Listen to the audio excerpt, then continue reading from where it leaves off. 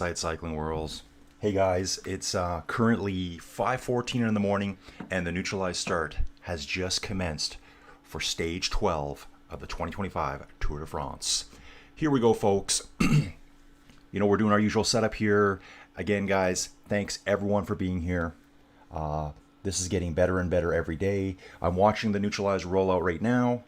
I've got everything set up almost, just waiting for my chat to fire up here. Boom, it's quick today, isn't it, folks? And hopefully we're going to avoid any Starlink disruptions today.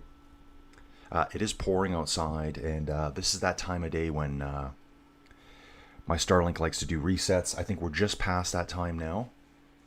Put a poll at the top, guys. The poll today, awesome that Tony could send me a question yesterday. He goes, hey, how about this for a poll? So it is good to know what kind of people we've got here.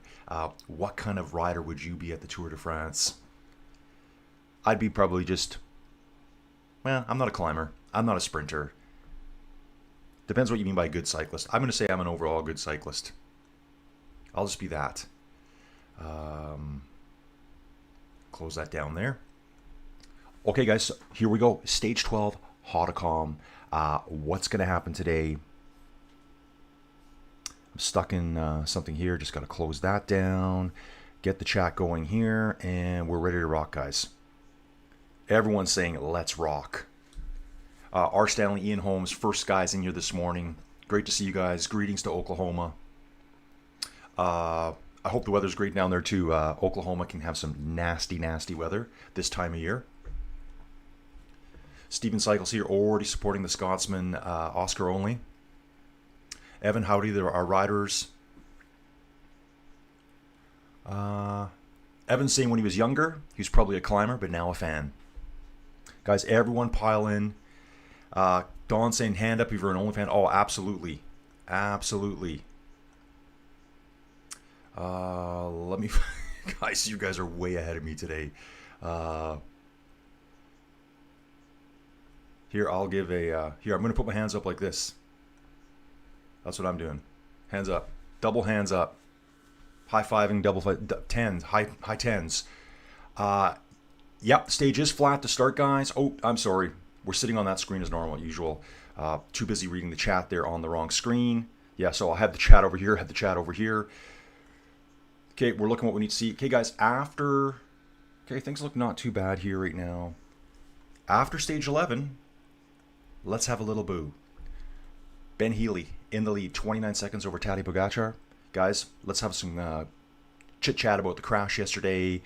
The worst thing I read today was that UNO-X rider that was involved in the incident has been receiving tons of threats online. All because he said, yeah, I'm sorry it happened, blah, blah, blah, yada, yada, yada. The usual stuff. So people are saying that he's admitting it was his fault, and how dare they do that to Tadej Pogacar. Yeah, not cool at all. It's a racing incident. Things happen. If you look at the replay on it, there was a huge attack going up the right-hand side in the gutter. Every other cyclist started moving to the right. Tadej, for some reason, at 4 kilometers from the finish, had his hands off his handlebar doing something. No one knows whether he was taking a drink, adjusting his radio at that point. And he was actually... The only reason his wheel got his is because he was probably like half wheeling, quarter wheeling the guy ahead of him. That guy went to the right, down. Now people will say, oh, he did, what do you call it? He went off his racing line. Yeah, that doesn't matter there. That doesn't matter at all. So riders have to be super aware. Obviously, you don't want to see anyone get hurt, but to blame someone when you're doing a dangerous sport, I think is kind of weird to me. Just my opinion. Okay, guys, gonna jump back here. Still under 4 kilometers to the start line, guys. Any predictions for today's, guys? What do you think? John Chady's here. Where's the TT special on this poll? Yeah, sorry, John, I forgot to put that one in.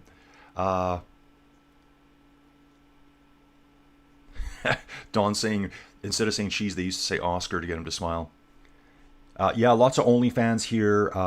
And he was part of that attack in the gutter. I think it was Kevin Vauquelin yesterday and Oscar only were racing down the gutter. Tadej was way on the left-hand side of the road doing something.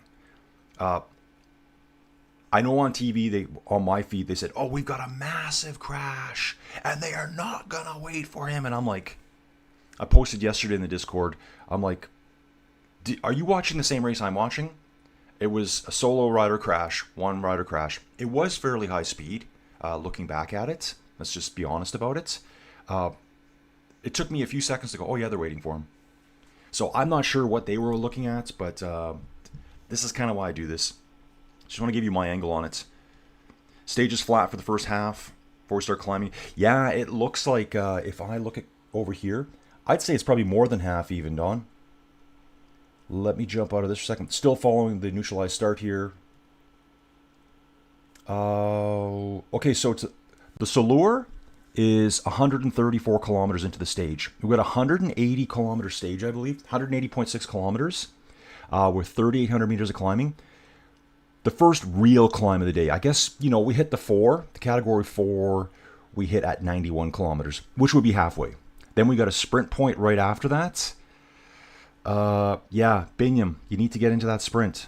You need to get into that sprint and win it. Maybe Jonathan will hold back a little bit today and because he'll be afraid of those mountains coming up. Category 1, Col du Soulor. Category 2, Col du Borderes. We descend with a little bump in between, and then we're off to the Hautacam. So it's going to be insane today, guys. Let's get into it. So here is our standings at the moment. Top 3, Taddy, Ben Healy, Taddy, and Remco Evenepoel. Vingegaard, Matteo Jorgensen, Kevin Vauquelin still in 6th. Oscar only just lurking in 7th. Then we've got this big schmozzle of riders here. Lipowitz, Roglic. Hey man, Roglic's still upright, guys. I know it's a running joke with him. He's just had some bad luck. He's still lethal on the bike. Him and his teammate are sitting in 8th and 9th, quietly lurking. I thought about it to myself this morning. Okay, maybe he's not the top cyclist anymore, but he's probably the best athlete here. Might be the best athlete. Let's put a pair of skis on Taddy and see how his ski jumping ability is. Why don't we try that out, folks? Yeah, just kind of a lot of armchairing. I think Roglic is still probably a really good cyclist. Okay, Swoosh Kids here. You know who has not been helping. Vlasov, go for a break. Yeah, guys, I don't think UAE is as strong as I first thought anyways going into this. Almeida was probably the linchpin of that team for Taddy. Marc Soler, he's good, but he's not Simon Yates good right now. Like Marc Soler, I don't think could go away and win this stage. Simon Yates could. Sepp Kuss, we're not really sure where he's at right now. Maybe he's just conserving all his energy to really help on the big climbs. Let's bounce over here. Guys, let's do the profile here. Still in the neutralized start for me here, guys. We'll take a look at the profile. Let's zoom in on the stage first. So here we go. HC Hautacam. We start in the southwest of France. In the farmlands. Flat for at least the first 90k anyways before our first climb, which will probably be right at the foothills there. And you can see the Pyrenees lurking in the distance. Here we go. We enter the Pyrenees themselves, the mountain range that divides France and Spain there. Andorra's wedged in the middle. There's the Soulor, Category 1.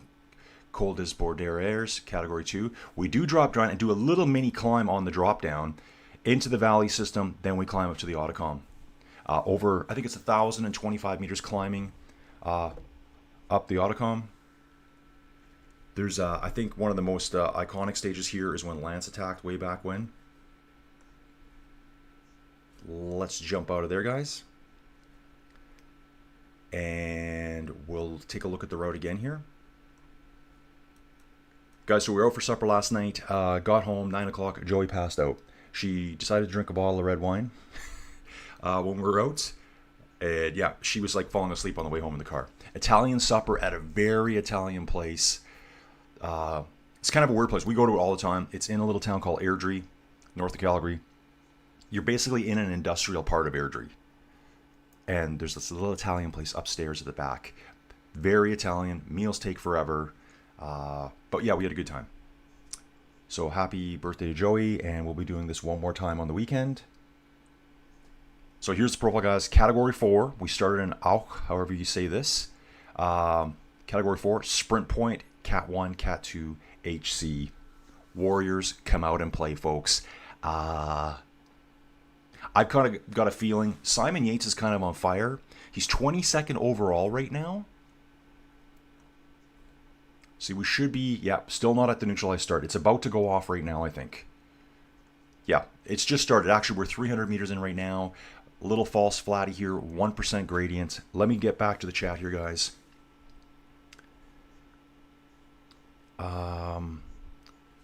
Don saying, I think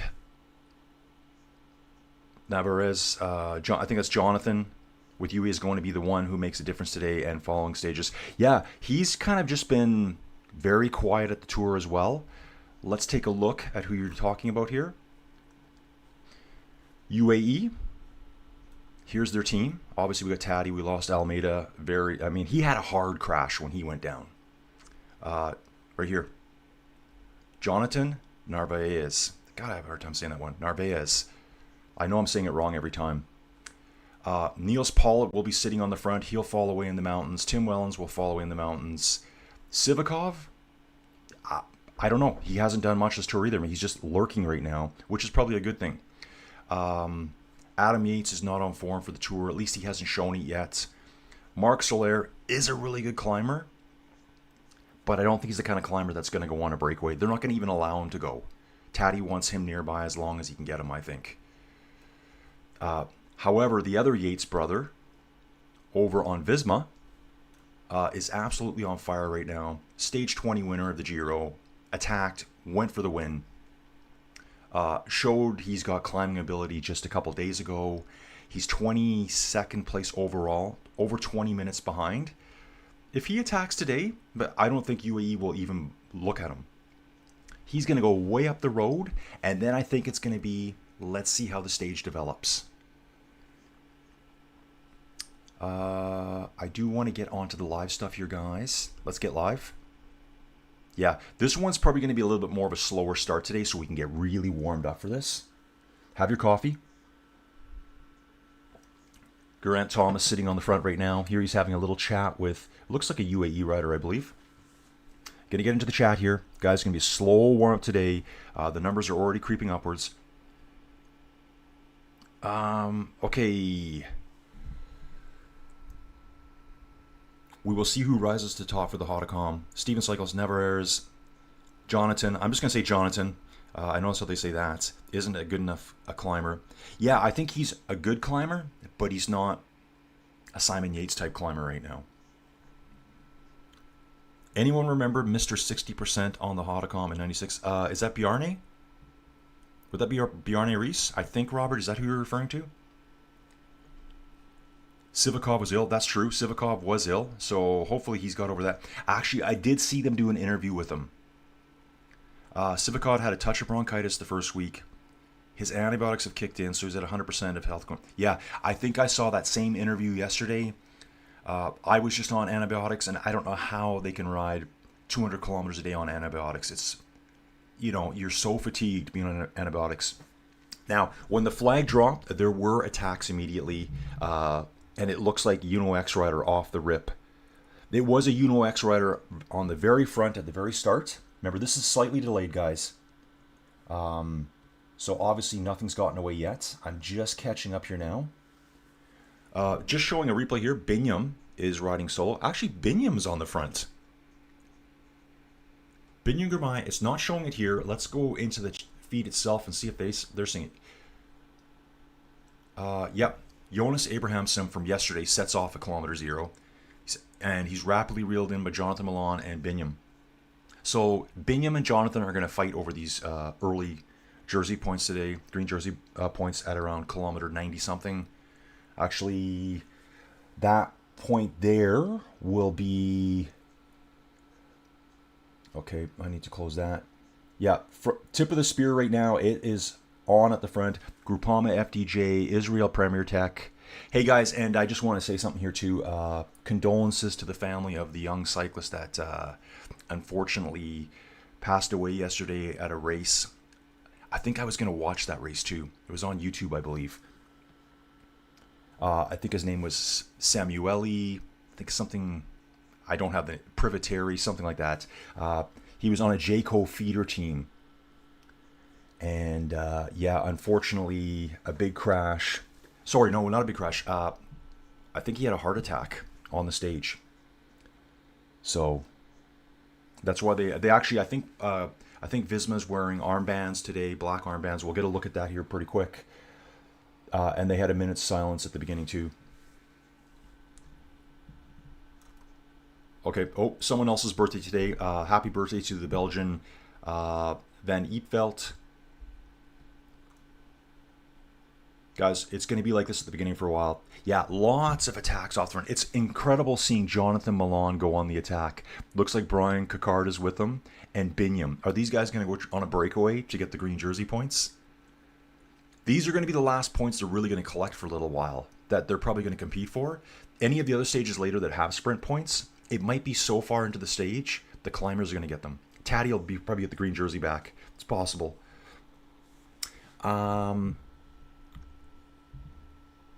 Intermarché is desperate need of some stage, actually. Oh, definitely, Don. Definitely. So, yeah, crazy here seeing this.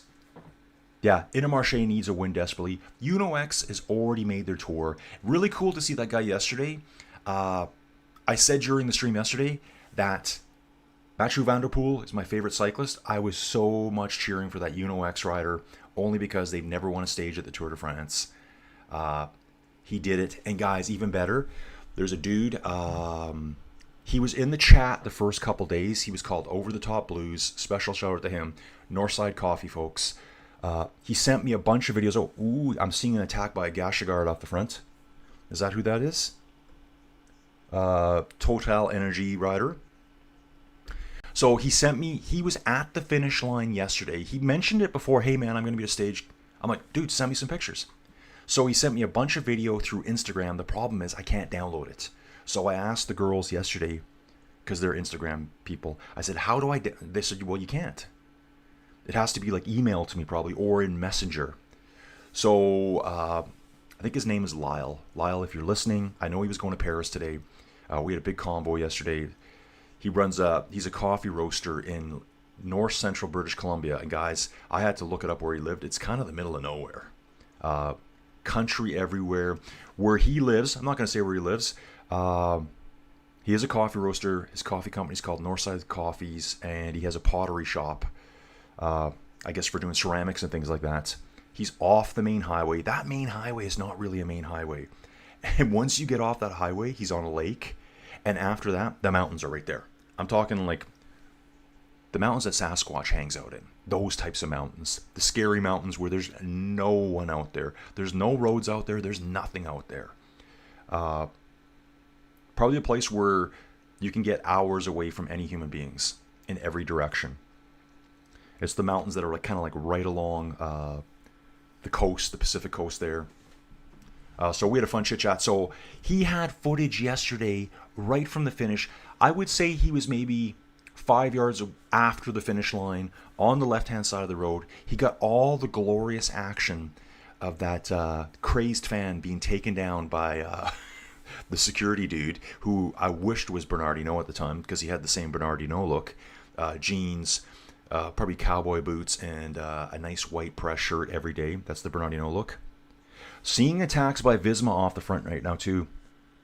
One Visma right up there. That's probably Campenarts, I believe. Probably wearing the different helmet today. It looks quite hot out. It's 32 degrees already, riders, and they are just starting out today. I've lost my chat here. Okay, here we go. Don saying these mountains are beautiful but treacherous. Absolutely. Hopefully Taddy isn't too banged up. We will know more tomorrow. Don, bingo bango right there, dude. You called it. Today, if he's feeling rough, he's probably telling himself, yeah, I'm okay. I'm okay. Tomorrow is when it really sets in. It's when it really sets in. I always tell people, ooh, like someone gets hurt. I'm like, no, just wait till tomorrow. Wait till the next day. He did take a lot of it on his hip. He did get his foot down. He was able to unclip. So for those of you that missed it, Israel Premier Tech Alexei Lutsenko going off the front right now. Slightly delayed, guys. Here they are at, I'm just checking to see what my delay is right now. Yeah, that's a few kilometers back, so I'm going to have to catch up here. Premier Tech off the front. So we are seeing the riders here now. And yeah, there he is, Alexei Lutsenko.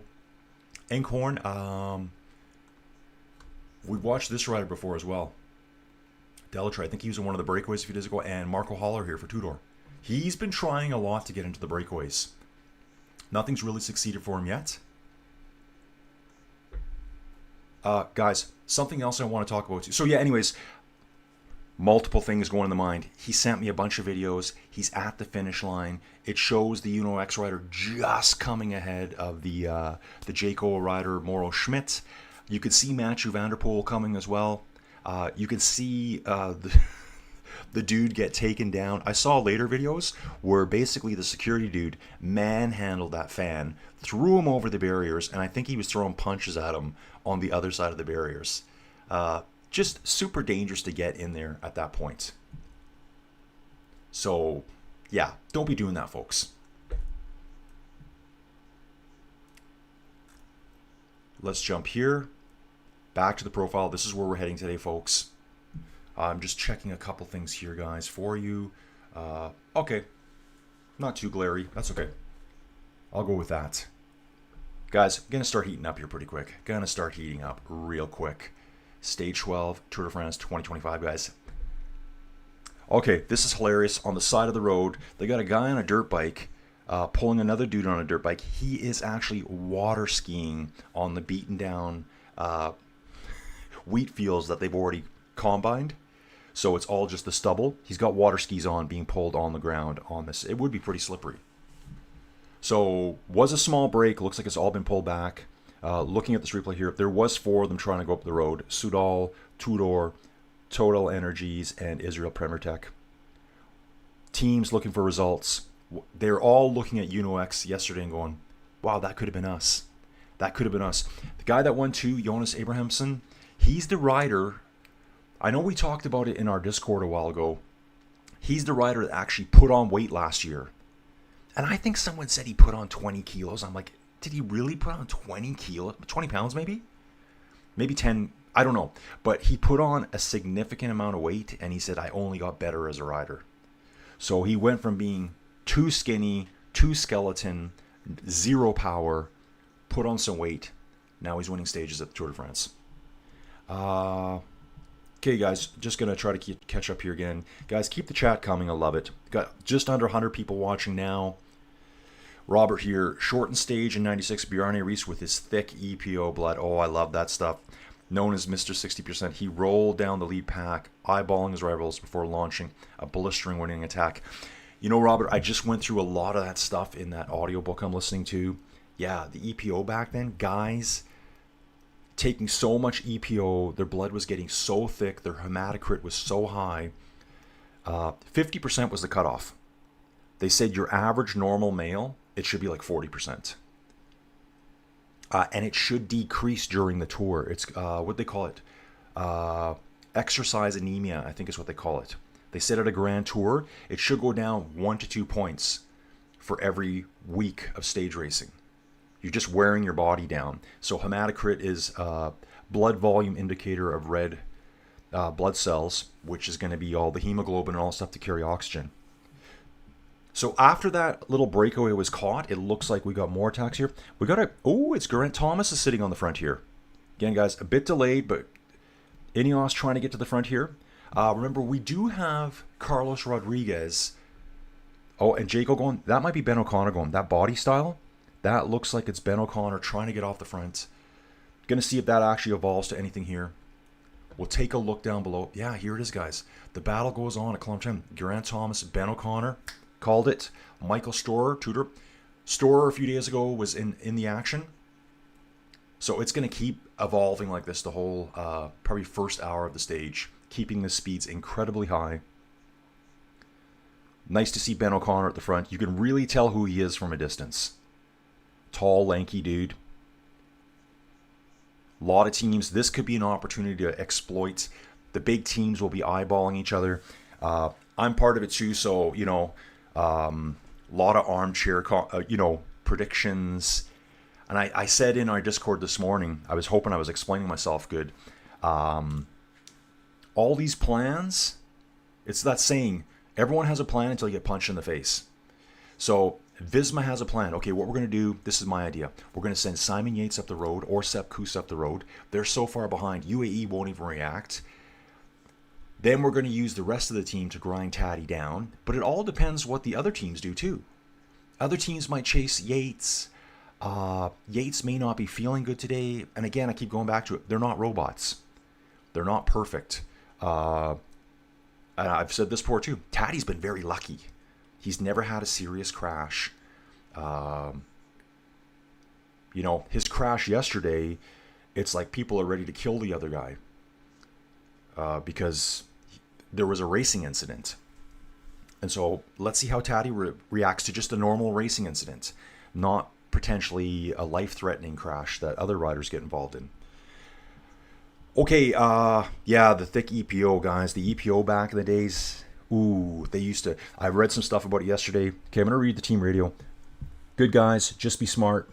Float around, watch what's going on. Okay, a lot of teams interested. Yeah, so front end could be kind of scary, and they are absolutely flying right now. Average speed right now, guys, I'm looking at it over here, 53.8 kilometers an hour, racing in 90 Fahrenheit degree weather. That's 32 degrees Celsius. Insane. I'd be wiped out already. I would be wiped out. They've only climbed 200 meters here, or 3,861. So yeah, I had some really good videos from Lyle, Northside Coffee. He roasted himself, has all different brands. I'll probably order some myself. I think he does this stuff through Instagram. So maybe if he can reach out again with the videos, I can try to show them. They were really good ones too. Crowds are screaming. I love the takedown of that crazed fan. Yeah, so flying through the wheat fields here. Again, all this stuff's combine. We haven't even started combining here yet in Canada. Not where I live. Guys, so here's another thing I want to mention today too. Let's just do this now. I'm hoping I can do this, guys. I'm doing this live on the fly. Before that, Scotty Mac's back. Hey, Scotty, good to see you, dude. Denver's back in the house. Buddy, good morning. Same thing to you, dude. Thanks for all your support. We were just talking about Denver last night when we went for dinner with the girls, talking about the Metallica concert. Yep, there is a Visma rider on the front. It's Victor Campenaerts, the juggernaut himself. This guy is willing to just sacrifice himself. Israel Premier Tech chasing right now. Keeping the pace at the front exceptionally high right now. Let's see how strong Taddy's team is. Let's see how much that left hip, left shoulder of his hurts. They're saying afterwards, oh, he's fine, he's fine. But of course you're going to say that. Of course you're going to say that. He's telling himself he's fine. That was adrenaline that got him off the ground. He was pretty lucky that Shimano neutralized mechanic was there. A lot of guys like to rag on those dudes, but there was no one there for him. There was no car nearby. I don't think he even had any teammates with him when that went down. So where was his team yesterday? Why wasn't his team there to protect him? Okay, guys, we do have that break. It is forming now. We've got Buchmann here from Cofidis. This guy's actually placed really high too. I mentioned him yesterday, 20th place overall. Timon Ahrensman, guys, this guy here is a good climber. This guy's a good climber. We saw it on stage 10. Potential dark horse here for today. Potential dark horse. He showed he can climb on all those Cat 2s. Mateus Skelmos, 18th overall. He has fallen down a bit. First week, he was 10th. Fell to 15th after stage 10. He's now in 18th place, so maybe he's hoping to squeak his way back up there. He does ride for Liddell Trek, so let's go, dude. Let's go. This is kind of like their GC guy. They've got Quinn Simmons, Team Simmons for stage wins. He's stage hunting the entire tour. And then they got Big Johnny Milan for the sprints. Valentin Madouas here for Groupama. This guy's been very active for the team. Probably the most active rider I've seen for this team. Guillaume Martin in the mix as well for Groupama. This guy more of a climber. Ben O'Connor's there. Oh, Ben did make it. Okay, so Ben's there too. So we've got a nice little break here now. I'm sure this is going to be pulled back in no time. This looks pretty dangerous to me. Aurélien Périponche, Harry Sweeney, Velasco, Gachinard, Julian Alaphilippe. Yeah, this break is too big for them to let go. I can't see this going away. Sitting at 18 seconds right now. It depends how hard they want to work. Front of the peloton. Is this the front of the peloton here? Yeah, the peloton is completely strung out single file. Brian Cocard driving the front of the peloton. I wonder what he's doing here. And then the UAE riders are there. Looks like Jonathan's up there. UAE's going to have to control this. I think it's the kind of tour where all these teams know they can put UAE under pressure this year, I think. And they're all suspecting that Taddy may be feeling worse than he's actually letting on. So yes, Scotty Mac, good to see you, dude. Love to catch up with you when I get back to Denver next. Yeah, Don was saying I think the security guy was eager to see some action. Oh yeah, he was. The guy ended up back over the barriers, and I don't think he went there willingly. I think the security guard threw him over, and I'm positive I saw a punch was thrown. Okay. Ooh, you guys are active here today, man. I love the chat. I love the chat, guys. This is what makes this for me, guys, is being involved with you guys doing this. We have 47 riders in that front group, guys. 47 riders with a 33-second lead right now. Insanity. This is going away early. Going away super early. I never would have expected this today. Let everyone have your coffee. So all the big guns are going to be back here. We will go through that list. Let me just have some coffee. We're on coffee 1.5 right now. Yeah, Robertson, he stole the rider's glory. We were all watching the takedown interest of the sprint. Sad, really. Yeah, I thought he was going to get involved in the sprint finish there. Like, I thought if he goes over to the right-hand side of the road a bit, that's where they are. Did anyone see Thor Hushovd afterward? He must be director sportif for UNOX. That guy looks like he could still be in the peloton. I love that guy. I think Tor was really big, like, what would it have been? I know there's some real cycling fans here. I think Tor was big, like, 2000 to 2010, maybe early 2000s, like 3-4 to 2012, somewhere in there, I believe. Yeah, they were water skiing on the farmland, guys. Dirt bike and another crazy guy behind him. Wipeout on them was that wheat. Stalks would tear you right apart. Okay, Steven's got it right here. Okay, so it is true. Steven's saying the guy that won yesterday went from 58 to 80 kilos apparently. So it was a 20 kilo weight gain. That's 44 pounds. 44 pounds. And now he wins a stage at the Tour de France. And why did he win? Because he was brave and he went on the attack. He was one of the three that went right off the flag drop yesterday. Right off the flag drop. Okay, so Lenny Martinez is in that front group. Ben O'Connor, Skelmus, we've seen those guys. Guillaume Martin. Carlos Rodriguez for Ineos here. I do want to take a look here, guys. I think he's 13th overall right now. Kind of just lurking back there. Stage 11, general. So this is the highest. He's 12th. He's 544 back. And again, guys, this group here from 10th at 5 minutes. Felix Gall, 538. Rodriguez, 544. Enric Mas, 556. Gigat, who's just... This guy is so quiet out there. He's just always up there. 652. Guillaume Martin is a further 4 minutes back. But these 5 riders here,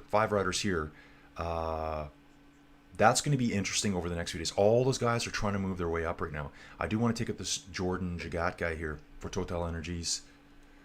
Look at him. Guys, he's slowly just creeping his way up. 70th on day one. Just slowly working his way up. Even for the time trial, he did pretty well there. 43rd place that day. Always getting up 11th on stage 7. 13th on stage 11. This guy is hovering right near the front. Kind of a sleeper right here. Back to stage 12 here. See if I've got anything to show you guys. Near live. Okay, guys, let's take a look at this from yesterday. I want to make sure that this is all off. You know, I have to play. Oh, and there's something else I got to get to. This is from yesterday, guys.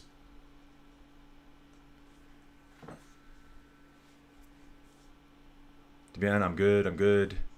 This was Mathieu van der Poel going for the finish here. UAE was very happy that no one went on the attack. I guess, you know, technically, I think I'm at the point I would probably just go and let him get back on. I'm not going to sit up and wait for him, though. I don't think I would. That was probably it was an accident. But he needs to be more alert too. Where were his teammates? Why were they not there with him? I didn't see any. His teammates didn't really come back and help him or get to him. The rest of the peloton said, okay, we'll let off. I thought that was only when you're in the yellow jersey, basically. It is about the respect. But if that's the case, then don't blame the other guy. Everyone did what they should have. Everyone played by the traditions, kind of the unwritten rules. No one else was attacking. They all slowed down and waited for him. But a lot of people are just really not into that other guy right now. Julian Alaphilippe pulling the breakaway right now, guys. Massive split. We've already seen that. We've seen the massive split here. Over on the side, too, we can see that Ben Healy's got the yellow jersey. Jonathan Milan, the green jersey. Martinez in the polka dots. Ben Healy in the white. Also had a really good chit-chat, too, yesterday with... there was a guy a few days ago, riders... mountain bike Costa Rica. He does tours down there in Costa Rica. He reached out to me. We had a great chit-chat yesterday. His name's Todd. Really cool guy. A few years ago, his first bike race ever was the 2018 Ruta, whatever it is, des los Conquistadors. You'll find Lance Armstrong talking about that. He did the same one that Lance did in 2018. It's a 3-day mountain bike race across the entire country from the Pacific to the Caribbean side. That's a race that Lance said that was by far the hardest thing I've ever done on a bike. So Todd did that. I think he's completed it 4 times now. So really cool background on him. Guys, share me any info you want with me. Reach out to me. Send me some messages. Okay, let's do this here quickly. Okay. R. Stanley here saying, from Oklahoma, it appears Privatera suffered a crash on a descent early in the race. He sustained a head injury after colliding with a gate. Ooh, see, I heard he had a heart attack. Maybe it was related to that. Yeah, exactly, guys. Cycling is dangerous. Very dangerous. Anyone that says it isn't is just kind of like, accidents are bound to happen in this sport. Bound to happen. It's just dangerous. 20K, 40 pounds sounds like a lot, but he just went from 120 to 160 pounds. Swoosh Kid here, man, this is a hard question for me, dude. He says, "Can we get into the pronunciation of Roglic?" Yeah, I'm like Roglic. I say it wrong every time. I really like that guy.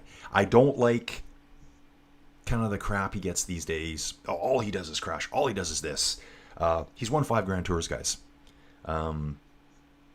He is getting older. He says he doesn't care about the tour. He's just the master of not answering the media. Because everyone's like, well, he doesn't care about the tour, well, then he should just quit. No, he doesn't want to answer the media. I'm super happy, and then he walks away. That's what he does. Guys, 50 riders in the front group now. Massive breakaway here. 1 minute, 10-second lead. Obviously, the GC contenders are just thinking about the climbs coming up. Everyone's being ultra conservative right now, I think, in that peloton. I haven't seen their average speed. Front end of the tour, we're traveling at 54k an hour right now, average. And we've got one rider at the back. Burkmore's here for Lotto, out the back. Ooh, he's 121 back already. That tells me that's probably more than just a mechanical. He might have had a little touch of wheels there. I'm going to wait to see what the tour decides to tell us here. That's my quick guess as to what's going on there. Going to roll through the chat. Vogelzanger here says, what book are you reading? I am reading, it's actually an audiobook. It's the history of the Tour de France. It's in 2 parts. It goes just year by year. sometimes it's a little bit just too much reading out numbers. But I went through the whole McGill Endering part. I'm at the Bjarne Riis years now. Oh, the Lance years have started. There's 2 volumes. There's a volume 1, 1903 to 75. And the second volume is 76 to 2018. So I started with that one. But at the very beginning, they give an intro of the first, whatever it was, 70 years of the tour. And it's fascinating. They just had like a 5-minute, I'm like, I got to get back to all that stuff. Like the crazy days of the Tour de France.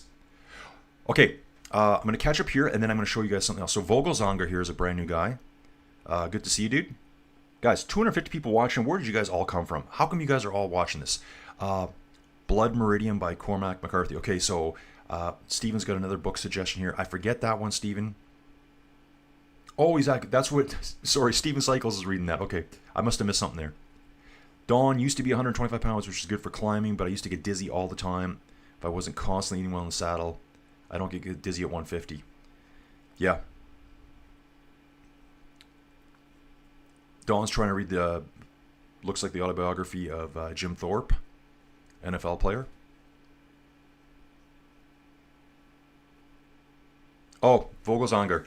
Yeah, dude, it's just a history of the Tour de France. 2 volumes. When I'm outside doing all my stuff, I have it in constantly. When I'm mowing the grass, when I'm doing this work, yard work, feeding animals. The stuff they used to go through, like they didn't have an EPO testing protocol, I think until 99. The Olympics had it. It was actually, or maybe it would have been 98 because the Olympics are on even years.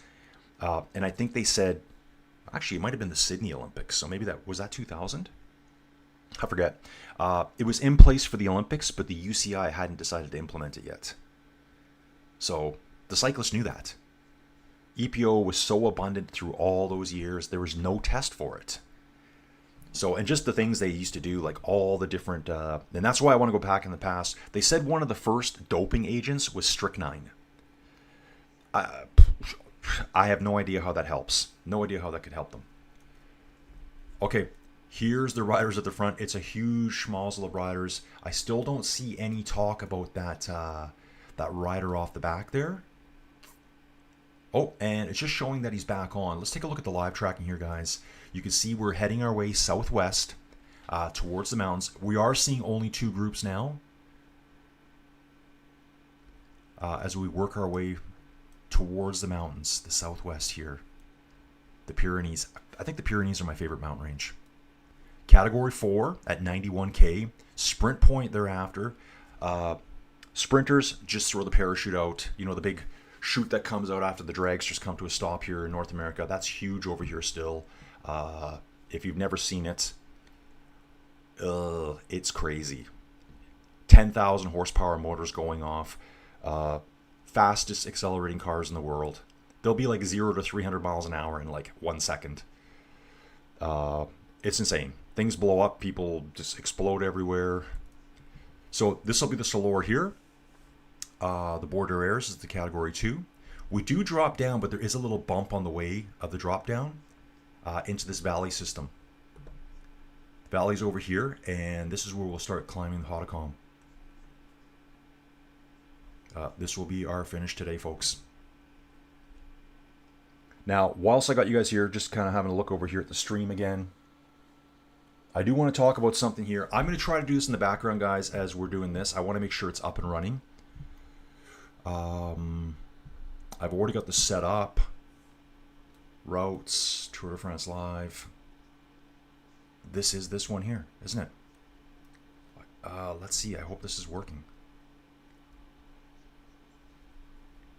Crazy. So how do I get them? Oh, this is pretty cool. Pretty cool here, guys. You're going to like this. I hope you like this. Head of the course. Carlos Rodriguez. So can we... I'm not sure if that's a huge jump. Ben O'Connor. Maybe we'll go to the peloton here. And... so I'm just trying to wait for this to... So guys, what I've got loaded in the background here that you guys can't see right now, as I'm not talking anymore, and I hate not talking. it's really funny. I was telling the girls, they're like, "What are you doing on your channel?" I said, "Oh, I'm just doing the thing I was doing before." I may have to close this one down and open it. Looks like I've been locked out. We're going to exit that. Try to relaunch this. So guys, over on Bike Terra, I've told you guys about Inside Cycling apps before.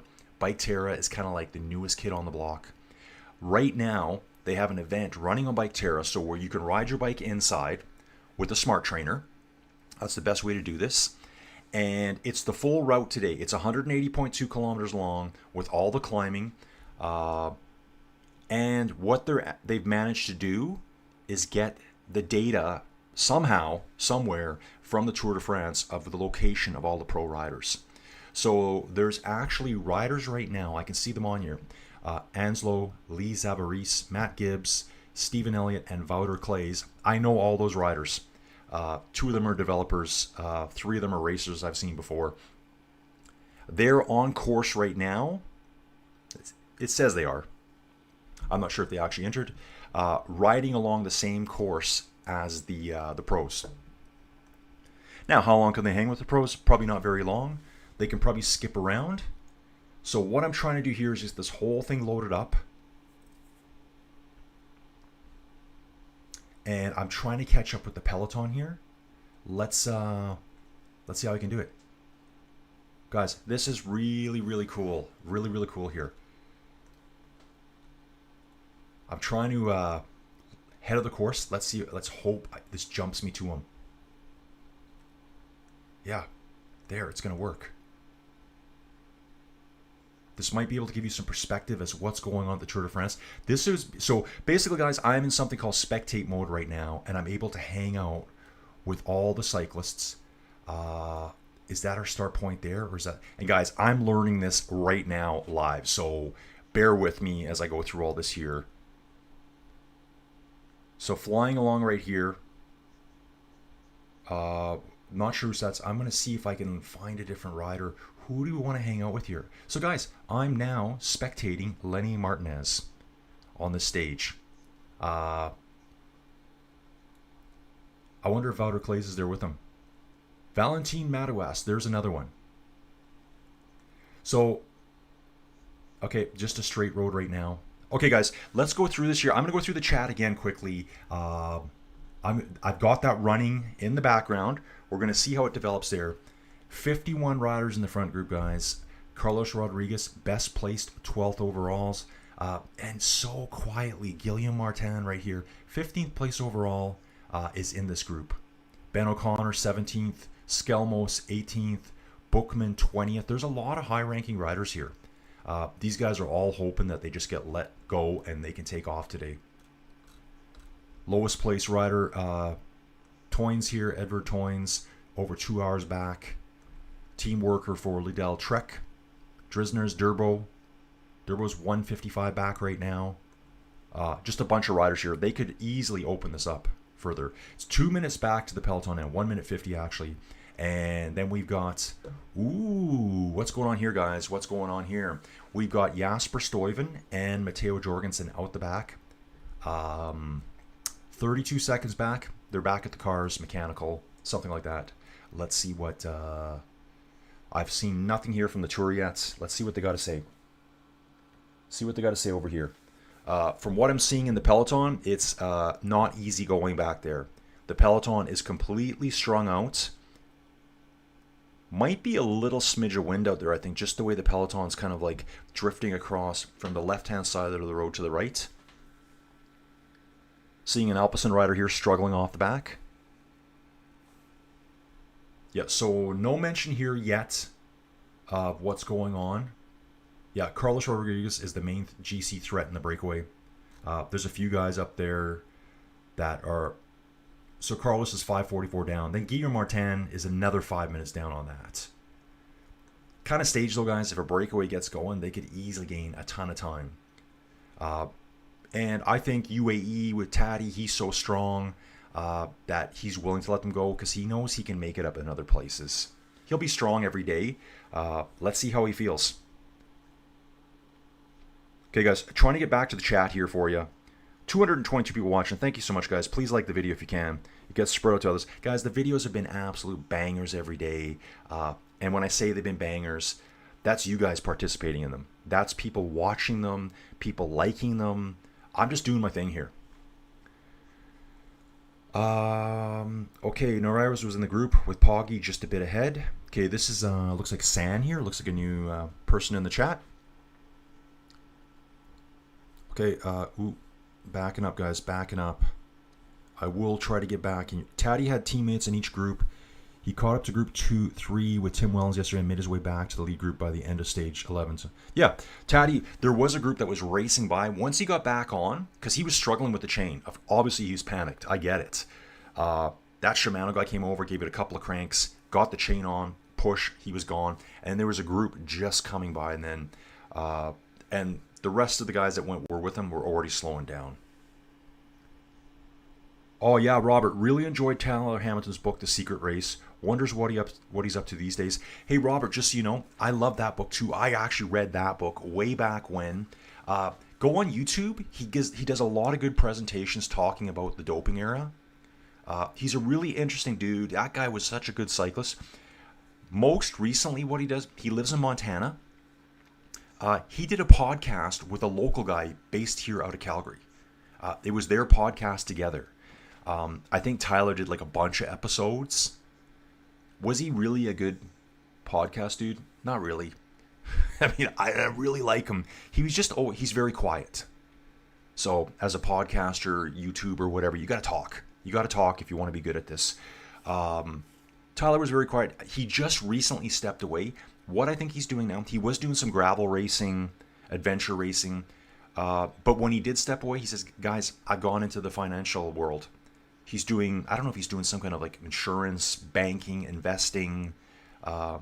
He's got to get a real job now. So that's what he's doing. He does appear as a guest once in a while. I absolutely forget the name of the podcast, but it's based out of Calgary, like 50 minutes south of me. Yeah, that's a great book, The Secret Race. Robert, check out all his YouTube videos. It's basically The Secret Race in video form. Yeah, it's a really good book.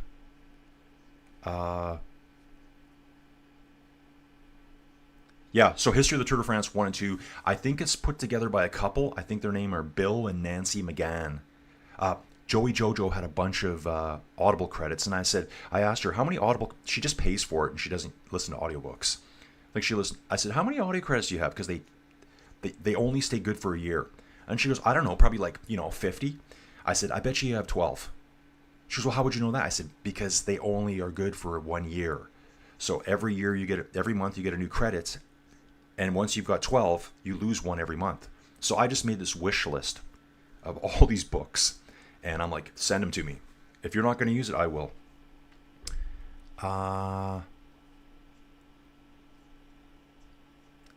Ben Healy, I'm sure he's just hanging out in that group back there, yellow jersey back there. It looks like it's 155 to the lead group, 51 riders. That's I mean, guys, almost a third of the entire peloton is in this group up front. How many riders do we have left in the entire tour right now? General ranking, stage 11. I think we had 170 yesterday. Let's see what got left. It could have been some withdrawal. We have 172 riders yesterday, today, with Vircher being the guy that got wiped out in stage 1 and has been losing tons of time.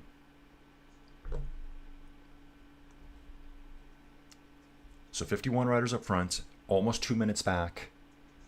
Average speed, 52k an hour right now.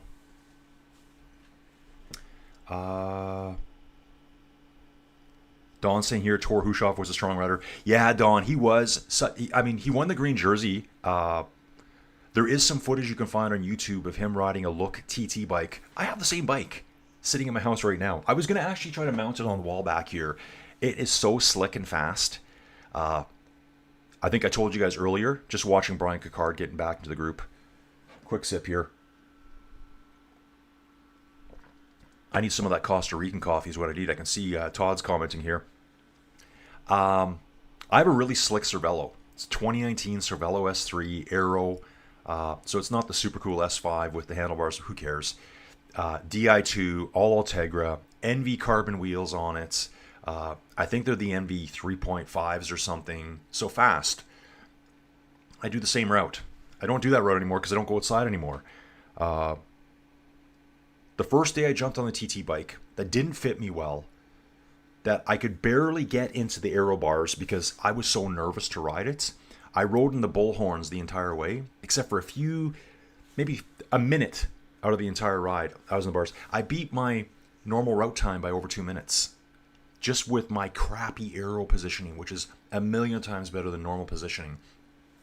And that is probably, it's probably got to be a 2010, 2011 Look time trial bike. I think it's a Look, I don't know if it's a 7.9 something or other. Their numbers change all the time. But yeah, all Jura Ace. The guy built it up, raced it once, and that was it. I'm like, thank you, I'll take it. He was like done with cycling. Getting back to the chat, you guys. So here's Todd, enjoying coffee, sending out follow-ups for work, listening to the race before going to pick up one of my bikes from mechanic. Then it's time to ride. Hey Todd, great chatting with you yesterday. Todd's a super cool dude. From the States, moved to Costa Rica years and years ago, living the life down there. He's got a touring company down there. Todd, if I ever make it down there, lots of Canadians go to Costa Rica. I'm definitely looking you up. I think your company name, you sent me a link. I think it was like Jaco or something, Jaco. Maybe you can, if that's your company or someone you worked for in the past, it's on the Pacific side or like right on the ocean. God of Thunder, Thor Hushovd. Yeah, I think he had the yellow jersey too early on in the stage in the tour. Steven saying he remembers Thor descending a mountain at night at 70 miles an hour. Okay. Yeah, Charlie Wagelius in the EF car, good rider, extraordinary DS, inspirational dude. He's got a great book too. I think Charlie's book is called, Domestique. That's a great book. Yeah, guys, any book suggestions on cycling? I'm always looking for new ones. I know Steven Cycles sent me one, Ventoux, I think it is. It's all about the Ventoux. And is that Peter Cossins, I believe, maybe? Steven, I looked it up on Amazon. I can't find it here. Where I think you guys had hard copies floating around over there. Dawn here saying that Ben Healy sat up. Ooh, front group. We got three Ineos riders in the front group. 4 Bahrain, 4 Tudor, 4 Cofidis. Yeah, that head of the course, that's got to be that huge group up front. A lot of teams represented up there. I wonder if there's any losers today that didn't get one single rider up there. Going to be taking a look at that pretty quick. Guys, loving it. Loving it. Please like the video. Gap stabilizes at 150. It says 3 teams drive a very stretched bunch. Showing some Tudor riders at the front here. Bahrain victorious in those very distinctive blue helmets. Yeah, it is stabilized now at 155. But we got 52 riders up there. So someone fought their way up there. There's obviously riders are just hidden in between these two groups. This final climb today, guys, is going to be just awesome. We'll be looking for Mr. 60% again. Bjarne.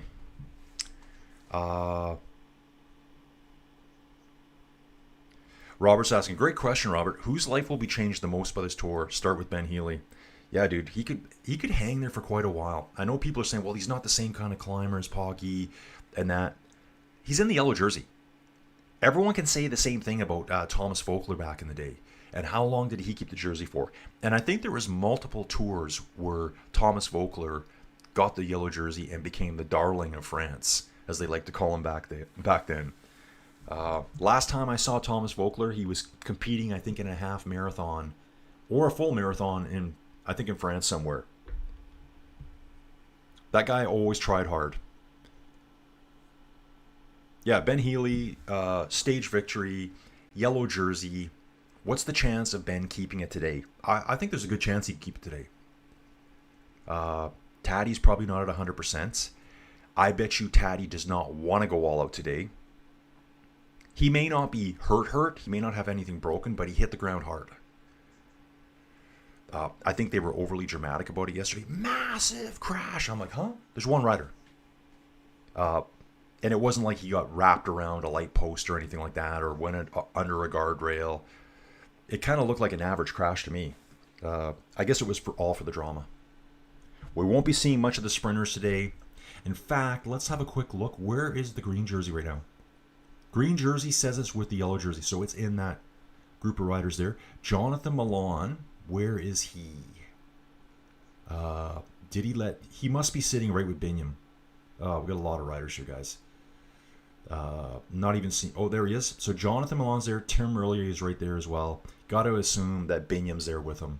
Binyam can climb a little bit, so maybe Binyam can get over this category 4 first and try to squeeze out a few more points. We will jump back. Actually, as you guys are here, I'm gonna try to take a peek over at Bike Terra and see what we can see here. I'm gonna exit. Oh, I shouldn't exit that. I should have stayed in that. Let's spectate Tour de France Stage 12 over on Bike Terra. And head of the course, we're Ben O'Connor here. Wow. So right now over on Bike Terra, yeah, you can see their speed too, 60 kilometers an hour. It's not showing any power. That data is going to be all probably pretty controlled. At this point, they're driving through a town. So guys, the graphics over on Bike Terra. So Bike Terra is a cycling application. Yeah, Time and Aaronsman. It's actually really good for seeing who's in the breaks, guys. It's a browser-based cycling application. So you don't have to install a big program on your machine that has to be updated all the time. It's browser-based. It's all being done for you on the fly. It's taking a GPX file of the course today, which I'm looking at right now, and it's taking a real-world map location and basically building the world around it. So it's using like buildings nearby. Bahrain here saying, be smart, don't cook yourself completely. I think a lot of people see big opportunities today, and they're trying to get after it right now. Having a look at that there. I will bounce back here. I want to make sure I'm keeping a good 154 now. 52 riders in the front group. We've got one rider. I think this is Alexis Reynard here for Cofidis out the back.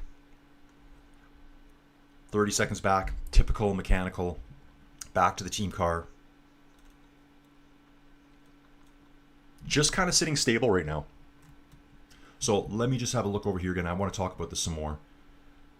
So it's a cycling app. You take your bike, you put it on a smart trainer.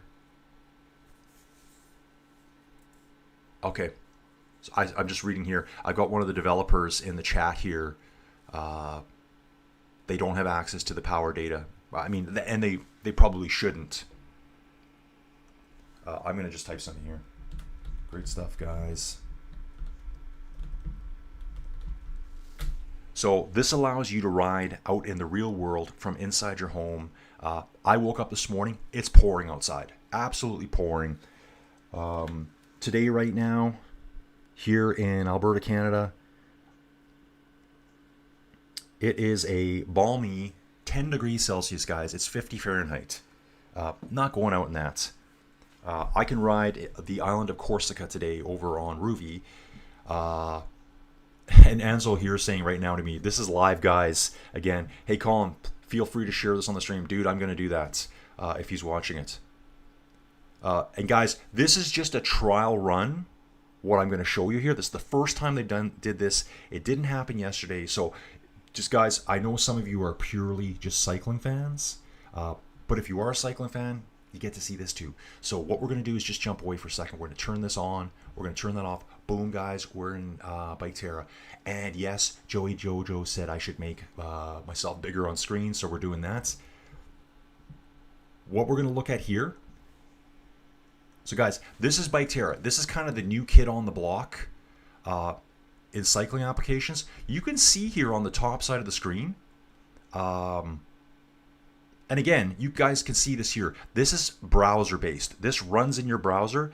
It's like the lowest requirements to run. So if you just don't have a powerful PC, you want to run on a phone, you don't want to deal with updates at home, because I'm struggling with that right now on another platform.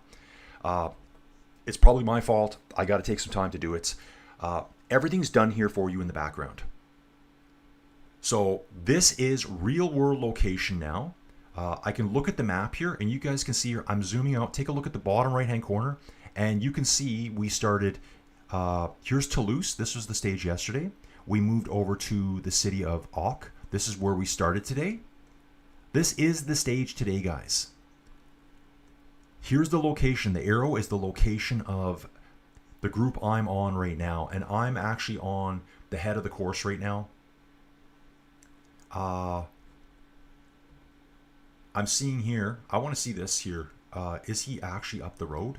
Yeah, we've got one rider off the break right now, guys. I want to see how live this is.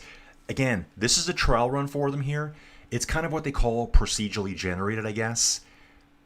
The buildings are roughly where they should be, guys. It's not like a one-to-one representation of the buildings, but the beauty of it is I can do things like this. I can be the full cameraman, and I can show you now that there's cyclists in the background there. There's riders coming up right now. Is this correct? Got some weird times going, weird speeds going here. Alexis Reynard doing 102 kilometers an hour here. So there's some weird data there from the back. I wonder if he's getting a sticky bottle at the back, because Alexis Reynard was way off the back there. We can jump back to the peloton here. So this gives me the ability. Let's go hang out with Oscar Only. Here is the Oscar Only group right now. And remember, guys, this is a trial run. I have full capability to move through. It's not going to show all the riders, and it was never advertised as that. It's like we're going to show a majority of the riders. We got Ben Healy. They're showing the important groups. This way, I can show you when people are breaking away off the front. So this power is all recorded down in the bottom corner here. I do want to jump back for 1 second. You can see the profile of Bike Terra. This is the profile they're taking on today in the bottom. You can adjust the map as you want in the the bottom right hand corner here. Hey, awesome. I'm looking at the chat here. Brett Rogers here came here from Inside Cycling World. Sponsor him. 2 happy smiles. Guys, you can do this stuff inside. And guys, I'm just giving you my pricing in Canada. I think this would be $5.99 per month for me. Technically, I'm not even a subscriber yet, because Anslo and Matt, I forget Anslo's, I'm not even sure what his real name is. They give 6 free routes per day that you can ride over on Bike Terra. So this would be probably your easiest access into the world of inside cycling. We can jump back through it. I'm seeing here that Mathieu van der Poel is in the front group. So it'll quickly build the world. And guys, the vegetation and stuff you're seeing nearby, it's developed from the maps that are here on the bottom too. So you can see here on the maps, if I get close to the maps here, things will be showing up. So it's showing you, we came through some trees there, just there. Now we're just like out in the open fields. We shouldn't see a lot, but bodies of water, things like that will show up. It's showing up ahead. We got some trees up here. So if there's a big lake beside us, we will see it. So it's a really cool simulation. This one is the easiest application to get real world rides inside. This is the one you get a GPX file, you fire it in here, and boom, you can do that. You got a friend who lives in Poland. Hey dude, I did this great ride, had this deadly climb on it. You would love it. Well dude, I'm never going to get to Poland. Well, hang on a second. I'll send you the file. And then you build it here and you do the ride inside. Yes, it's not outside riding, but it's the closest thing you're going to get to it. So I really like these guys. These are the guys that have spent their time talking to me. Guys, looks like we got a group coming up from behind here. So has something split up there? Possibly. It says right now the peloton's moving at 61 kilometers an hour. I'll just jump away, guys, get back to the race itself. And I'm going to have that hovering in the background. See how I can use it later on probably some of the switchbacks. Because I find when we're doing, right now, guys, EF, UNOX, and UAE on the front, Ben Healy on the front of the peloton, it's time for them to start doing some work. Hey, Brett, thanks for jumping into that chat there. Guys, I got to catch up here. Uh, yeah, we were talking about Charlie Regalius. Okay, so Don saying Thor rode from 2000, 2014. Yeah, he did have the yellow. We saw that. Okay, we're just catching up here. Vogelsonga again. Okay. Giacomo. I think it's Giacomo. Hey, nice coverage. Thanks, dude. Thanks for being here. Thomas Bridge back in the mix again, too. Thomas, how's it going? Thomas is another guy who... Thomas, I think he rode OTR last week. Age groupers, I think he got third place in that race. So that, again, guys, that's over on Bike Terra. Nina W, strychnine, rat poison. Yeah, they use strychnine. And so they just kind of mention it in part 2. And these audiobooks are about 14 hours long. I'm like, yeah, I can listen to all that. Some of it's in and out my ear, and I'm catching names I know. Guys, here's a great name for you. If you know this, I think his name was Eros Pauly. Huge guy. I think it was 93, 94. I think he was 6'4", 6'5", over 200 pounds. Went on an attack early. Everyone let him go. He had like a half-hour lead, 28-minute lead at the base of the Ventoux. Pontani came back, took back everything but 3 minutes. Dude got over the top and just ran for the border, won the stage. Champion. Such a cool story. I love stuff. And those are little things you forget about. Yeah, Dawn saying here, but strychnine I think is a blood thinner too. So how was that used? Basically, and then in the 80s it was mostly steroids and cortisols. I think steroids obviously for muscle development, and cortisols I think are pain management. I think that's how that worked. And then, they talked about it in the 90s and the early 2000s. The French riders were investigated more than the other riders. It was deadly serious in France, doping. They were tested differently. They said back then there was 2 different speeds at the Tour. The French speed and the rest of the world speed. The French had no chance back then. Robert, I discovered the Tour because of Le Mans. Saw him in the field twice in Nevada City, 80 or so. Then learned to love seeing Laurent Fignon. One of the best names ever. Yeah, definitely, dude. Robert, not sure if you know this, a video that Steven Cycles and myself did, the Col du Tourmalet, the first high alpine pass at the Tour de France in 1910. There's actually 2 ways. Well, there's more than one way up the Tourmalet. There's the east side, there's the west side. The traditional side is the west side. That's the one we're doing this year at the Tour. I don't even know when we do that. It's going to be the next couple days, I think. Or I'm not sure if it's into next week. But there's an old way up there too that kind of parallels the modern route. And the road they go on is called the Route du Laurent Fignon. It still shows up. It's a closed road. The roads are still painted. And I'm like, is that the old paint from the old days that's still there? So when you get there, there's barriers across the road. Cars can't go up it anymore. It's just for cyclists now. The Tour will use the main road. They don't go up that path anymore. But it just kind of parallels it, and then it catches on. I think it merges back onto the road just after Barèges, I think it's called. Hans Janssen here saying 11,000 horsepower in those dragsters. Giacomo is asking, is Jorgensen dropping? He was earlier. Dude, let me get back to that. Sorry about that. I got really distracted there. This is just the nature of the channel. Okay, guys, 52 riders in the lead with 125k remaining. Pretty flat where we're at right now. Seeing Taddy on screen. Okay, so as he's got his left arm in the gauze mesh, and he's got 2 big patches on, like additional ones in there. So he probably had a couple of bad scuffs there. Again, Taddy, Mr. Lucky. Mr. Lucky is what I've been calling him lately. That could have ended his tour. That could have been a Jonas crash. How about that? That could have been a Roglic crash. And then, everyone's like, oh, Roglic crashes out again. We could say the same thing about Taddy. He's very, very lucky. But, yeah, great champion, too.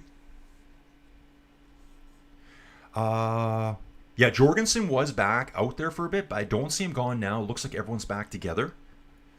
Yeah, Brett, Bike Terror needs to sponsor you. Dude, yeah, it's a great little application. So, guys, I ride all of them. Bike Terror's huge advantage right now over the rest is price and the ability to ride any road you can find. I can't do that on Zwift. I can't do that on Ruvi. I can't do that on my Whoosh. I can't do that on Training Peaks Virtual. Steven Cycles sent me, guys, I'll show you in a bit. Steven Cycles sent me a GPX file, and I created my own route over in Bike Terra. And he's like, hey, have you had a chance to ride it yet? Just so I can see what he rides. Now, is it going to be as pretty as some of the other applications? No, the reality is it's not. But that's the beauty of it. It's simple. It's simple, it's powerful, and it's based on your browser. The cost is perfect. And I'm seeing more and more people moving to it every day.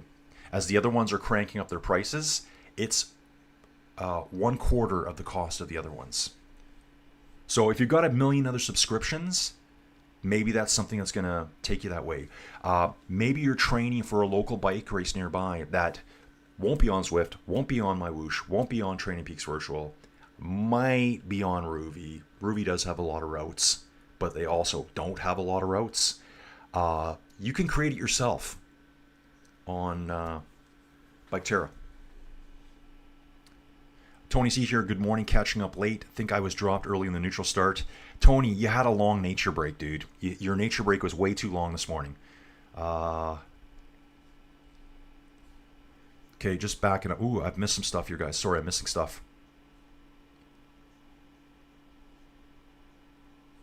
Don saying he's not ready to write up a simulated rep. Don, I've done it. I've done it. Nina saying, watch Harry Sweeney, EF, helping defend the jersey. John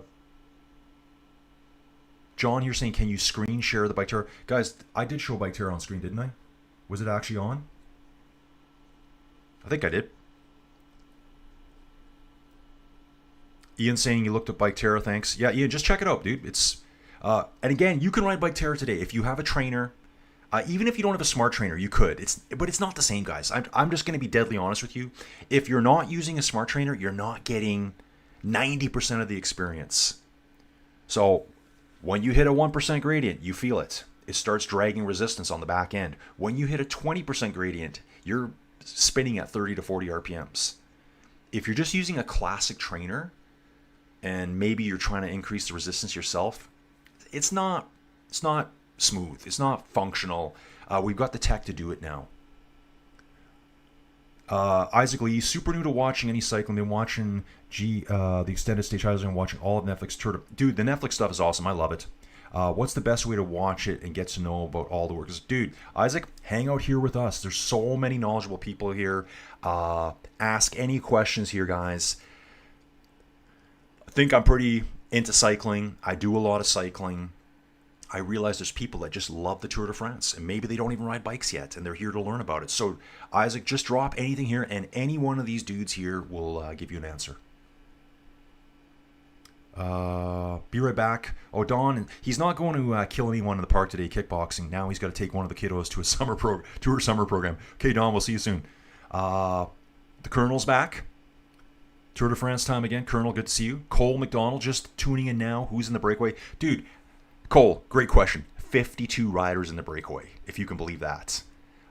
Best placed overall is Carlos Rodriguez for Ineos Grenadiers. At 12th place overall, Guillaume Martin, Ben O'Connor's up there, Skelmos, Buchmann. We've got 5 riders in the top 20 at the front. This dude here, Tymon Aaronsman, I'm really impressed by this dude. Stage 10, those 7 category 2 climbs we took on, he was right there all the way. I think he finished 3rd or something on the day, maybe 2nd even. Kind of like, to me, I'm thinking he might be the best grenadier out there right now. That team's going to be fully rebuilding itself. Toynes, Drisner's, Durbo's up there. Yeah, just a schwack of riders in that front group. It's a 147 gap back to the peloton. Okay, the chat just bounced over here. Let me get back to the chat somehow. Why did the chat move over? We don't want that big. No, we don't want that full screen. Sorry, guys. And I will be jumping back to Bike Terror to show you guys some more.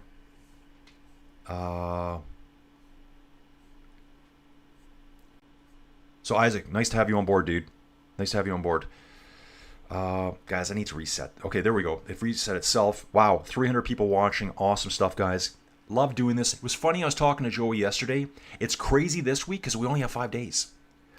Wednesday, Thursday, Friday, Saturday, Sunday. Then we take another rest day. That first stretch, I was saying to myself, we were going for supper, and I'm like, I can't believe I went 10 days straight. And I said, you know what? In those 10 days, I talked by myself 40 to 50 hours right there. I said, I basically talked a full week of work for what I would call a normal human being since I'm an unemployed bum. This kind of feels like a full-time job, but I love it. I absolutely love it. Pay me minimum wage and I'll do this for the rest of my life. So we saw Bike Terror back there, just catching up, guys. Cole here, 52 riders in the breakaway. Getting some onboard bike camera coverage here. Belgian TV, a handful of riders are streaming this tour. Costa Rica, I have a couple of pages for different areas. Okay. Yeah, Jayco mountain biking and cycling. I checked all that out yesterday, Todd. Thomas Volkler perfected the look at me, I'm suffering so mad. Oh yeah, the tongue out. Riding his bike, tongue out the whole time. Yeah, he wasn't smooth and efficient, wasn't he? But he was a fighter. That guy was a fighter, and the French people loved him. I loved him too. Evan's wondering about some good jigsaw puzzles on cycling. Dude, those might be hard jigsaw puzzles with all of the jerseys. Okay, that's a good question. Evan, I think you've got your new business plan. The new business model is formed. Make jigsaw puzzles. Looking at the front here, EF present on the front. We've got another Visma. I think Sepp Kuss is up here riding right beside Taddy right now. So Taddy's only real injuries, Mr. Lucky, it looks like it's just his left arm right now. I don't see anything on his legs. Looks like Soler was just pouring some water down his back. Guys, 32 degrees Celsius. It's fast. Average speed still, 51.3 kilometers an hour. This is no joke. Yesterday was an absolute ring-a-ding-dong dandy, folks. Constant attacks off the front. All Taddy has to do is react. It's how the rest of the team set up their attacks. I'm thinking here, this is my strategy. Visma sends Simon Yates up the road. No one attacks. He could win the stage very easily. He's one of the on-fire climbers right now. No doubt about that. Stage wins pretty good, right? Stage wins pretty good at the Tour de France. Then they start firing other leaders up. They got Sepp Kuss, Matteo. They got a ton of riders there right now to help out. It's the other teams that need to kind of like pile in on those attacks if they want to move their riders up. I think there's a lot of dark horses in this year's Tour de France. Florian Lipowitz, Oscar Only, Kevin Vauquelin. A couple of good days, they could be on the podium. I think Remco's day could be tomorrow. Yeah, so Tony got dropped on the nature break early. I really wish I could figure this out better. So we got jigsaw puzzles. Okay, good comment here. SRAM T, I think Visma will have to, yeah, they have to pressure him. So right now, Jonas has a loss. He's down by, what, a minute and 29? Taddy's in front of him. Taddy just has to kind of react to what Jonas is doing. It's not his job to go after it right now. Let's take a look at the live tracking here, folks, as I catch up. See, we just got two groups here right now, slowly making their way, slowly being over 51k an hour right now, heading to the first Category 4 climb of the day. Robert, Isaac, check out Chris Horner's YouTube channel. He goes deep into the subtle details of pro racing. Yeah, good idea.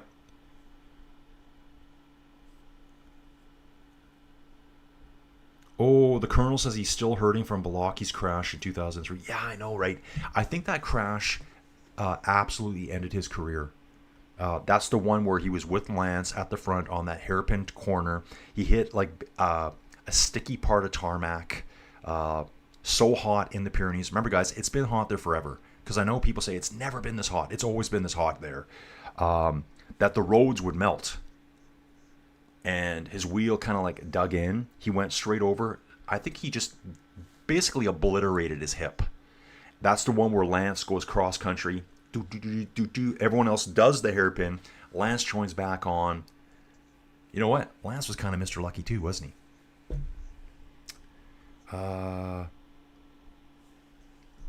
Jeff saying here, did you say 40 MP on a 20% climb? Oh, revolutions, yeah. Yeah, like when I'm climbing in my gearing on my bike, if it's like a 20% climb, yeah, I'll be like 30 to 40 RPMs and I'll just grind it out. It's just my style of riding. We got a guy here, the main mountain stagers. Yeah, this is the start of the tour right now to me, guys. This is the start. Yep, Tony here, good point. The breakaway, almost the size of the peloton, needs a breakaway from that to happen. Yeah, you're right. XRP, I think some guy's talking about Bitcoin. Whatever, dude. Yep, do your Bitcoin thing if you want. Okay, Uncle Traveling Matty here. Hey there, buds. The tour has been full of craziness. Is Alaphilippe in the breakaway? I think Alaphilippe is in the breakaway, guys. Let's see if we can see him. Alaphilippe, I know he's far down in the stands. Vanderpool's up there, Blackmore, Steph Kras, Pari Poncher's up there, Harry Sweeney. Here's Alaphilippe, he's up there. 59th overall. He is 52 minutes down. That's why he's in this breakaway. Get some time back. The white jersey is off the back, guys. Evenepoel is off the back. 57 seconds back. Who's there back with him? They do have Inkhorn back there with him. So something's happened to Remco at the back. Let's see what I can find out here. I'm not seeing anything from the tour yet.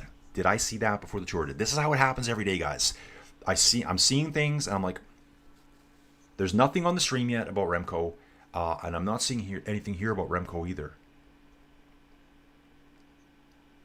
So, okay, so I'm looking here. Well, you can see this. Santiago Buitrago for Bahrain Victorious is saying we are thinking as much about Lenny's polka dot jersey as we are about winning the stage. So Bahrain wants to make some their presence known here today. Gap sitting stagnant right now, 145, 150. Jonathan Milan on his really cool painted Trek. I love it. Riding beside Ben Healy. Just going to check and see where I'm at in the real world. Okay, so I'm about 1.3 kilometers off that feed for some reason. Let me just bounce this up if I can. Try to avoid a little bit of this buffering that's going here. Okay, Brian Cocard on the front. And this is the... Oh, this is the lead group, I think. It's so hard to tell. The groups are so big, I can't really tell what's the peloton and what's not right now.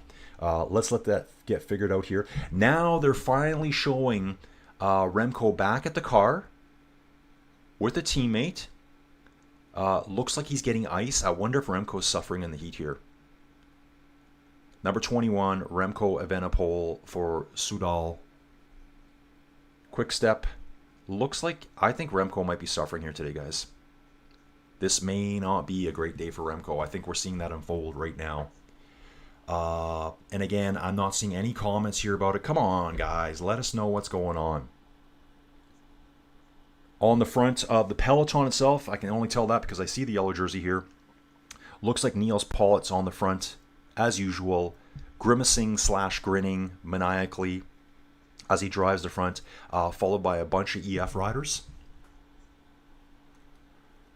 So 1 minute 31, they're starting to drag it back, guys, starting to drag it back. And yeah, we are a minute back to Evenepoel, guys. Breaking news from Inside Cycling World here.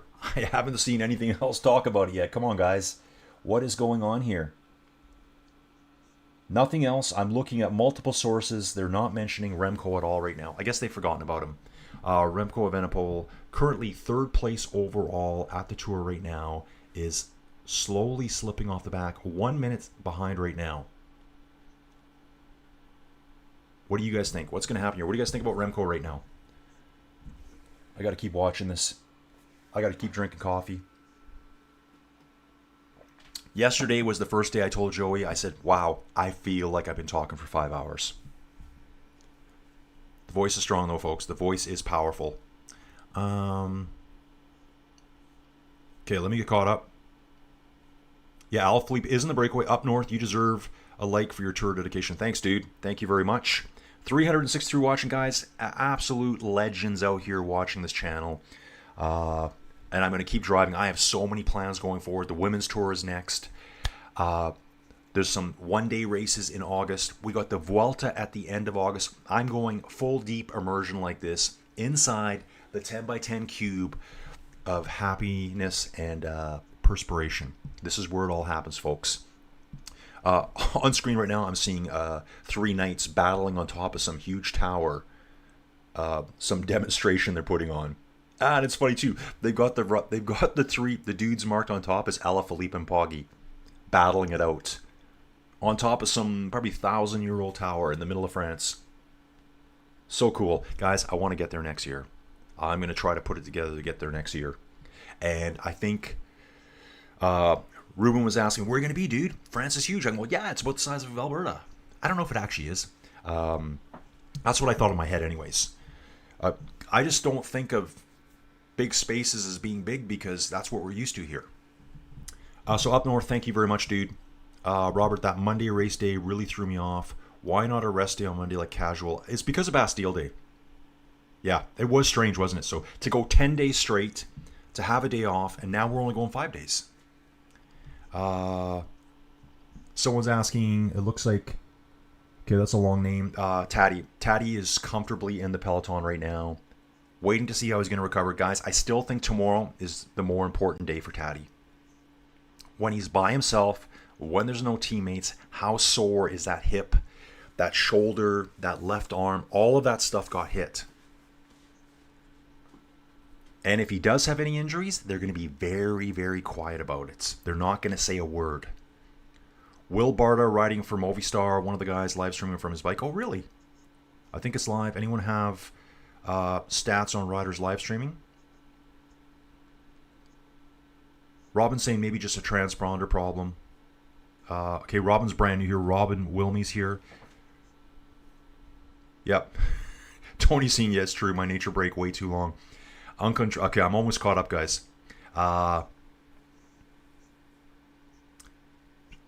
Uncle Traveling Maddie here, brand new here today, saying a few racers in the tour have been ill. Something passed around. Yeah, guys, that's the thing too. You got to survive 3 weeks.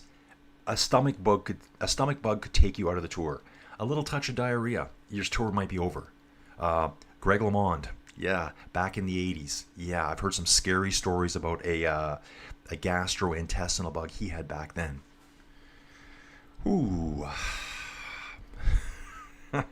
Basically, there's a story that he had it so bad, his teammates had to surround him to kind of block the view from cameras. How bad it was. Yeah, Robertson, you're Poggi and Alaphilippe sword fighting on top of the castle. Why did Remco gap? Exactly. Good question, dude. Okay, guys. Stuff's going on here. I'm not sure. Let's get caught up here. 52 riders in the front, 144 back to the peloton. I'm now seeing a gap back to Taddy. Seeing a gap back to Taddy here. Remco and Inkhorn are riding together. 16 seconds behind. And then we've got Group Taddy at the back with Sivakov. Guys, Taddy is off the back right now with Sivakov. I'm going to have a good look here, see how he's riding. He's not far enough back that I'd really be worried about him yet. This could be just a go back to the team car. Hey, Taddy, come on back. We'll have a little talk. But Taddy is not in the main group right now. Taddy and Sivakov are working their way back now through the cars. I'm not worried about this at all. He looks fine to me. Riding his way back up. Who knows? It is, you know, we saw this with Almeida, though. He was like at the back a lot. We just don't know, guys. Ruben is in the mix. Hello, girls.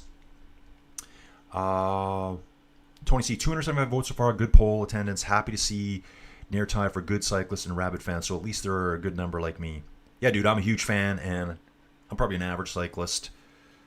My consistency is way down. That started in June. The Tour de France just really beat me up. The coverage, I was sick. And just doing the coverage every day, at the end of the coverage, I'm like, oh, wow, I am tired. So I haven't been doing a ton of riding. I'll be back on the bike today. I think, like I said earlier, I'm doing a Corsica route today. Sunny, not too tough. Yeah, Anthony here. Anthony's here. Did Poggy crash again? I don't think he crashed again. I think he just went back to the car, dude. So great question from Anthony here. Why is Poggy behind? We don't know yet. I'm watching him right now. He's only 17 seconds behind. He is with a teammate. I think he's just being slowly paced back up. That might have just been go back to the car, have a little quick talk with him. How you feeling, Taddy? What's going on? This is the superstar of the team. They want to know everything about him. Does that foreshadow anything for later in the stage? It was crazy that Almeida had that huge crash right before the Mur de Bretagne in the last 3 kilometers. Got up, finished the stage, 15 minutes down, I believe. Rode the entire next stage. Showed up for the day after that. Started riding really bad on the back. Like, he doesn't ride at the back. And he was at the very back of the peloton all day. Got split off a couple times, and then finally he said, I can't do it. I can't do it. Like, it's, they're riding in pain the whole time. There's no doubt Taddy's in pain right now. He is 12 seconds back, guys, so don't worry. Taddy will be back on. Okay, leading group 52. And I'm seeing Pablo Castrillo Zepeder here. It doesn't show his full name, but I know that's who it is. Riding in between the groups. I don't know. Looks like he's bridged away from them because there was 52 riders in this group earlier. The peloton's getting even smaller, guys. The peloton's 119 riders.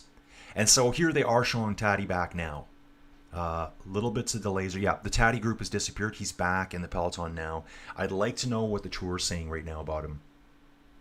Breakaway at more than 50k an hour. So this is really strange to me here, guys. This is from earlier today. Not one mention of what Remco was going through back there. Not one mention of Taddy sitting off the back. I find that to be very strange. Guys, I'm going to go back over here for a second. See if they're going to show any replays for you here. Let me see if I can get to those videos near live. Guys, you can watch this. Take a look at this here. Look at these whack jobs. So he's skiing. He's water skiing on the cut crop. Guys, if you fall down on that stuff, those little stalks of crop that are left are very sharp. He doesn't even have a t-shirt on. What a manimal. This guy is an absolute manimal there. Love this guy. He would fit in well over here in Western Canada. Dude getting it. So that was just from earlier today. The sprinters did try to go early.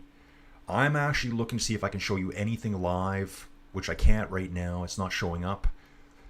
Of Taddy off the back. You guys tell me, what do you think? Is that just a quick checkup? Actually, they're now showing him back at the doctor's car. So, guys, this is a bit delayed. This is just a bit delayed. This is about a kilometer and a half back. He was hanging out at the doctor's car, not sure if he went to it or not. They might have just, maybe they just have like a checkup procedure too. It might be like a full, hey Taddy, you crashed yesterday. You might have concussed yourself. Procedures here at through the UCI. You need to talk to a doctor once a day for the next 3 days. They do have a full procedure to check for concussions. Back into my awesome chat here, guys. Ruben's saying, how was Joey's birthday? Ruben, was great. We got out, had a nice supper. I was a good boy. The girls drank wine. They had a great time. Great seeing the girls getting along. Guys, girls, right? Girls. The daughters and the mom. That's what I'm trying to say. Okay, just trying to listen here. The group is slushy. Slushy. What does that mean? Not water. Oh, someone's asking for a slushy. Sorry, we don't have a slushy in the car. Someone wants a Slurpee out on the race course. I'm gonna try to. I think it was an Alpecin rider too. So I think someone ordered a large grape and Coke Slurpee for a little bit of energy out there. Yeah, guys, just catch on. Yeah, Ruben, great birthday yesterday. Great seeing Ruben here again. Poggy was behind, dude. He was back in the cars. The last image they showed, he was talking to the doctor's car. I don't know if they were checking him out. Tony here. Tony looks new. Tony Cabarudu. No, Poggy is okay playing possum. I agree, Tony. I think Tony, Taddy looks fine. Tony, you look fine too. Is Remco dropped? Remco was out the back before. And Steven, this tour coverage here, they haven't mentioned Remco being a minute back with a Soudal rider. They haven't even mentioned Taddy being out the back yet. So I guess it's not important, but I'm just trying to show you guys what I'm seeing. They're all back together now, though. There's no one out the back. I'll just make sure about that, guys. Let's jump into our groups here. Okay, there's some stuff going on, though. So here's our front group of 52 riders. This looks like the lone warrior, Castrillo Zapater. This guy is a time trialist that did really well on stage 5. He's like, I ain't waiting around. I'm getting up there for Movistar. Ooh, you know what? I bet you, remember I said earlier, I wonder if any teams were the big losers today. And every team wants to have a rider in that breakaway. Let's have a look right now and see if we see a Movistar rider. If they didn't have a rider in that break, there's a team director somewhere. Okay, it's saying Zapater is in the breakaway now, so he's bridged on. Okay, Rubio was up there.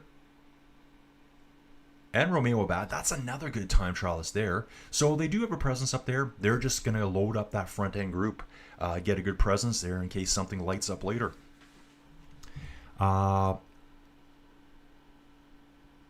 Easy Irony, I like this guy's name. Is Poggy in the same group as Jonas? Yes, he is. Easy Irony. That was at 6:50, guys. I'm about 5 minutes behind you guys right now. 5 to 7 in the morning over here.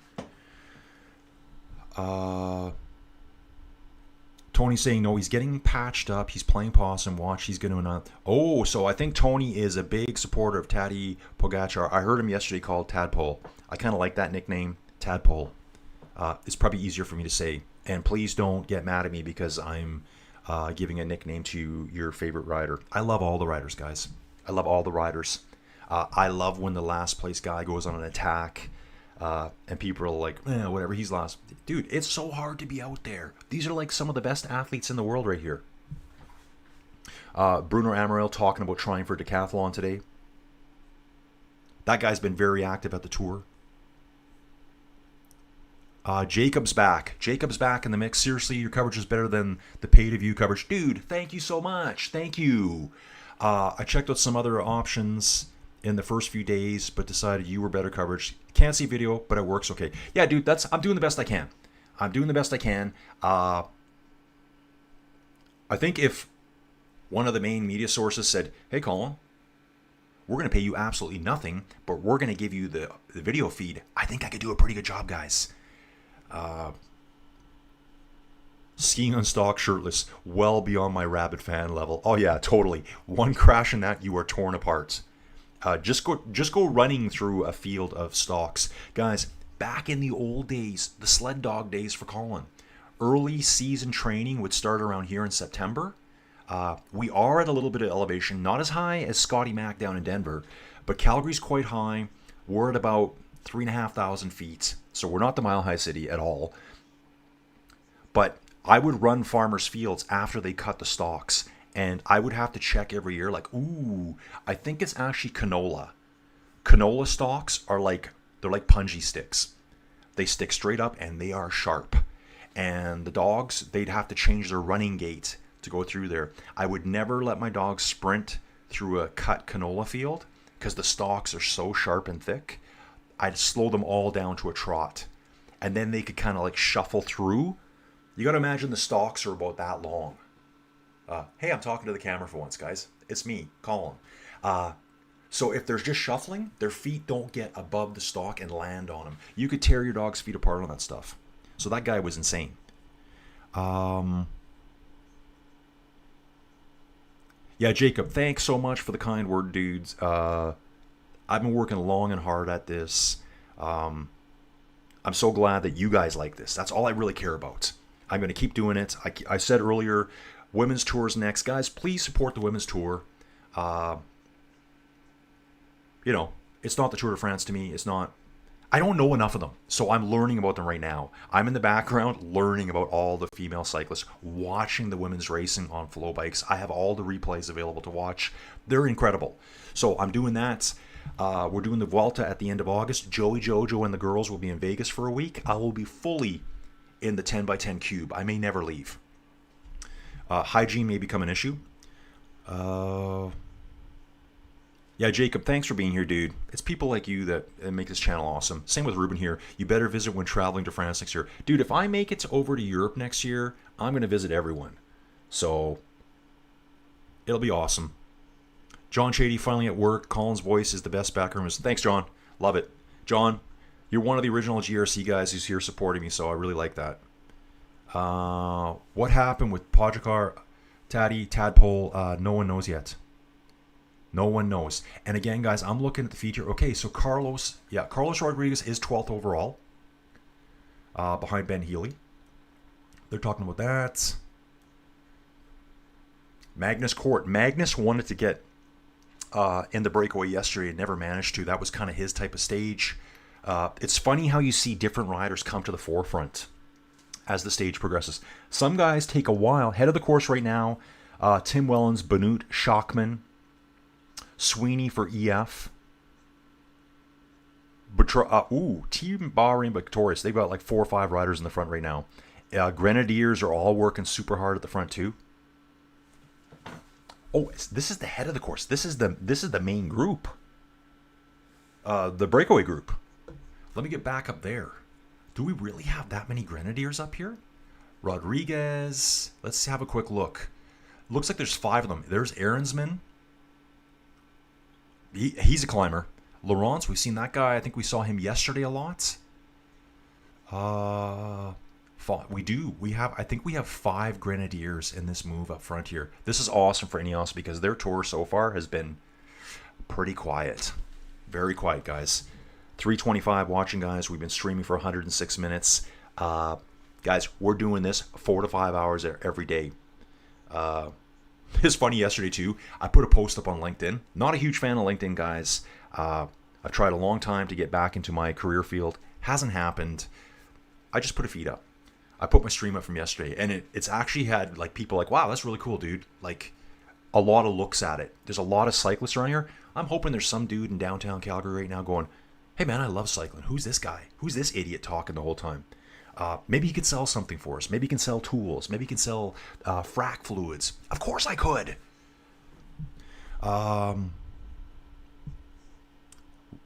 Okay, Robert here. Thumbs up on Bora red pinstripe blue shorts kit. Ooh, dude, Castorama. I love that kit back in the day. I think it was Castorama. Robert, you seem to know your stuff, man. Didn't Castorama have the kit that used to have, it looked like they had suspenders on? Like their kit looked like they had suspenders. And I think it was a blue and yellow kit, like blue with yellow pinstripes. So, Robert, excellent eye here catching that. I'll try to take a look myself for the Bora team. Yeah, Ruben's saying he's Slim Shady. Wait, that's what we call John, Slim Shady. Tony here, best coverage new to this podcast. It's awesome. Dude, Tony, thank you for being here. Drop some comments. Guys, spread it around. I mean, my goal is to do this. I'm like, could you imagine if I end up being able to do this and somehow maintain my lifestyle and feel like I'm being, that I'm contributing to the household, if you get my drift. I'm trying real hard. I consider tour cyclists like I do Olympians. You have my respect for just being there. Yeah, totally, Brett. I mean, I see this guy. Yeah, he should retire. He should, like, Roger here could just destroy every one of us at any given second. He's sitting, I think he's 8th overall right now. Him and Florian. And obviously there's a passing of the guard there. A passing of the torch from the old guard to the new young guy. Roglic knows that. Just taking a look here. Guys, I'm going to actually, while we're hanging out, so we're 145. Then we've got to the peloton. Guys, peloton's got everyone. 118 riders. Healy, Poggy, Remco, both back. Tour never mentioned a thing about it. They never said a thing about them being a full minute out the back. Yeah. I think Remco might be hot, suffering a bit today. I think Taddy was getting a checkup. I'm going to cruise through this again, and I'm just looking to see if they're going to actually talk about it. If they don't, that seems really strange to me. I'm going to jump back over here, guys. I'm going to just be doing some messing around on the sidelines here. Let's see if I can do this here. I may have to exit this. I think I got to exit this. I'm back over on Bike Terror right now. And seeing what I can do. Okay, so that's Matt there, head of the course. Let's let this load up. Trying to get on Ben O'Connor. Yeah, here. So right now I'm specting Ben O'Connor on the stage, guys. This is amazing to me. Absolutely amazing. Again, it's not going to show all the riders, but guys, this is basically the first time they've ever done this, and they're doing it live and letting us view it. So there's riders that I know that are riding the course right now. Riders that I've commentated on. One guy I know in here for sure is Wouter Claes. He's a Belgian dude, really, really strong cyclist. He does a lot of racing on My Whoosh and over on Bike Terra. He's a big sprinter. I'm going to look him up somewhere here too. He's actually riding the stage with them. So I can probably find him. I don't know if he's going to do the whole stage. Hard to tell here. But it's so cool here too, because I know right now. So I'm going to show you something here. Take a look at this. It's saying that Crevasson here. Ooh, that name just changed on the fly. They've got this group named wrong here. Who is it? Van Lerberg here is off the back. Oh, here's Crevasson here. No, that's not either. So 126 back to the... Okay, side of the road right now. What are they showing? Soudal rider. It is not Remco. Getting a full mechanical there. At the front, we've got Uno X riders, EF riders, Visma. More EF riders. I can see Ben Healy. There's about 3 of them behind the Visma team. There's 5 or 6 Visma riders at the front of the main peloton. GC peloton, we'll call it. Looks like they're upping the tempo right now. And this looks like one of the taller riders from Soudal getting pushed back on course right now. Bottle hanging out of his mouth. And you can see the Pyrenees looming in the background, guys. Looming in the background. Looks pretty fast. Average speed right now, 50 kilometers an hour. 51 riders in the front group, so someone's just trickled out of the back of that front group. We're getting on our way to the Cat 4 climb. Only 1 point available there today, guys. Let's take a look at that. We'll jump to the route. And I'm actually starting to get half decent at this.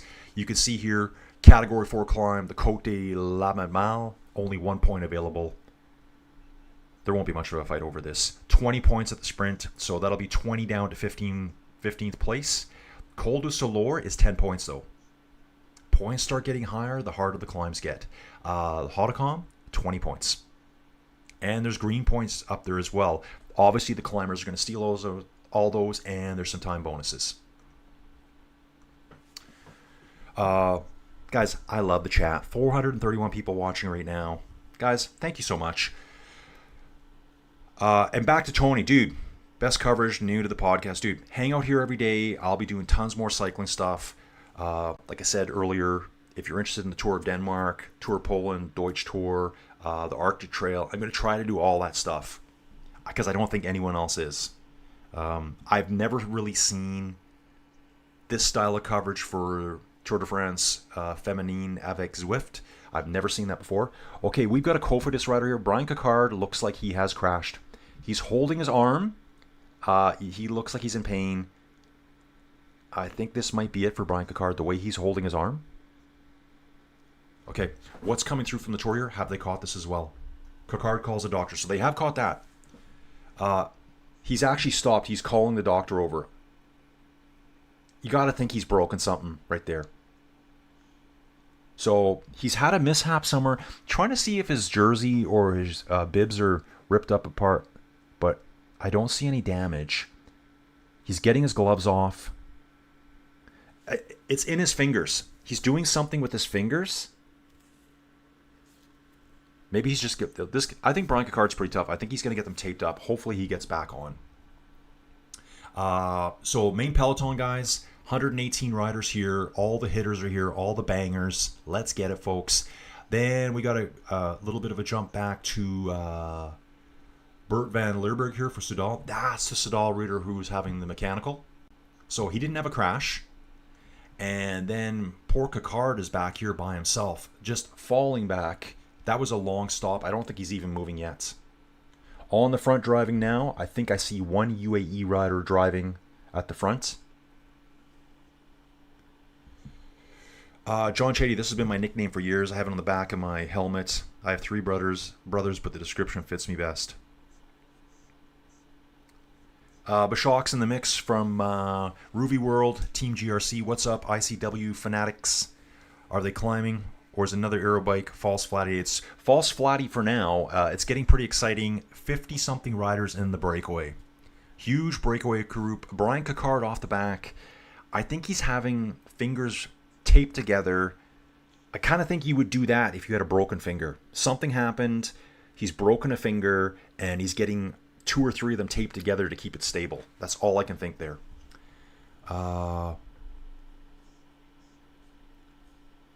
Yeah, someone's asking here, should we nickname Remco to Remco Motorpool? That guy has a TT machine. Oh, yeah. He's hands down the best time trialist in the world.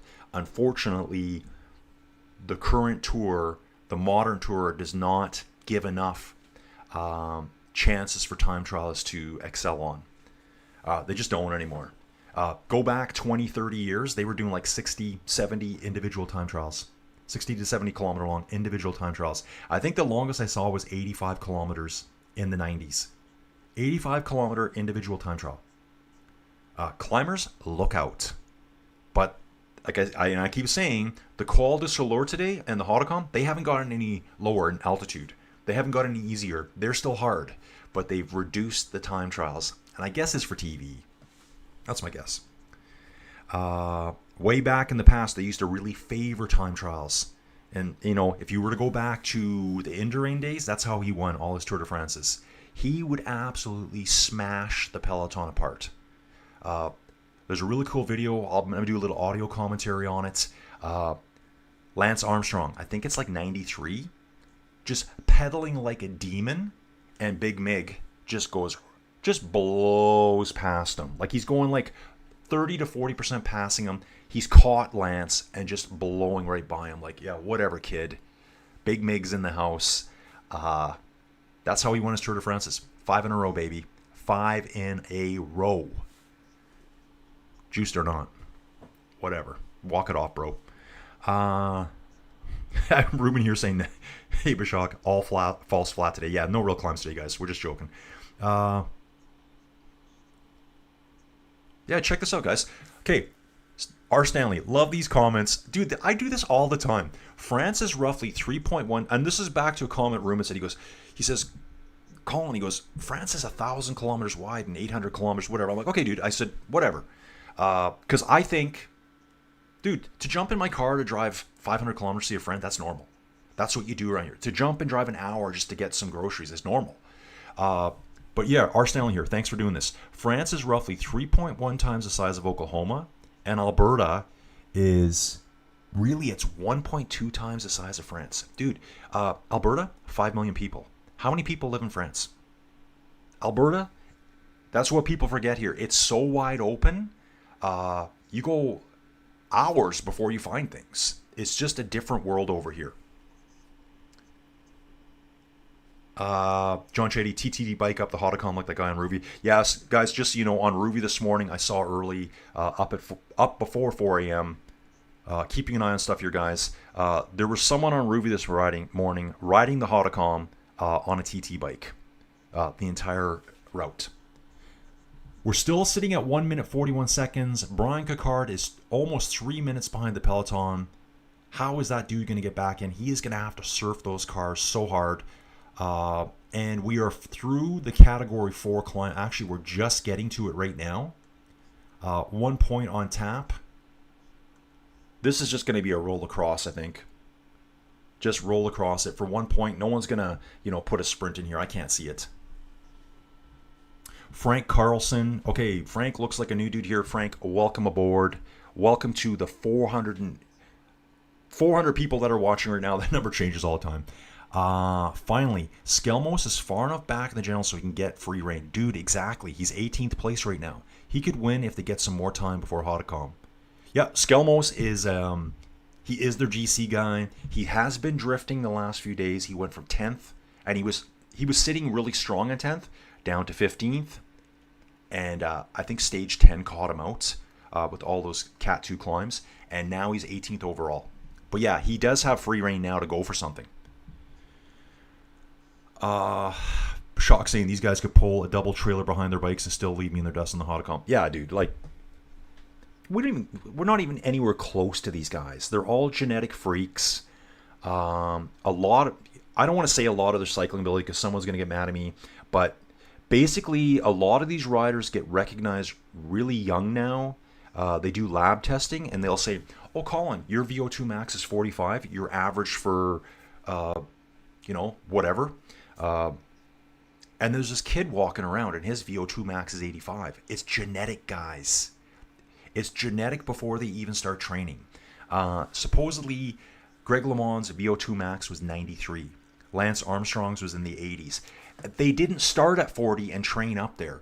I've seen various studies that say you can only develop your VO2 max about 5 to 20%. It's kind of a big range.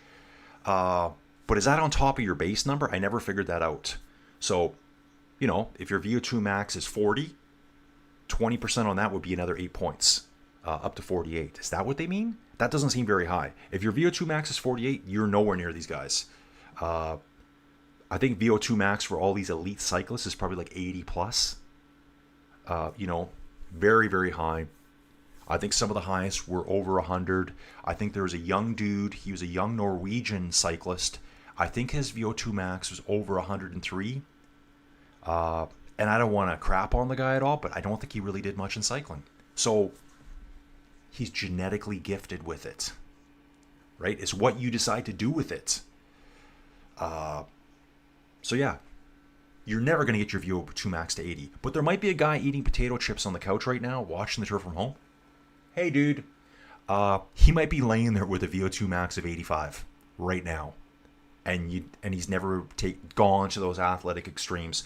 X doing a lot of work on the front with EF there and Visma right behind them. Only one UAE rider in that front bunch right now, and this is the GC peloton, guys. That's the GC peloton. Gonna jump back here. Still 51 in that front group. Cocard, he's actually doing a good job. He's 2 minutes and 14 seconds behind. Feel bad for that dude. He actually has a hand injury right now. Trying to hold onto those handlebars.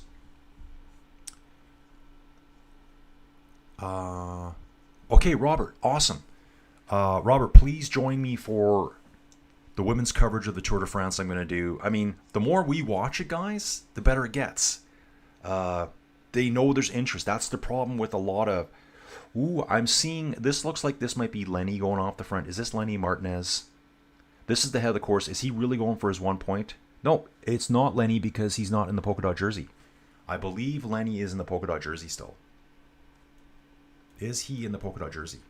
Yeah, he is. So that's not Lenny Martinez, but his teammate gets the 1 point, takes it away from everyone else. Do they really have long-range dreams of keeping the polka dot jersey for a long time? Of course they do. They've got it now. Let's hold on to it. Robert here saying women's racing is good. Lottie Kopecky, such a star. Kasia Nuadoma, yep. Oh, she's in Boulder, Colorado. Oh, I didn't know that her husband's Taylor Phinney. That's a dude that retired too early, Taylor Phinney. I wish he would have kept racing longer. Demi Vollering, Longo Borghini, who just won the Giro Donne. Yeah, Robert, I've been spending lots of time over on PCS learning all the female cyclists. Because I'm going to be honest, guys, I haven't watched a lot either because there's not a lot available to watch. But I'm trying to find it all now. Okay, Tim Merlier here for Soudal, hanging out back in the cars.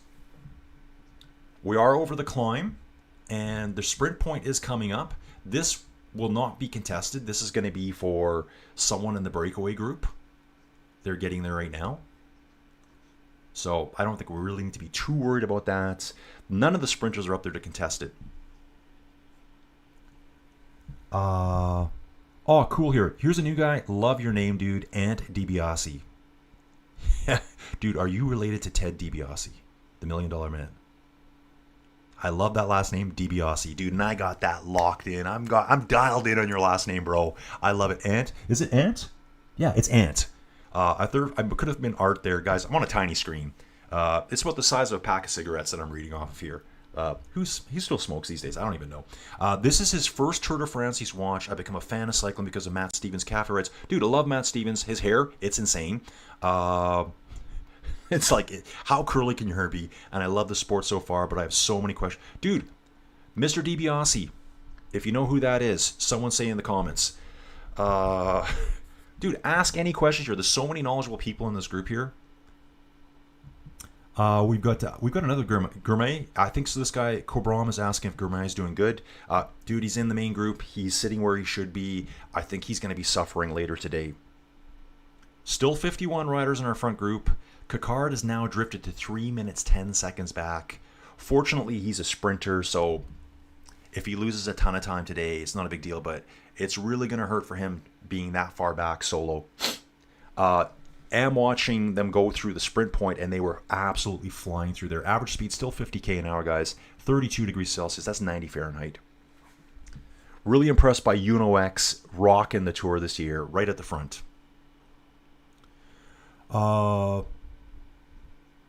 Uncle Traveling Matty, which riders do you expect to see at the top of the first big climb?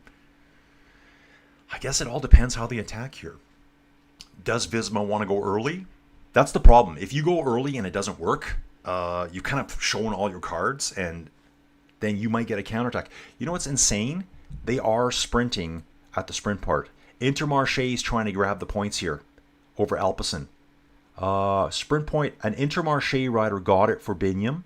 So he's taking those points away from whoever else is trying to get it there. Gonna have a quick look at that there, guys. I want to see who got that sprint point. This should show up. Yeah, I think his name is Laurence Rex. He wins the intermediate sprint. And he did. It was an Alpecin rider. He outsprinted Vanderpoel there. Vanderpoel in that sprint. And yeah, Thibaut Nice was there as well. First point of the day, so it was Fred Wright for Bahrain victorious, securing that point, taking it away from anyone else because he's protecting the polka dot jersey that the Bahrain victorious team is currently holding in the form of Lenny Martinez. Dude, big climbs. Yeah, it could be any of the hitters up there. It could be a lesser known rider, but at the rate we're going right now, 1 minute 51 back, unless some of the teams at the front start attacking, it's going to be riders in this breakaway that are going to get over the Col du Soulor first. Remember, this is the first category one of this year's tour. There is a new guy here, Mr. DiBiase. All the climbs are categorized by their gradient and length. It's kind of a combination of two. These are all like, there's actually, you can go to websites and find out the climb rating.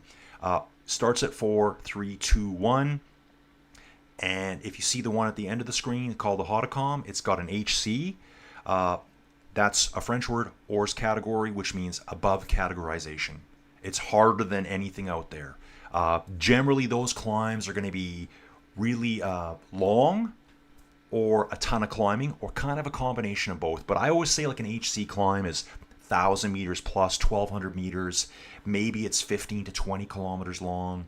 Again, it all depends on the gradient. And sometimes at the Tour de France, it depends where that climb is along the route. So a Cat 2 at the beginning might actually become a Cat 1 near the end. They do change the ratings for the Tour. Like, okay, the guys have already ridden 200 kilometers. That Cat 2, after 200 kilometers, is probably going to feel like a Cat 1. So I've seen that happen. Yeah, Robert here saying Cocard getting medical. Yeah, it looked like he was shaking his hand, taking his gloves off, and they were taping fingers together. So Cocard was getting medical. Yeah, who knows? Maybe it was just a bee sting. We never know. Okay, Frank, you're saying, I just saw the route for the Tour of Denmark. It goes right by our house. Frank, I'm going to do that race. I'm doing it. So what I did a few days ago, at night, chilling out, guys, everything's just saying stagnant here at 150. I'll give you a chance to catch up.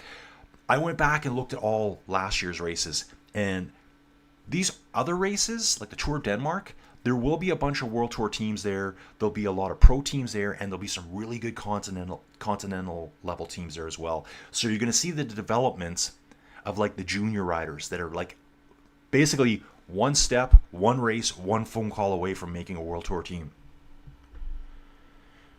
So I'll be doing that. Yeah, Cocard has had some bad luck this year. And he looked pretty good too. He was getting really involved in the sprints, had some good results. Unfortunately, involved in the incident with Jasper Philipsen. Hey guys, just so you know, Jasper has been in and out of hospital. Check this out. Tomorrow, he's doing a group ride over on Zwift, another inside cycling platform, guys. So Ineos is talking here. People are doing what they're doing. They are not in the same situation as us. We're in a really, really good situation, and that's what we need to take a little bit more responsibility. So great job, Tobias, Connor. Okay, Ineos giving some motivational talks to the riders today. So tomorrow, Jasper Philipsen, with that broken collarbone, is doing a group ride over on Zwift. So Alpecin team they have some kind of relationship with Zwift. You see Mathieu van der Poel on there all the time. Jasper's on there all the time. They have team workouts on, and lots of platforms do this, guys. But with Zwift, it's Alpecin, and that just happens to be Jasper. He's doing a group ride together with all the Zwifters that show up. I might try to jump in on that one with them if it's at the right time. This peloton here right now, guys, looks insane. Super stretched out. This is the GC peloton. Super high helicopter view here, but I can see all the pink riders on the front. So that's the Ben Healy group.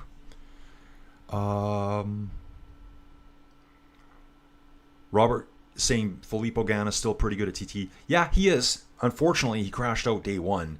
I think he's the kind of guy, if we had some old school time trials, like 50, 60K plus, that's his thing right there.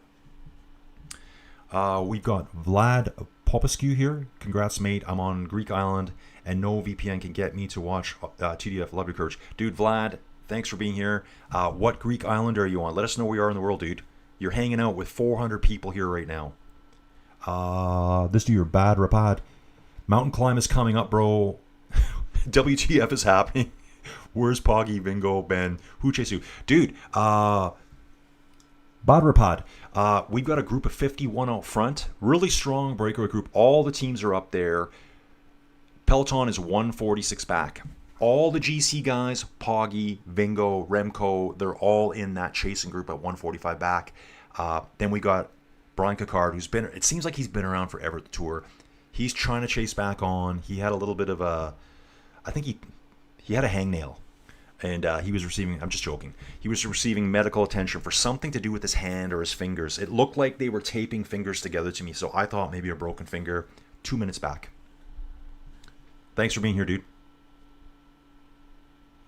Frank saying, yeah, I would rather go on a 60K time trial than tomorrow's 10.9. Straight uphill, guys. Tomorrow, we're going to see how Taddy really feels.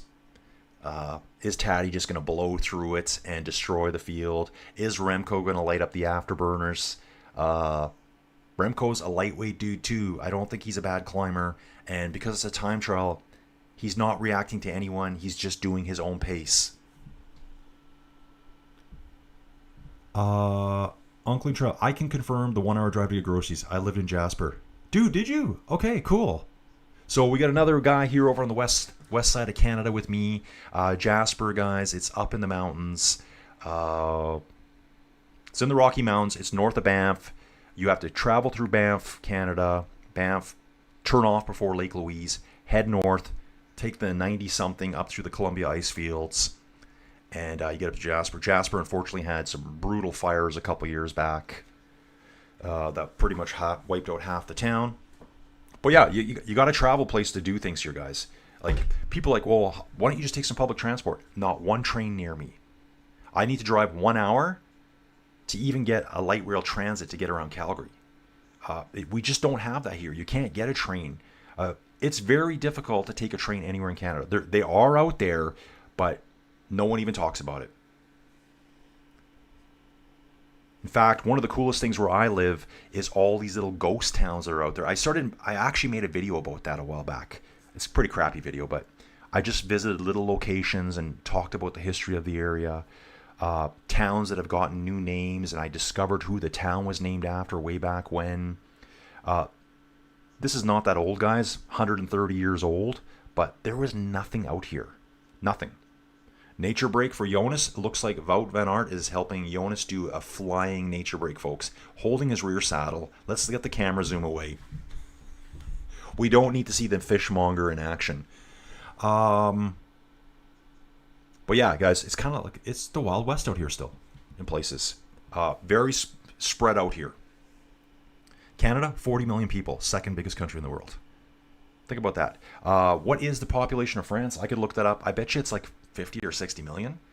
And Alberta, the province I live in, is bigger with 5 million. The top half of our province, there's nothing up there. Nothing. It's just one gigantic sea of forest. All that's up there is the tar sands way in the top corner, oil exploration. There are some First Nations communities. There's towns up there, guys. There are working towns that support all those industries. Trim Trader here. Hey, dude, good to see you. What is wrong with Koos? At this point, I don't know. I did notice in stage 10 that when Jorgensen attacked, that Taddy, he was right on Jorgensen. I think Taddy has a little, I don't want to say fear, but he is aware of how good Jorgensen may be. Jorgensen sitting 5th overall at the moment. When Jorgensen attacked, Taddy was on him so fast. Jonas is behind them. But Jorgensen blew that entire elite group at the front apart. Koos got blown out the back. So did Kevin Vauquelin. So I don't know how bad Koos is doing. It's maybe how good Jorgensen's doing compared to the rest. He could be a threat for a podium finish, I think. We'll see how that plays out. That's the beauty of the Tour de France, right? CSC here, the roads in France are more narrow and way more traffic circles on the open highway. Yes, indeed. Indeed. 100% correct.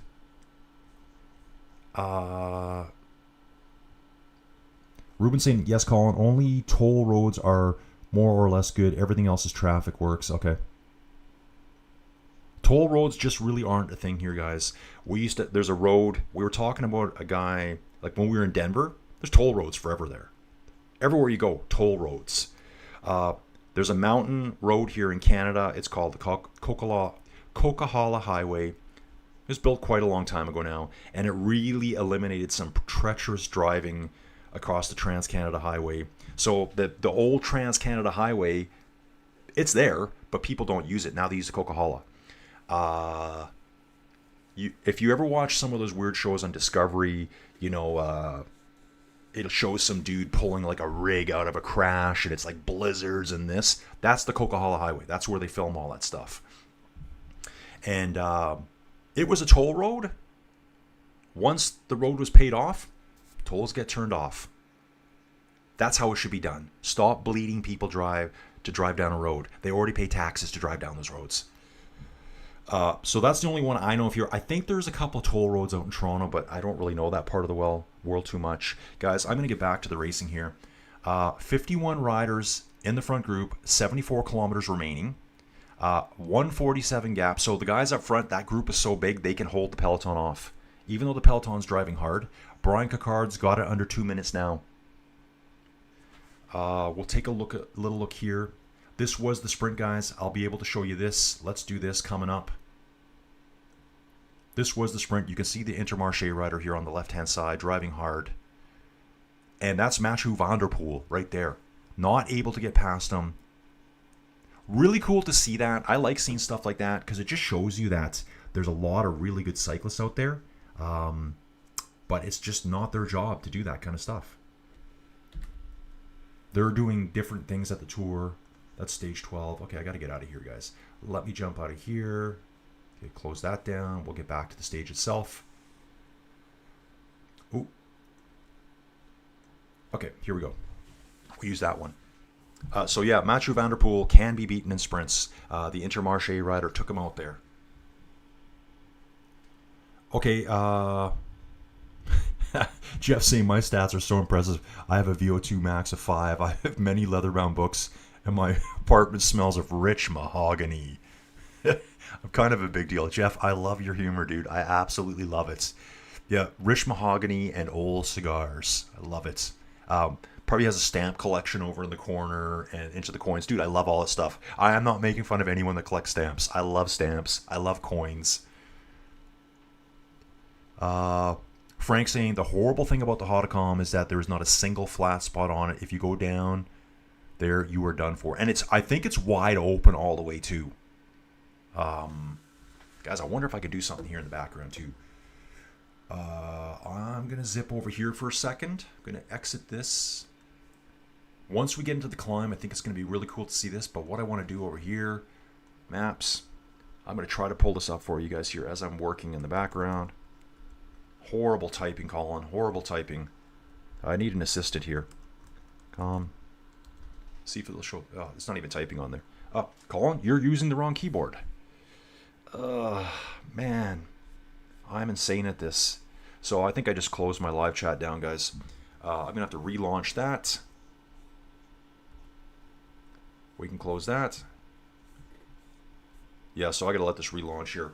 Yeah, 3 keyboards in action here, guys. All natural, all authentic, on the fly. The Hautacam. Let me see if I can figure this out here. So there's the ski station there. I'm looking at the Hautacam here where I think they're going to be climbing up through. Remember, I'm actually looking at Google Maps right now. Bottom half looks fairly treed, but the top third of the climb is all exposed. All exposed at the top.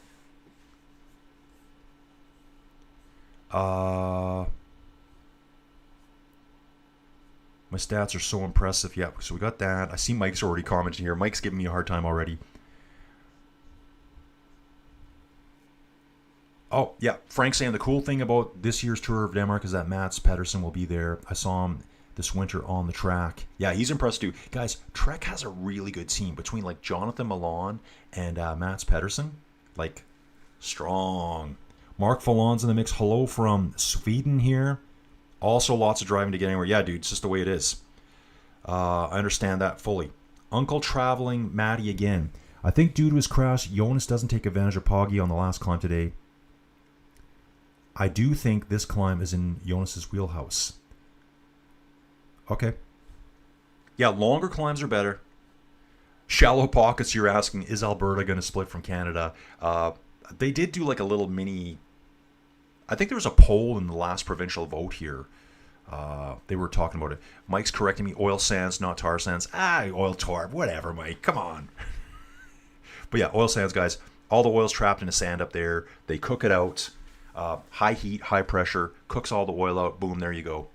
I know, guys, I did used to work oil and gas. Now I'm an unemployed bum. But trying to get caught up here. Okay, I'm going to have to exit that. Guys, I'm working off screen here right now. So I will come back to the stage here right now. Going to have a quick look. People always say to me, the oil sands are so huge you can see them from space. Guys, guess what? You can see anything from space these days. Take a look at the oil sands up at Fort McMurray. Zoom way in. Yeah, it's a big operation. Start zooming out. Take a look at the millions and millions of square kilometers or the millions and millions of acres of untouched forest up there. It's just a sea of forest. If you were to go 20 minutes in any direction from Fort McMurray, there's no human beings up there. There's nothing. It's trees, it's swamps, it's wildlife, it's bears, it's everything. Try going there up in the wintertime. Minus 45, minus 50 Celsius. Okay. Yeah, right here. Uncle Traveling Matty. Uncle Traveling Matty, give me some more of your background. Driving 4 more hours to pick up things for work in Alberta is a normal thing. Yeah, dude. Totally. Robertson, Eugene, Oregon. Can smell Jeff's apartment from here. That rich mahogany and old leather and cigar smoke, Jeff. People know what you're up to. James Delar from Corsica. There are 4 traffic circles just to get out of my small village here in Corsica. Okay. Oh, that's top chat, guys. Yeah, because I kind of messed up before on my screen here. We still got a 1 minute 40-second grade back to the peloton. Brian Cocard, I don't think he's getting back in today. He's going to have to hope that there's a bunch of riders just pile out of that group, which there will be. All the sprinters are going to fall out. Brian Cocard, not a top-end sprinter. He's going to get back in the gruppetto at the back where all the guys are telling jokes in the back, slapping each other in the back, trying to survive the time cutoff for the day. John Mannion here, brand new commenter. Hey, John, great to have you here. He's from Galway, Ireland. Galway, Ireland. The break right now is Ooh, guys, something's going on. Okay, no, it's just one rider. So 51 riders in the front group, 24 seconds back to, it just says dropped rider. We're about 1 minute 40 seconds back to the peloton from the breakaway group. Sunflowers are out. And they're not really saying anything about Brian Coquard, what happened to him. I don't think anyone knows at this point. So we got Ireland here represented. Neil Rushby. Yes, Neil. What? Neil always likes to bang it up with the whilst. I say whilst all the time, guys, here at home, and people look at me here in Canada, they're like, that's not a real word, dude. I'm like, it absolutely is, bro. Speak real English is what I say to them. Listening to you whilst watching the muted live coverage on TV. Neil, so glad you're here, dude. Neil's one of the OG bros over on Ruvi. Guys, I've been very absent from all of my race coverage over there. Ruvi with the Muckers Worldwide group. That's kind of the main race I do now. I haven't done a GRC race forever. That's just timing for me nowadays. Zwift even, I haven't touched anything there for probably, it seems like 2 weeks now. Maybe it's been 10 days since the tour started. Yeah, John here saying Ben Healy likes long climbs to 30. I think Ben Healy can easily keep the jersey today. I mean, why would you want to give it up? That team's goal right now, at night, guys, keep the jersey. Keep the jersey. Do everything we can to protect Ben. It is a 29-second gap to Taddy. Is Taddy going to go on a breakaway today by himself when he crashed yesterday? I don't think so. So it would fall to, what's the pace like? Can Ben keep the pace? Ben's specialty is climbing. He's not a time trialist. He's not a sprinter. He's not a guy you want breaking the wind for the smaller riders because he's tiny. He's got a really cute sausage dog, by the way. I've seen that in pictures. So yeah, Hautacam's going to be good. Hautacam's going to be John, thanks for commenting. Frank Carlson again. They need to get a lot more time in the breakaway if they want to fight for the stage win. Yeah, it all depends how they start turning on. Like, again, guys, there's all these strategies going into this. This team's doing this. This team's doing that. These guys got this plan. They all got to kind of mesh the right way to happen. Visma's plan may be to wear Taddy down, but the breakaway that's already out there may kind of throw that plan off. How does Taddy react? Are all of the Visma guys 100% right now? How did they sleep last night? Did they get a crappy hotel? Like, we don't know all that kind of stuff. All the things you don't see going on in the background. Hank, another new dude here. He's from Taiwan. Thanks for the coverage. Hank, thank you so much for being here. You're part of the group now. You are part of the Inside Cycling World family here. Anyone that jumps in, please drop a like in. Okay, I'm going to close that up there. Just so I've got so much stuff going on here, guys. So much stuff going on. Trying to get my situation under control here. 1 minute 31 seconds. Actually, from the 50 rider breakaway. So guys are falling on now. It's starting to get sticky at the front, guys. We've seen one rider drop out. It just said dropped rider. Now they're actually identifying Edward Toynes here. He's fallen out. There was 52 in the front. Now it's down to 50. Actually, I think it was 51. So Edward Toynes is the one guy that's out the back. Lidl Trek rider, I believe. Yes, it is a Lidl Trek rider. Back to the peloton. Guys, everyone's in the peloton. Brian Coquard's the only rider out the back. 2 minutes, 8 seconds. He knows he's going to be riding with Jonathan Milan soon and Tim Merlier. He knows it. He's probably a better rider on these climbs than they are. He's smaller, so he'll get back up there. Okay, so Uncle Traveling Matty. I traveled across Canada a few times. I worked in Jasper at Marmot Basin. Okay, that's a ski area, guys, during the start of COVID. Lived in Osoyoos for 1 year. Guys, Osoyoos is in the very southern edge of British Columbia, close to Vancouver, basically touching... Actually, I think the Osoyoos Lake crosses the border. I think Uncle Traveling Matty, doesn't it? That's the warmest lake in Canada. Very kind of like a desert climate there. Very hot for Canada.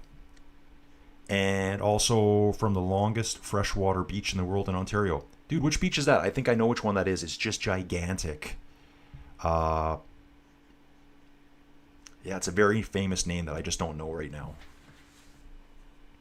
Thanks for the stream. Yeah, you're welcome, dudes. You're welcome. I love doing this. Got close to 400 people here, just absolutely loving the cycling. Cycling fans, people that are riding bikes.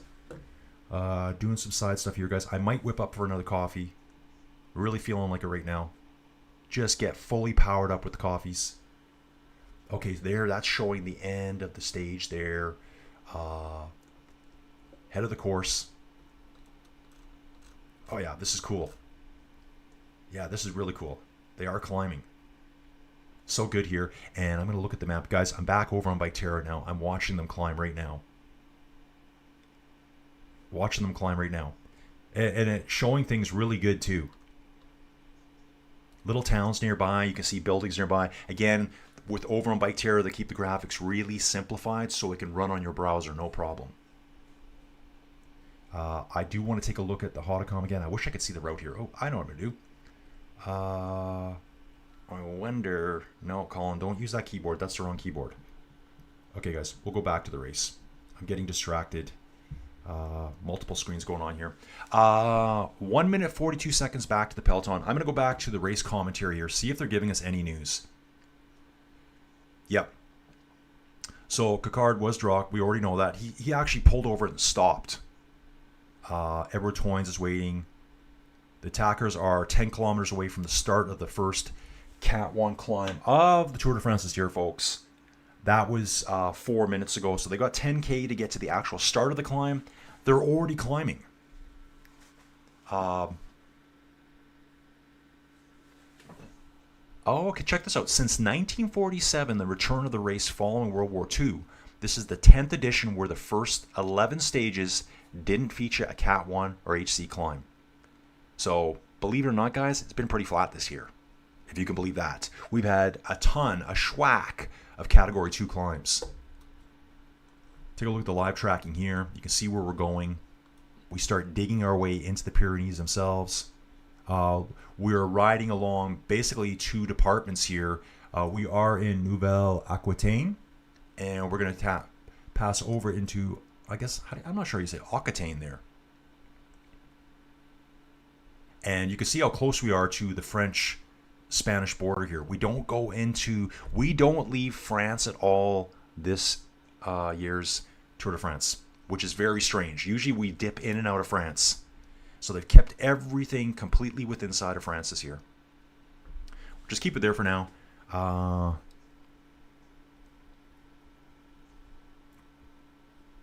Okay, just reading back, you guys. Cycling doesn't work like it is going. People don't tune in to watch a Grand Tour where the winner is a foregone conclusion. That's why we love MV. Yeah, dude. I love the breakaways. I love little things that stir it up. It's the stories within the story. It's the battles within the battles. This goes all the way back to my cycling streams of Inside Cycling. The battles within the battles. I get to see all the people racing.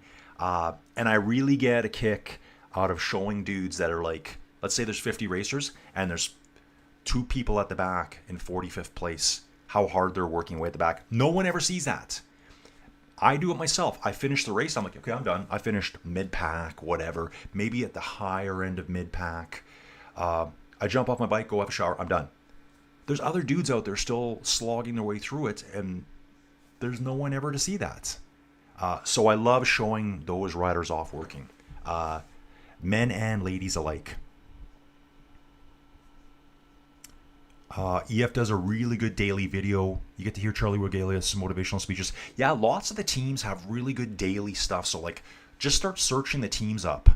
And EF is one of the best out there. I mean, they got all the Lachlan Morton stuff too. All his endurance rides, his adventure rides. But a lot of them have really, really good daily coverage. Visma has a lot of good videos to catch up on all this stuff. Evard's been here before. Taddy looked pissed after the crash. He might be on a mission to make people suffer. Yeah, that's what I thought about too, Evard. I thought maybe today Taddy might just put an attack in to say, guys, there's nothing wrong with me, whether there is or not. He has to be feeling that impact. Again, guys, go for a drive today. Let's say he was going 40k an hour, 25 miles an hour. Open your car door and just jump out. Do you think there's any way you're not going to feel anything the next day? Guaranteed, He feels it. Marge Shot here saying Lake Superior. Then she's saying Long Beach, BC. Okay, so we're talking about the longest freshwater lake. Oh, dude. Really? John here has the greatest, might be one of the greatest comments I've ever seen. So we are technically on the Col du Soulor now, guys. We're on the Col du Soulor. I want to get you guys over here. I think we're starting it now, or that might have actually been saying Col du Soulor 4.5 kilometers away. Category 1 climb. Let's take a look at the stats on it. Here it is, folks. It's 11.8 kilometers long at 7.3 gradient. It's going to give it like over 800 meters of elevation, so over 2,500 meters of climbing right here. 10 points available. Bahrain's going to want to have to get someone up there to get some points. Now, I don't know where Lenny is right now. Where is Lenny? Let's look for some Bahrain jerseys here. We know we saw one of the riders get I think it was Fred Wright got a point earlier. So Buitrago's up there. Lenny Martinez is in this group, so he's going to be actively fighting here to protect this jersey. So yeah, John's got one of the best comments here. The EF chef has Tom Sawyer on Ben Healy's earpiece driving him up the hill. Guys, Tom Sawyer, that's Rush. My favorite band. Yeah, check this out, guys. Check this out. Great stats from R. Stanley here. France, 66.6 million people. Alberta, 5. Oklahoma, 4. Alberta is bigger than France. That's how spread out it is. There's not stuff everywhere here. Anyways, Uncle Traveling Matty here. I love this tour. I hope Woods does well. That's Michael Woods. Woodsy for Canada. Israel Premier Tech. I hope I expect Poggy to win, but Visma is super strong, and Pog's injury could get him tomorrow for sure. That's what I'm thinking, Matty. Who do you think fight for the podium? Ken a Bora rider? I think Lipowitz could be up there. Oh, I'm seeing a small... I thought that was a crash. The road narrowed to about 5 feet wide there.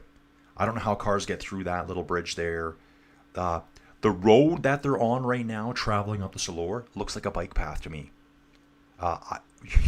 As a Canadian, as a North American, let's just say that, I think a lot of us would be terrified to drive these roads. Way too narrow. Way too narrow, guys. There is a lot of pressure going on in both these groups right now. Looks like Thibaut Nice is for Lidl Trek is just falling out, whichever group he was in there. Trying to keep a look here. Okay, they're saying there's riders left behind. 50 riders in the group. I think that might be still Edward Toynes in that group. 209 from the peloton up to the front of the field. Brian Cocard, 143 down now. He'll get back on with those guys.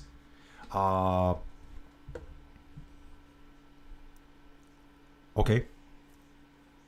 Okay, so I got some good points here.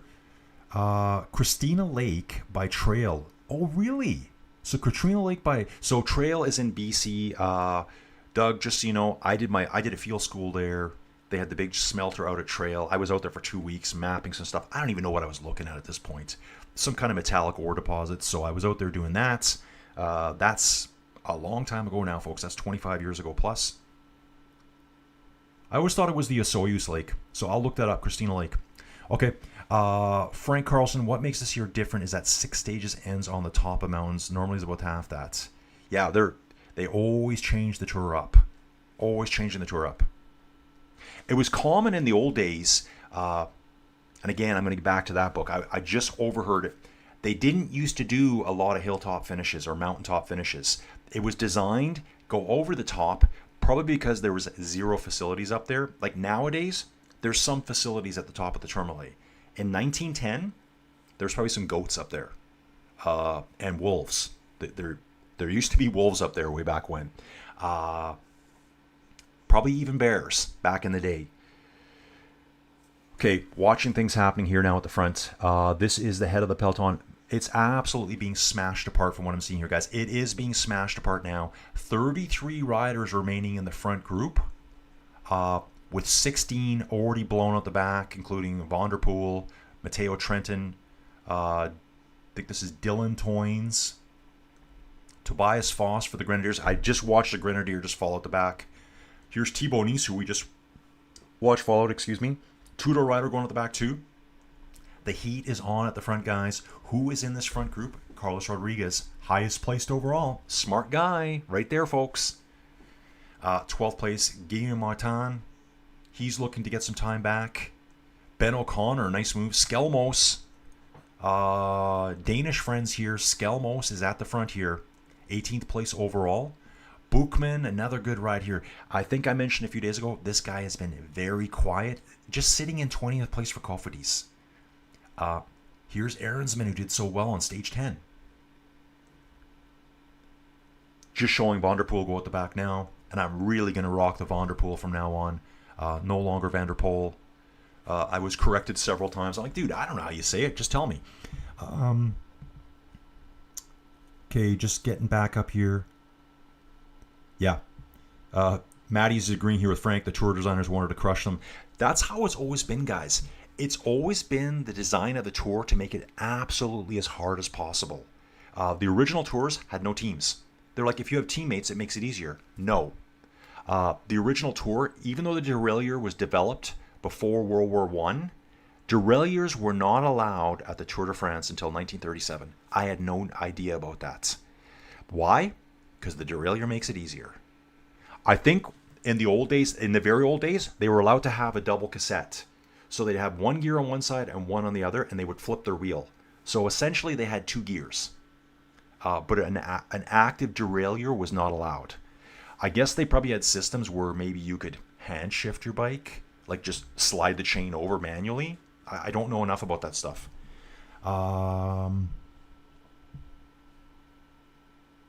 John saying, I'm hoping he does, as it is a perfect song for the Irish pocket rocket. I agree.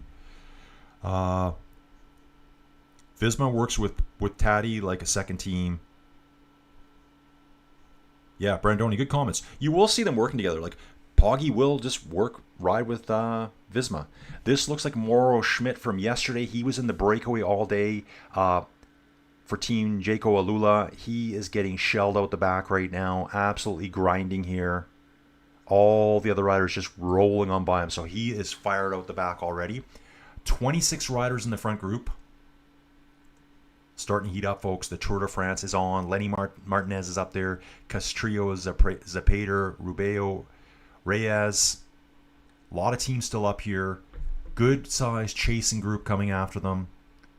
From the front to the peloton, it's 2 minutes and 23 seconds at this point.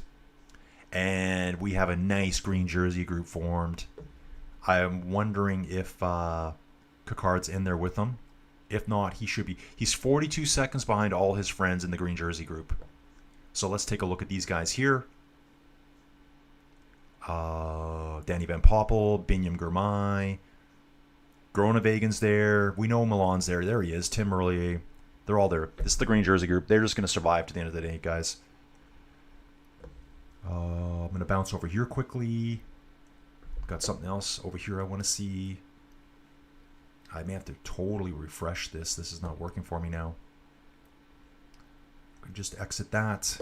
And I'm going to try to spectate this again. Maybe I can show you guys a bit of the climb here. That's what I'm hoping to do.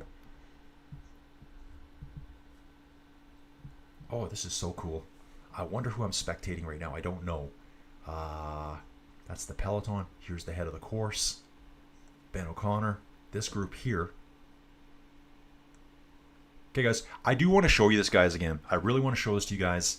Hopefully this doesn't take away from the other things I'm doing. But check this out. We're going to go back to Bike Terra now. The little app that could. Let me get in here. So, guys, right now, this is Bike Terra. Here is the climb. You can see it on the map in the bottom corner. This is the Col du Soulor right now. You can see the climb profile right in front of us. This is the head of the group. I'm actually spectating Ben O'Connor right now, traveling at 22.4 kilometers an hour up the hill right now. What's really cool about this, it's not, and again, it's not going to show all the riders yet, guys. This is a work in progress. This is basically a beta test for them. This is just a trial that they're doing here, but you can see all the riders right here. What I like about this is that I have camera control, guys. I have the camera control, and this is how my channel got started. is doing race commentary like this. I know there's a group not too far back because I just saw them. I'm trying to get both the groups on screen here. It doesn't show all the riders, so that might be the hard part here. But then what we can do is, guys, I'm going to do this on the fly. This is all live. If it stalls out, it's a trial, right? But this is something that's really cool. I'm going to just bounce back to Steph Crass here. I find with all of the cycling platforms, the big jumps, and especially one that's browser. So this one here, Bike Terra, is all browser based. But you can see here, it's showing the topography. It's showing the general trees that are on the side of the hill. Are they the right trees? I don't know. Is it the right type of vegetation? I don't know. Also, guys, too, I can't say this. I'm on the free version here. The pay version, the $5.99 a month, the one bad coffee a month version, has a better draw-in distance. They just released that, so it's kind of a way to encourage people to join the pay subscription. I can zoom in and out to watch the riders. I'm actually looking, so you can see the climber coming up. Now, if I had the paid version, I would see all this road back here. The increased draw-in is so good. And I thought I saw a second group of riders back there. I'm going to try to jump back to the peloton here, guys, and see what actually happens. If I can do it, I should be able to. And this might just be driver error here, guys. Here's Picard. Oh, I need to pick a rider. Let's jump to Ben Healy. So it's going to populate everything here. Guys, take a look at this. This is how it's actually going down in the real world.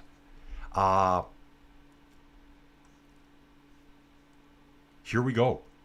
So obviously these buildings here, these blocks, guys, this is how they represent it. They're not going to give you a detailed, this is exactly what this house looks like. What I'm seeing on screen here right now is there's little groups coming back together. Looks like we got a rider off the front here. I don't know who that is. But it gives you a good idea of what's going on out there. I think this is going to be a really good spectating tools. I think Bike Terror just stumbled into something really cool here.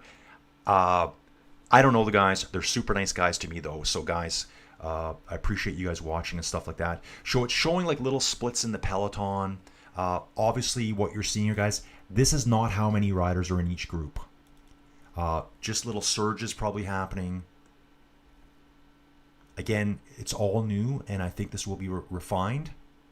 I'm trying to see if we can see any groups back here. So, guys, I love it. I love the camera control. It lets me control and show you what's going on. Seems to be one rider dangling out front there. Guys, I don't want to take away from the tour. Let's get back to it. We're going to go back here. So, again, Bike Terra. Love it. Back here now, guys. Back up the Col du Soulor. I'll take you back into the stats. So guys, that's kind of what I do in the background too. When I'm not doing commentary, I'm doing stuff like that. I'm riding my bike on those courses. I did hear a rumor today from someone, I forget where, inside source, that said that entire event that's going on right now live, so that's live feed from somewhere to Bike Terra. There's actually real world people like me riding it, riding the same course as them.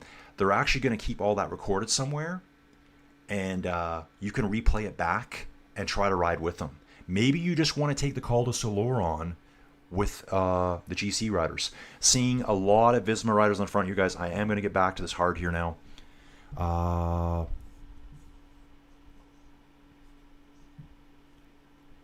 So Jay Taylor's asking, where are the daily EF videos? Dude, just look up EF Education on YouTube.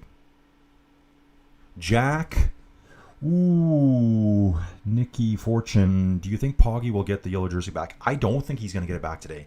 I don't think he'll go on the attack. I think Ben Healy and EF are going to fight to the death to keep the yellow jersey today. That's just my opinion. What does everyone else think? Oh, yeah, Sheila Near. Oh, Rush 2112. I listened to that album a million times. Guys, if you don't know Rush, Canadian group, the greatest trio of all time. You can watch people listen to them, like new people, young people listen, and they're like, there's no way this is three dudes. There's no way. Lenny Martinez in the polka dot jersey. I don't think he is smashing it on the front, guys. I think Lenny has been discarded from that group. I think he's just falling out of the group now. So Lenny Martinez, he is a climber, but he's not having a great tour. He's fallen way behind at the very beginning.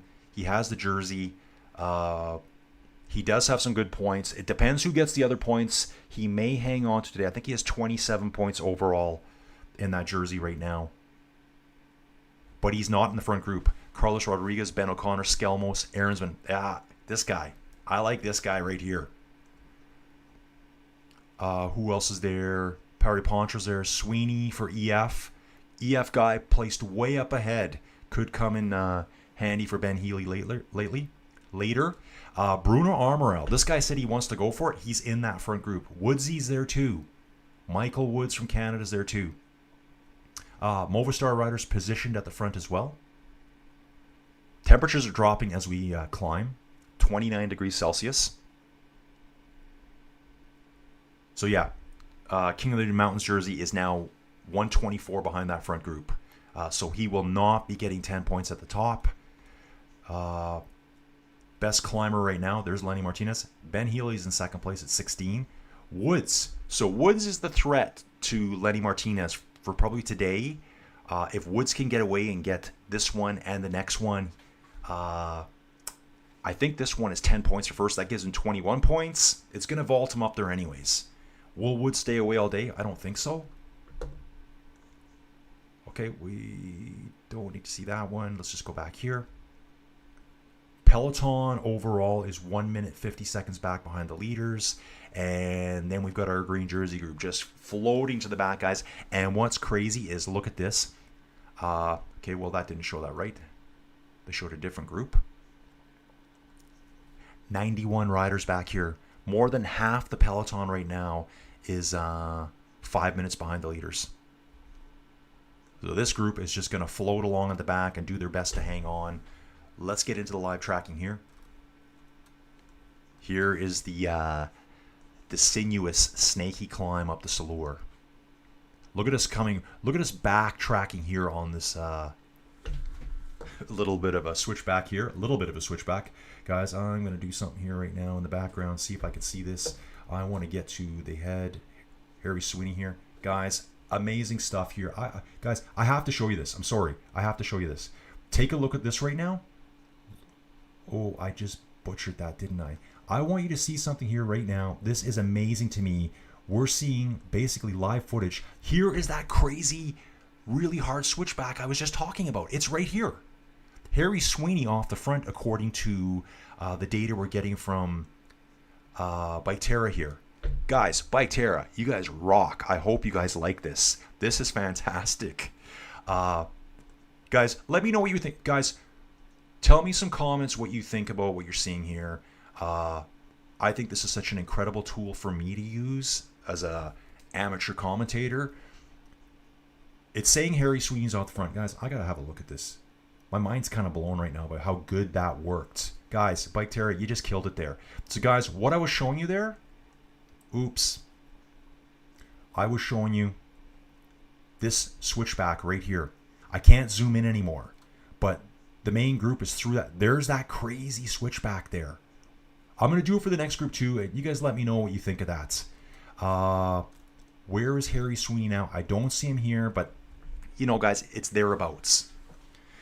Coming back here, I want to make sure I've got you guys. I need to double check everything's good. We're good. Joey likes the bigger camera. What do you guys think?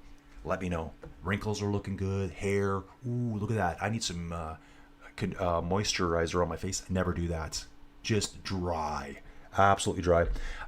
Looking over here at the chasing group, the GC peloton, I think I'm seeing one Sepp Kuss on the front.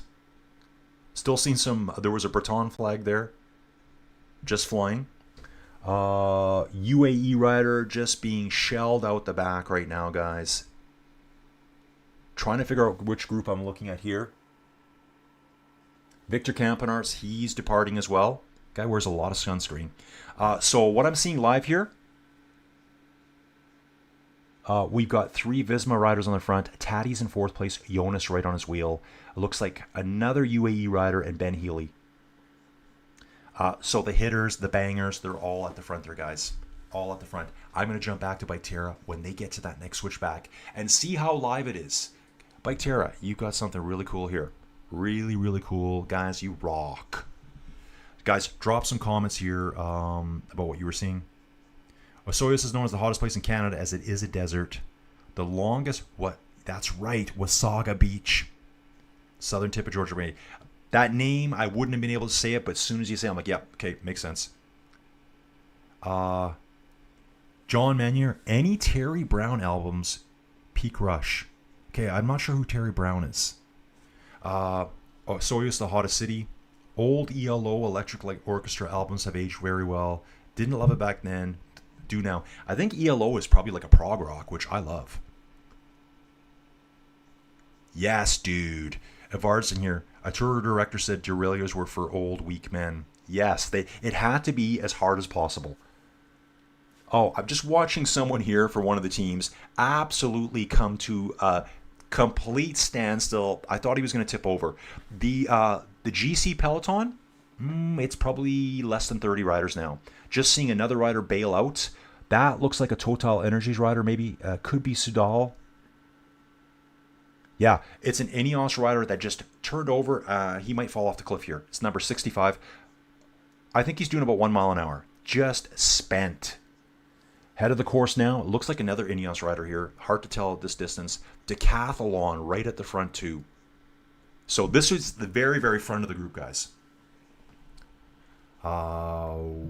Let's get back here. Guys, I'm dying to grab another coffee too. What I'm going to do is... Ooh, I got to hang on all the way, don't I? How far are we to the top of the finish? I don't know what I can do here. I can figure this out real quick.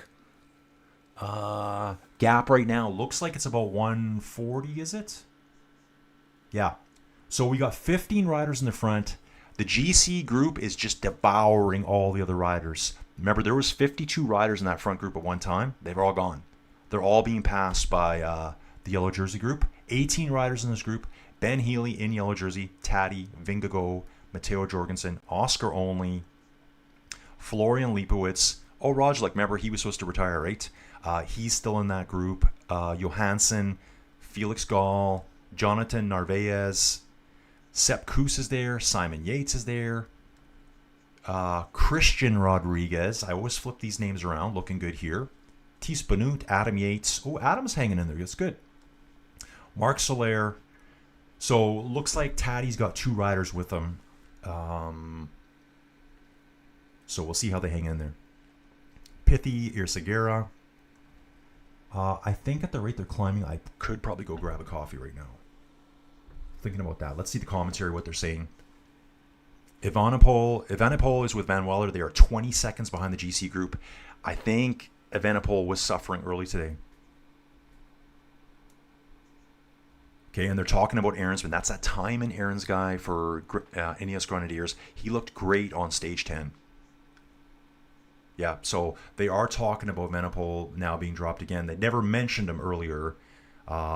Lenny Martinez, I saw this just happening before. This picture here. This here is over on Twitter/X. This was the look on the polka dot jersey's face, knowing he was going out the back. He's going to hope that maybe one of his teammates is up front. I don't think there's any left to try to secure those points. And what I need to do too is I need to keep an eye on... sorry guys, lots open here. Lots open here.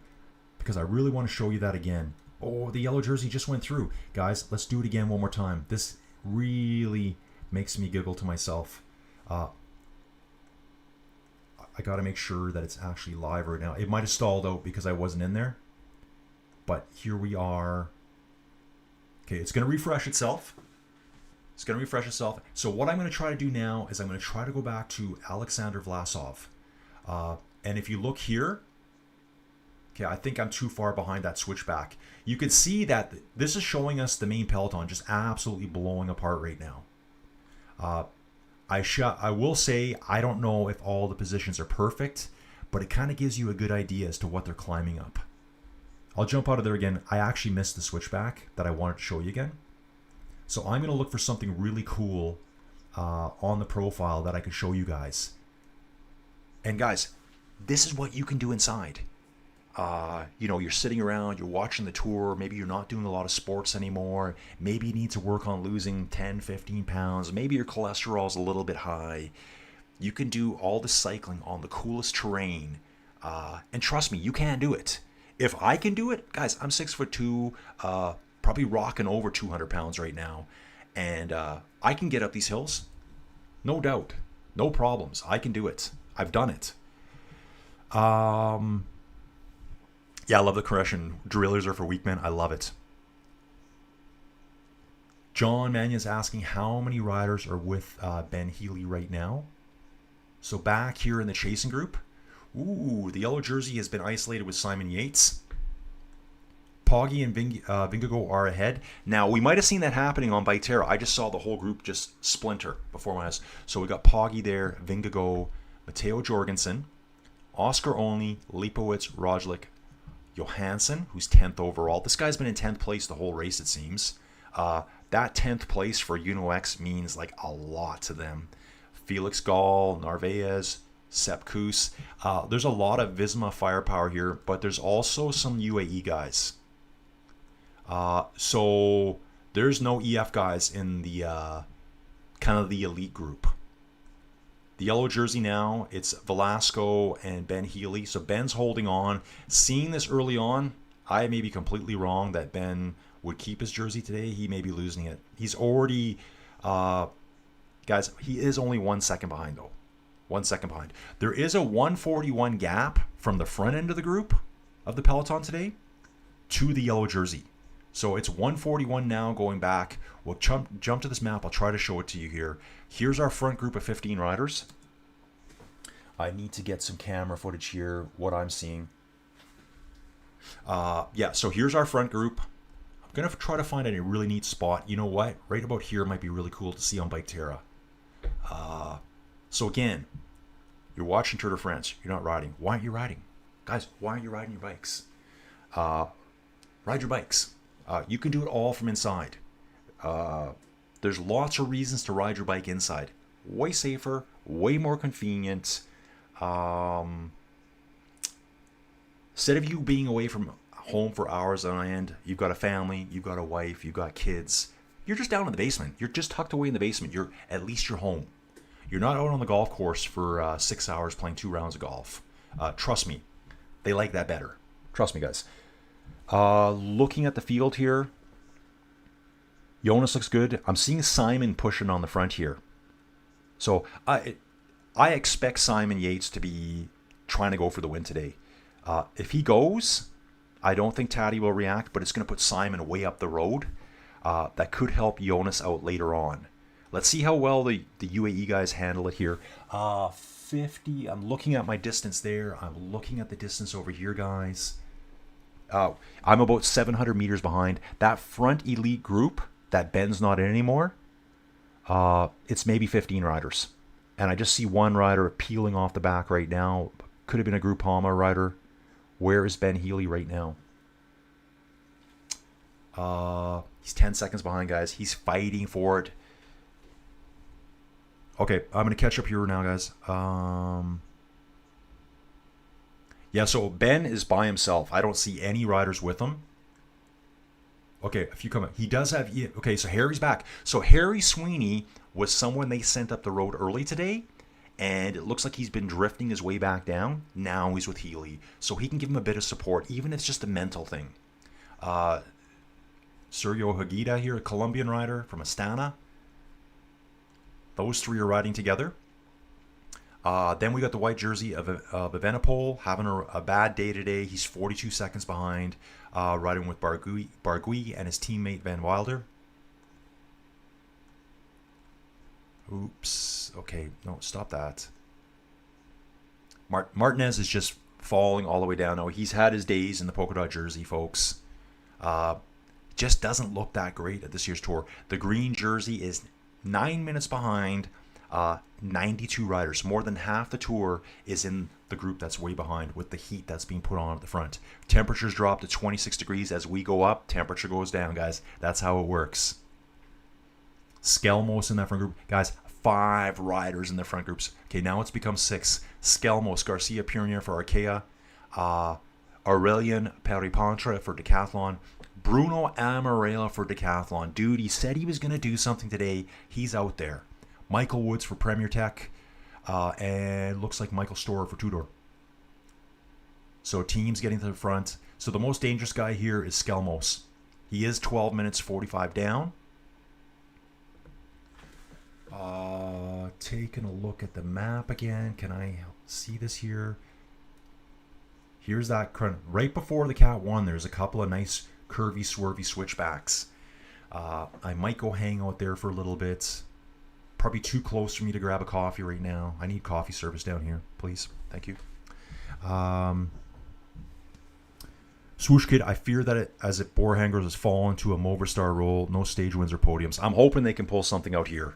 Let's hope Lipowitz and Roglic can get up there. One of the old tour riders was disqualified. You had to repair your own bike. He had to fix for some work in a Smithy's Works. That's right. That's right. He had to weld his bike back together, and there was someone there that did the bellows, you know, the blowing thing where you squish that little accordion thing together, and he got disqualified for that. John Chady here. Hey, John, good to see you. The Bike Terror is a pretty cool add-on to your commentary for those of us that can't watch the tour. Dude, I think it works really good. And again, anyone that's watching it, ooh, I'm seeing an Israel Premier Tech going on the front. I think Woodsy, is this the head of the course? This is the head of the course. I think Woodsy's trying to go off the front right now. That might be slightly delayed where the group blew up from 15 to 5. 48.7. Yeah, so my stream, I'm 500 meters behind the actual live stream. I'll take a look who's left in that group. Down to 3 riders here. Amaral, Michael Woods, Michael Storer. Australian rider, Canadian, and Amaral, I think is French. He is French. Let's go, dude. Today's your day. Get this category 1. Get this category 1. Dude, you know, as a Canadian, by default, I'm voting for the Canadian. I'd love to see Bruno Amaral take this category 1 out. Just because I've seen him do a lot of work. He did really good in the time trial. I don't know if he's a little bit too big to hang with the smaller riders here, but we're going to see it go down. It's an 18-second gap to Skelmos, Periponch, Garcia, and Rubio here. Let's take a look at the Vingegaard group. 16 riders. I think I said 15 before, so someone might have came back. For UAE, we've got Taddy. We've got Jonathan Narvaez. Adam Yates and Soler are still there. For Visma, we have Vingegaard, Matteo Jorgensen, number 4th and 5th in the race. Ooh, that just jumped away from me, folks. We got Vingegaard, Jorgensen, Sepp Kuss, Thies Panut is still there. Okay, Simon Yates. I don't know where he is. Where is Simon Yates? I saw Simon pressing at the front before. I don't know if he's gone in between. Okay, here's Periponch following. Yeah, I'm not sure where Simon Yates is right now. Is he in this group back here? No. Healy is riding with Sweeney, so they're trying to give Healy some support.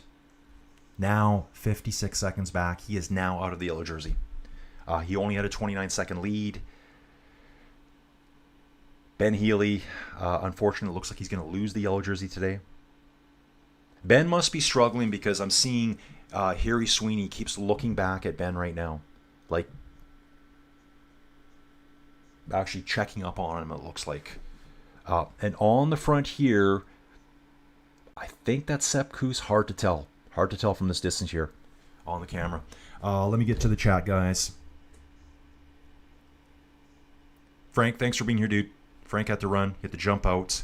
Oh, wow, guys. You guys are so busy in this chat. I absolutely love it. Keep it coming, folks. Almost 400 people watching.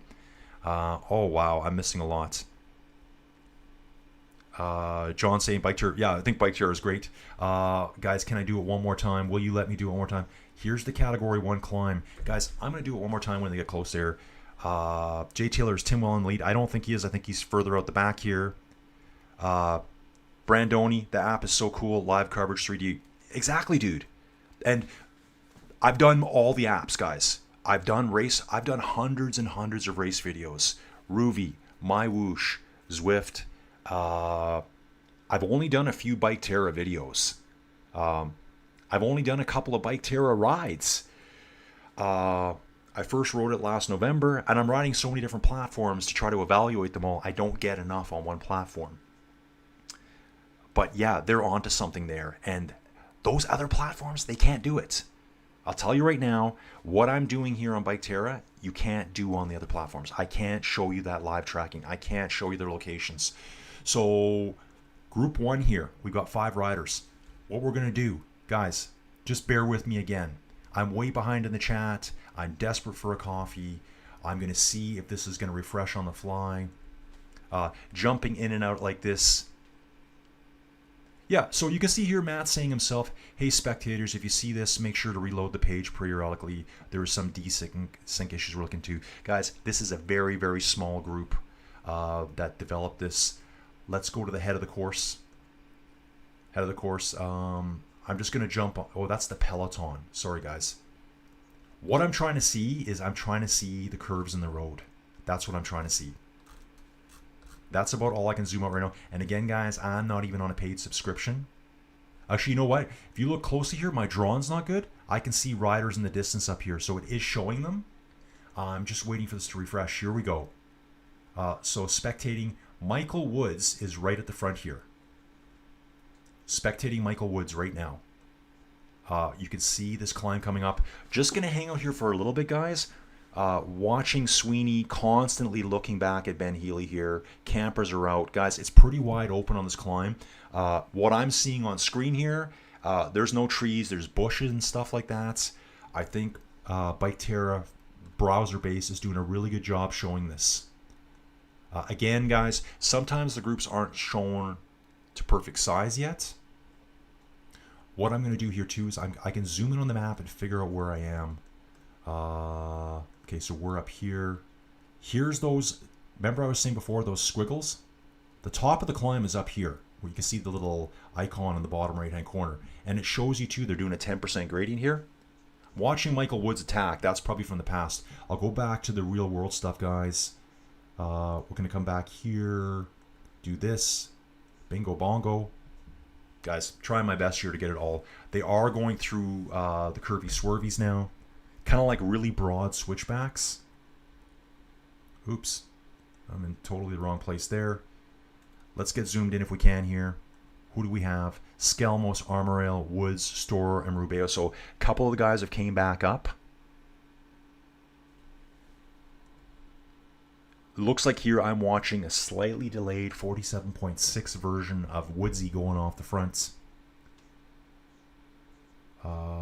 Trying to figure this out, guy. Yeah, so I'm about 600 meters behind. So it's going to all come back together. Poggy and those guys are 151 behind. This group's growing behind. Let's take a look at the Poggy group again. It went from 16 riders up to 21. And probably a lot of that's going to be riders that are filtering back down. They're picking up riders as they're going up. People aren't coming up from behind. Really good Adam Yates hanging in there right now. We saw Castrillo Zapater in the front end earlier. These guys filtering back down are going to be able to help their GC guys, or whatever their intentions are today, help bring them back up a little bit. Yeah, looking at the screen over here, it's wide open. Wide open on this climb. Beautiful. People everywhere, folks. See who's going to go to the top. Guys, they're at the top right now. Michael Woods. Looks like Michael Woods might be at the very top. Last kilometer, Woods is about to cross the Col du Soulor. Michael Woods for Canada. Probably one of the oldest dudes in the race right now. How old is Michael Woods? Yeah, guys, he's 38. He's 38 years old. 30. Is he 39? Guys, I can't do the math in my head right now. I'm sorry. It's 2025. Yeah. He's 39, I think, or he's 39 this year. 38 anyways, probably one of the oldest guys in the race. Looks like he's taking the Col du Soulor as we speak. I'm going to look for some footage here. They're saying he's in the last kilometer of the ascent. So they'll be up over the top. I might bounce back to the other guys to show some of that cool 3D footage. Again, guys, I can't show you that any other way. So Michael Woods is over the top by himself. Where is Group 2? So I think Michael Woods is completely by himself now, guys. He went on an epic attack here. This is a bit delayed. Michael Woods is by himself up front. with a pretty good sized gap on those behind him. Back to the race here. They're saying it's an 8-second gap. It looks bigger than that. 8-second gap back to Skelmos.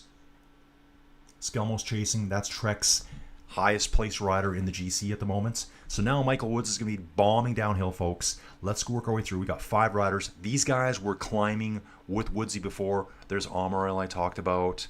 Perry Pontra's there as well. Decathlon riders represented really well at the front today. Now, what does Michael Woods do? Does he go on a long-range attack? Bomb the hill down, take the Category 2 Col du Borderes, and then take on the Hautacam by himself? The Poggy group, 22 riders, getting bigger. More riders jumping in. Everyone's looking good. They're really focusing on Woods as he takes the top. He's just taking the top right now on the stream. Wonder if I can speed that up a little bit. And after this, guys, I'm running for that coffee.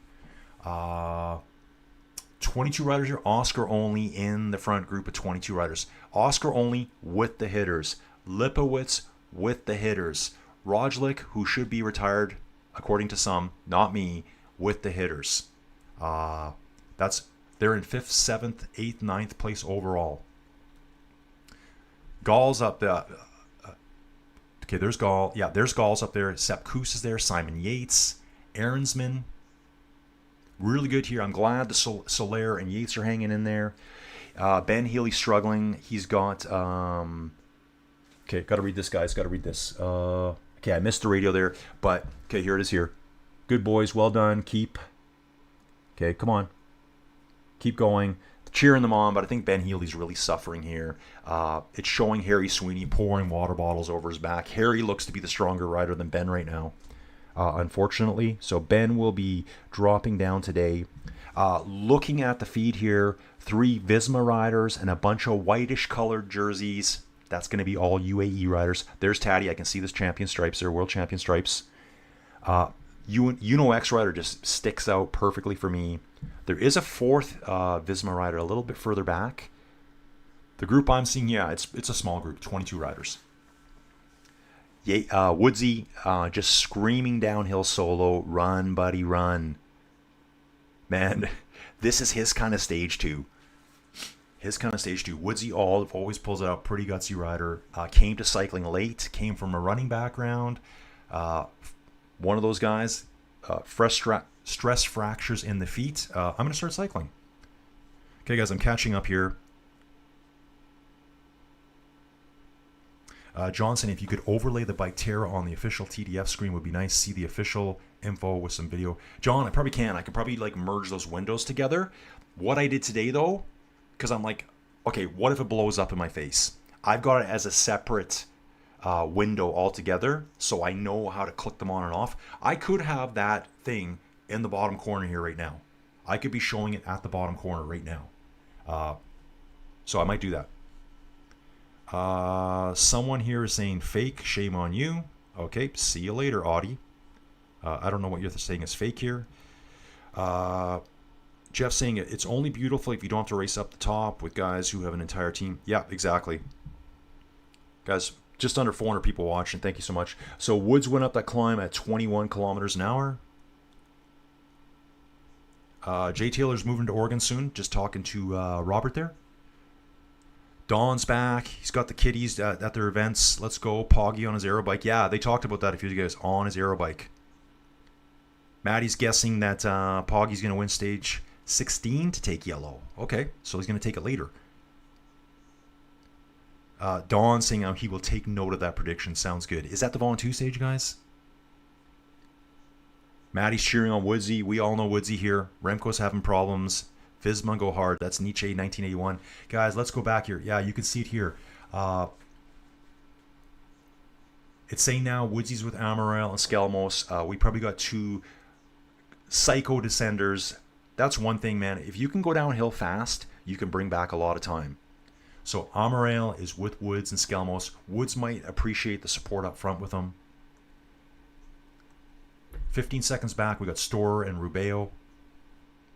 It's almost 2 minutes behind the leaders right now. The hitters, the bangers, they're all here.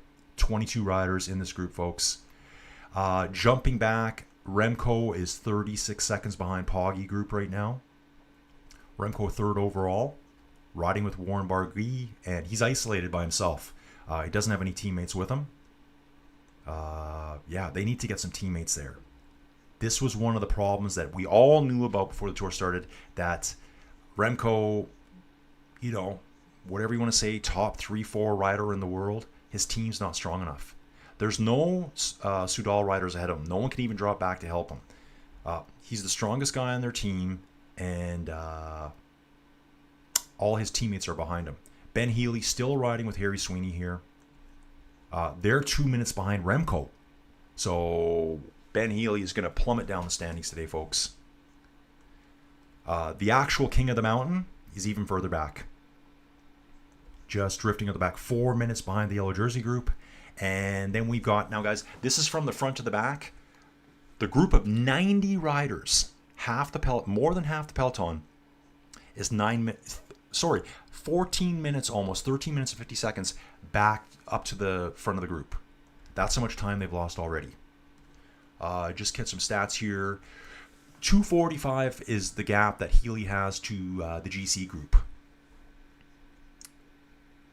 Evenepoel was 45 seconds behind Taddy and those guys. And right here they're saying it too. Impressive downhill from the decathlon rider, Amaral. He got back on to Skelmos. He got to Skelmos, and now they're about to catch Wood. So this Amaral guy representing decathlon wants to be at the front today. In fact, what I'm seeing here, Amaral has pulled ahead of Michael Woods. Guys, descending at this speed is hectic, scary. One wrong move, your season's over. So that's what we got to remember. These are normal dudes riding in their underwear, essentially, down paved roads at 70 and 80 kilometers an hour. So, you know, they're about to start the next climb as well. Guys, I think it might be coffee break time here. Let me go do that. I'll be back as quick as I can. I think I need about 90 seconds.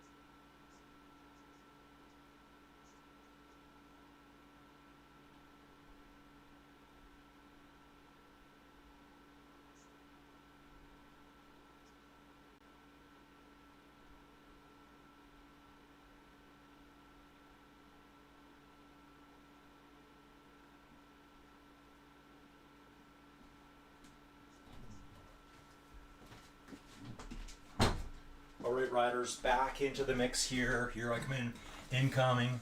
Coming in hot in the pipe, 5x5 with the hot coffee, folks.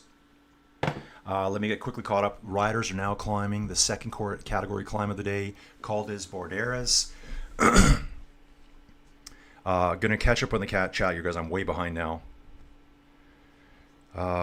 Stage 16, Mont Ventoux. Yeah. Okay, guys. Thanks for that. Yeah, the group's really shrunk down now, guys. So, yeah. So, right now, Bruno Amaral off the front. I'm sure Woodsy and Skelmos are just a few seconds back. Actually, you know what? Check this out. They've lost 26 seconds on the descent. Bruno Amaral is out to prove something today, folks. These lower budget teams can field some pretty impressive riders. Store there. Let's just check the GC groups. They should be sticking together. In fact, they should be consolidating. I thought we would have seen more here. Still 22 riders in the main group. Take a look at this. Remco has pulled back half of his time loss on the descent. He was 45 seconds behind Taddy, is now to 23. There's a chance Remco might get back on board with them. Yellow jersey keeps drifting back, 244 back from the Poggy group. Let's let this stabilize here, guys. Okay, gonna catch up here. I might have to zoom forward here. Yeah, oh yeah, Remco's out the back, guys. Not that bad though. It looks like he's recovering now. If I'm looking at it here, you can see here, 22 riders in the Taddy group. It's 23 seconds back to Remco. I'm sure he will be frantic to get back on. Hopefully he's being careful there. Oh, John's talking about Terry Brown, album producer. Okay, I'll look into that. Visma is Jay Taylor. Visma is controlling the GC group. There's only 22 riders in that group, but there are UAE riders there as well. Let's take a look. Taddy's there for UAE. Should be Soler should still be there, and Adam Yates. So there's 3 UAE riders there. We got Vingegaard, Jorgensen there. Just looking to see where Sepp is. Sepp Kuss is still in that group. Simon Yates is still in that group. Thies Benoot. So there's 5 Visma riders in that group. So the biggest represented team there is definitely Visma. Actually, they are showing. Is this Remco here? Hard to tell. It is Remco. I thought he usually wore a different colored helmet. So Remco is trying to battle his way back on. 26 seconds back. They are starting to climb again. I would expect Remco to be back with them at the bottom of the next valley. So if we take a look over here, this valley here where we get down to the town before the Hautacam, Remco will be back on. He's going to catch back on somewhere through there. Going to catch up with the stream again.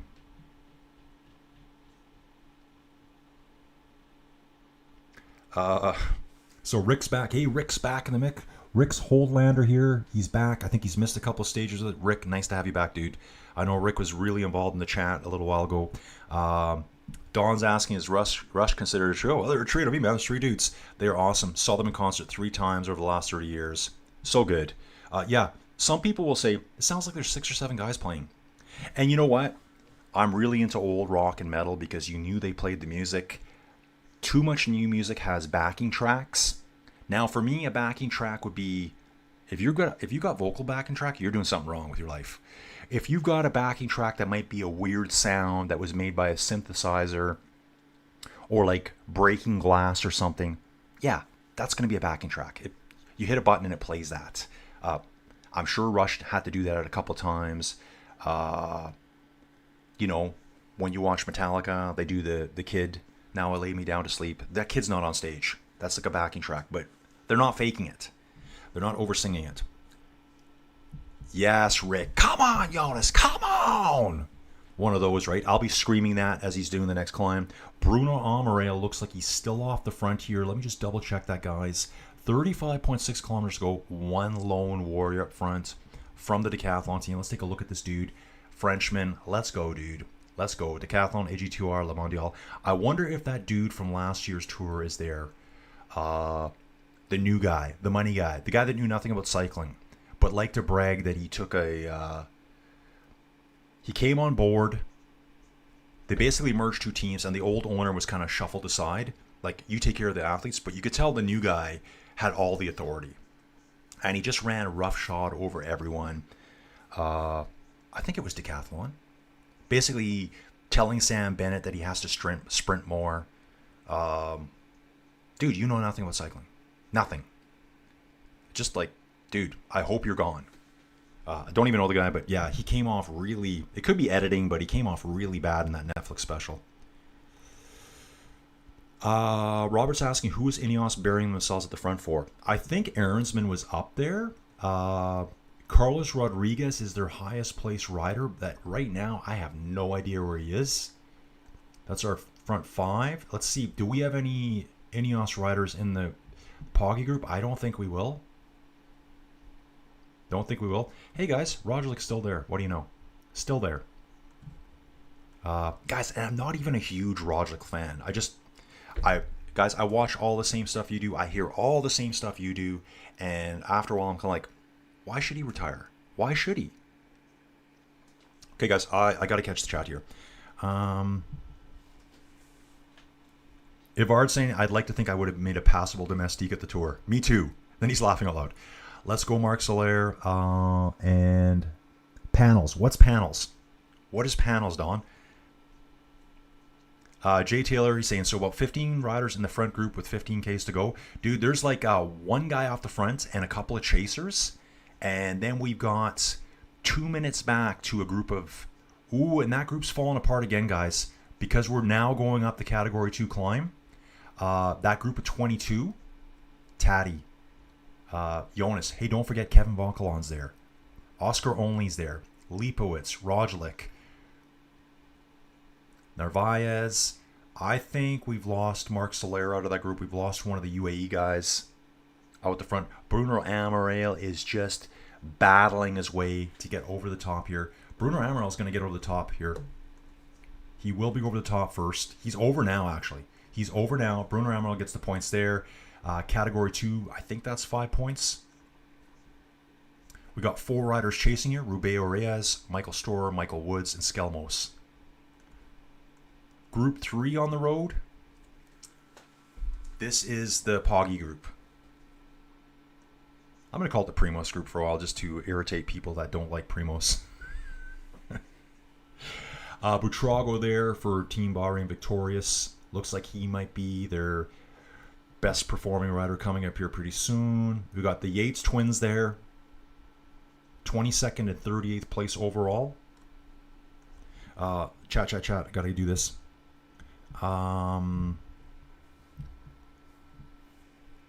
Yeah, Healy's definitely struggling. James Anderson, welcome aboard. Well, James has just recently become a member of the channel. Thank you so much, James. KOM Diamond Insider. Thank you, dude, so much. Don saying Narvaez. Jonathan Narvaez, UAE. I'm hopeful that he makes a difference for Poggy today. Yeah, he seems like to be the one guy. Like, I know Marc Soler's a climber. We know Adam Yates is a climber. Adam just hasn't shown the form this year. Marc Soler's always kind of a guy that you think he's going to be there, and then something happens. You know who's been really quiet today, who I haven't seen, is Enric Mas. Where is he today? I think he's going to have a bad day out there.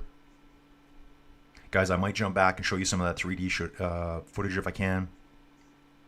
Visma should create hell tempo. No dumb rain and smoke like I have in Calgary. Is there smoke in Calgary now? So, who's this dude here? Brand new commenter. Name's got a weird name. CTWGXNNT. So, looks like we got a Calgarian here. I'm about 55 minutes north of downtown Calgary. James Anderson here. Thank you for your contribution, dude. Love this. You definitely get a like here from Inside Cycling World. Appreciate the channel out. Love the cycling group chat vibe. Thank you. No, thank you, dude. Thank you. Jay Taylor, Simon Yates, go. I think Simon's going to be flying at the end. We're looking at... Is that Evenepoel? Hard to tell. Couple of Visma riders at the front. Taddy's right there, guys. Taddy's right there. I think whatever injuries Taddy suffered from yesterday, and by injuries I just mean like abrasions, the impact of hitting the pavement, right? That's going to show up more tomorrow.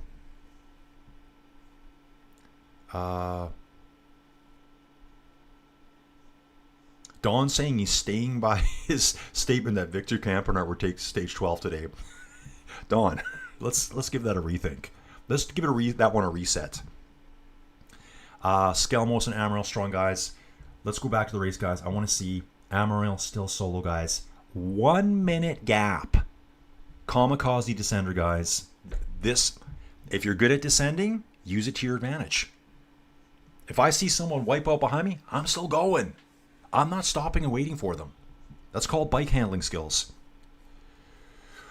Ooh. Yeah, guys, I had to grab the coffee there. I just saw that.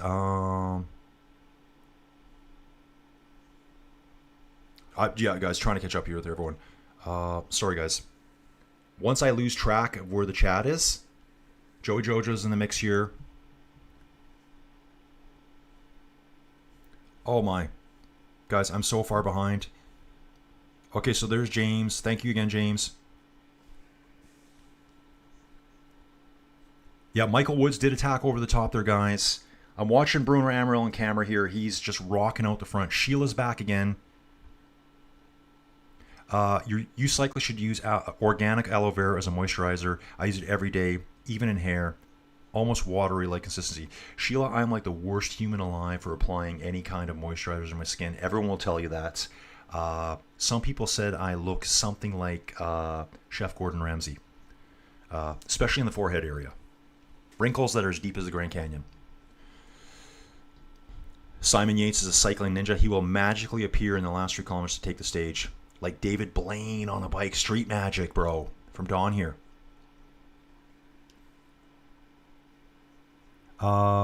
Nietzsche 1901. Strange because I see 4 Visma guys on front today. Guys, I am behind. I may have to skip forward here. Ooh, I am way behind here, guys. Way behind. I just want to say hi to Matt here. Just got here wondering who's in the leading group. Right now, Bruno Amaral, dude. Yeah, guys. Will they make a move? They got plans. But it's kind of a plan that's on the fly. How does it develop? What happens out there? How hot did it get? How are the other teams looking?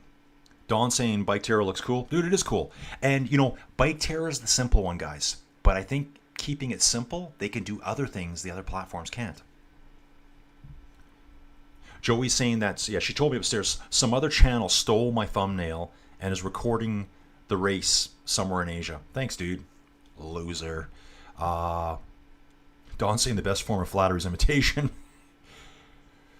Yeah, if he's got hair like mine, we're all good.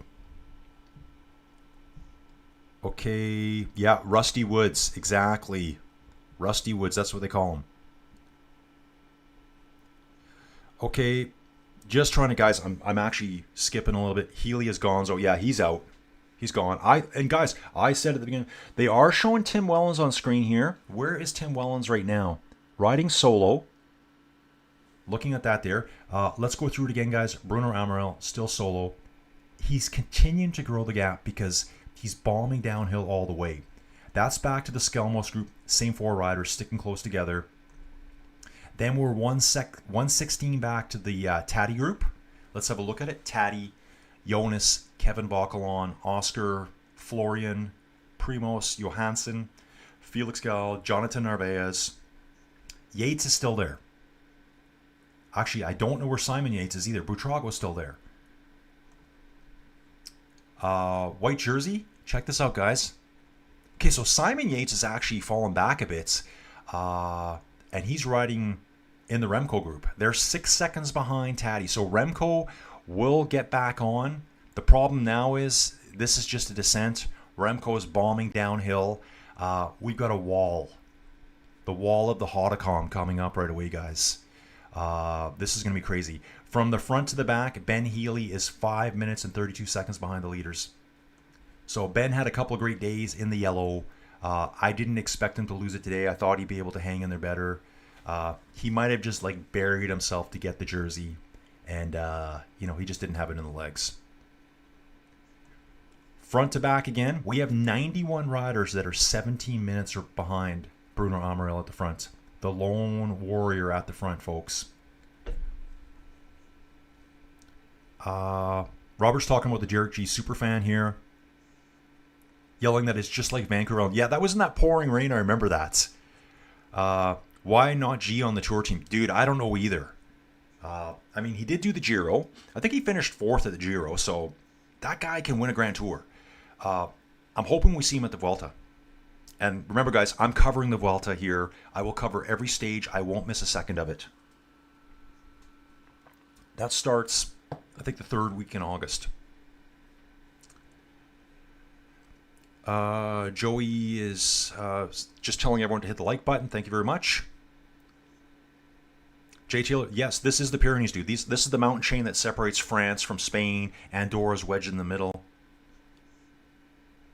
Yeah, Joey Jojo here. I'm reading her comment too. I was like, why would someone say what I'm doing is fake? They probably watched when I was showing the Bike Terra stuff, but that's not fake. That's where they really are on screen. I'll try to show a bit more of that later, guys.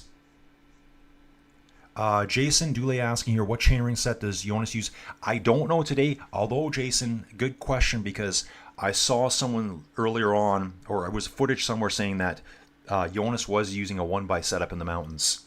Whether that's true or not, I don't know. Guys, what's a 1x? Just a cool way. So usually on your bike, you have 2 rings on the front, a big one and a small one. Because the rear derailleurs and the rear cassettes have gotten so much more advanced, you can put a bunch of gears on the back with a huge cassette on the back, meaning you only need one on the front now. You kind of have a smaller one on the front. What does that do? No need for a front derailleur because you're not shifting gears in the front. You're using all the back. You need to use it on the right course though. A 1x came out into the World Tour quite a few years ago. There was an Irish team. I think they were called like TTT. They were all in blue. They were the first tour team, like World Tour team, to introduce. And they weren't World Tour. They were like a pro level team. But they used it at some pro level races. And they were running 1xs and it got poo-pooed and it just vanished. And I think that was like 5 years ago, 6 years ago. Now it's making a comeback only on select stages though. Like a time trial. If you got a really flat time trial, just put a monstrous chainring on the front and a good range of gears in the back. You don't need that second chainring. You're just asking for troubles. Okay, Rick here saying, he's answering that question for, thanks Rick. Vingo 1x from what he's seen. Yeah, I just haven't had a good look yet today, but I've heard about it this tour. Jan Basada here saying, suggests there will be a seasonal cycling tour, one which will be held around the world. Every weekend race will be one, points similar to F1. Okay, so like a new cycling series, kind of like F1. Okay, it's June. June Basada saying cycling is more exciting than boring F1. I kind of agree with you right now. I used to love Formula 1 too. When it got quiet, I pulled out. I want my ears to hurt. John saying F1 has been good this year. I just want it loud again. I just want it loud. Even the old guys. There was a recent footage in the last couple of years. I think it was Lewis there. Might have been at Silverstone. He's driving his car, and they had some of the older cars out. And when the car went by, Lewis like stopped talking and was like just loving the sound because those are the cars he used to be in. They all want that back.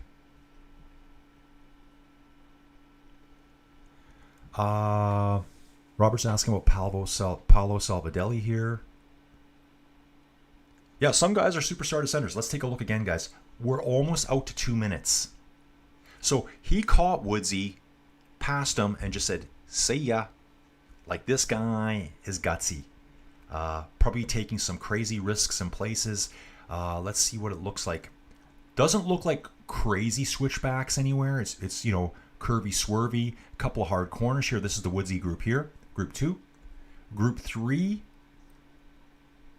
Remco's back. Remco's back, folks. Now, how much motivation will this give him to get up the Hautacam with him? I don't know, guys. I don't think anyone's ever said that Remco is an incredible climber. I think tomorrow he can have an incredible day as his own effort against the clock. I think he can do well tomorrow. Today, we just may see what we saw happen in the last half hour happen again. He's going to fall at the back again. On the Hautacam, he could lose horrendous amounts of time. Yellow jersey group here, Ben Healy. He's still got Harry Sweeney there with him. Further back down, Here is the polka dot jersey. They haven't hit the top of the Category 2 climb yet. Group 6, we got 13 riders back here. Let's see where our sprint group is. Yeah, they're not showing the green jersey right now. 37 riders. Oh, it is here. It says green jersey group. It just doesn't show it on the little picture here. Unless they're merged together. Could be something like that. Back to the race, guys. I think Amariel's doing a really good job here. Problem is, he's got to climb the Hautacam now. And we've got Taddy and others at all hovering 2 minutes and 11 seconds behind him. Okay.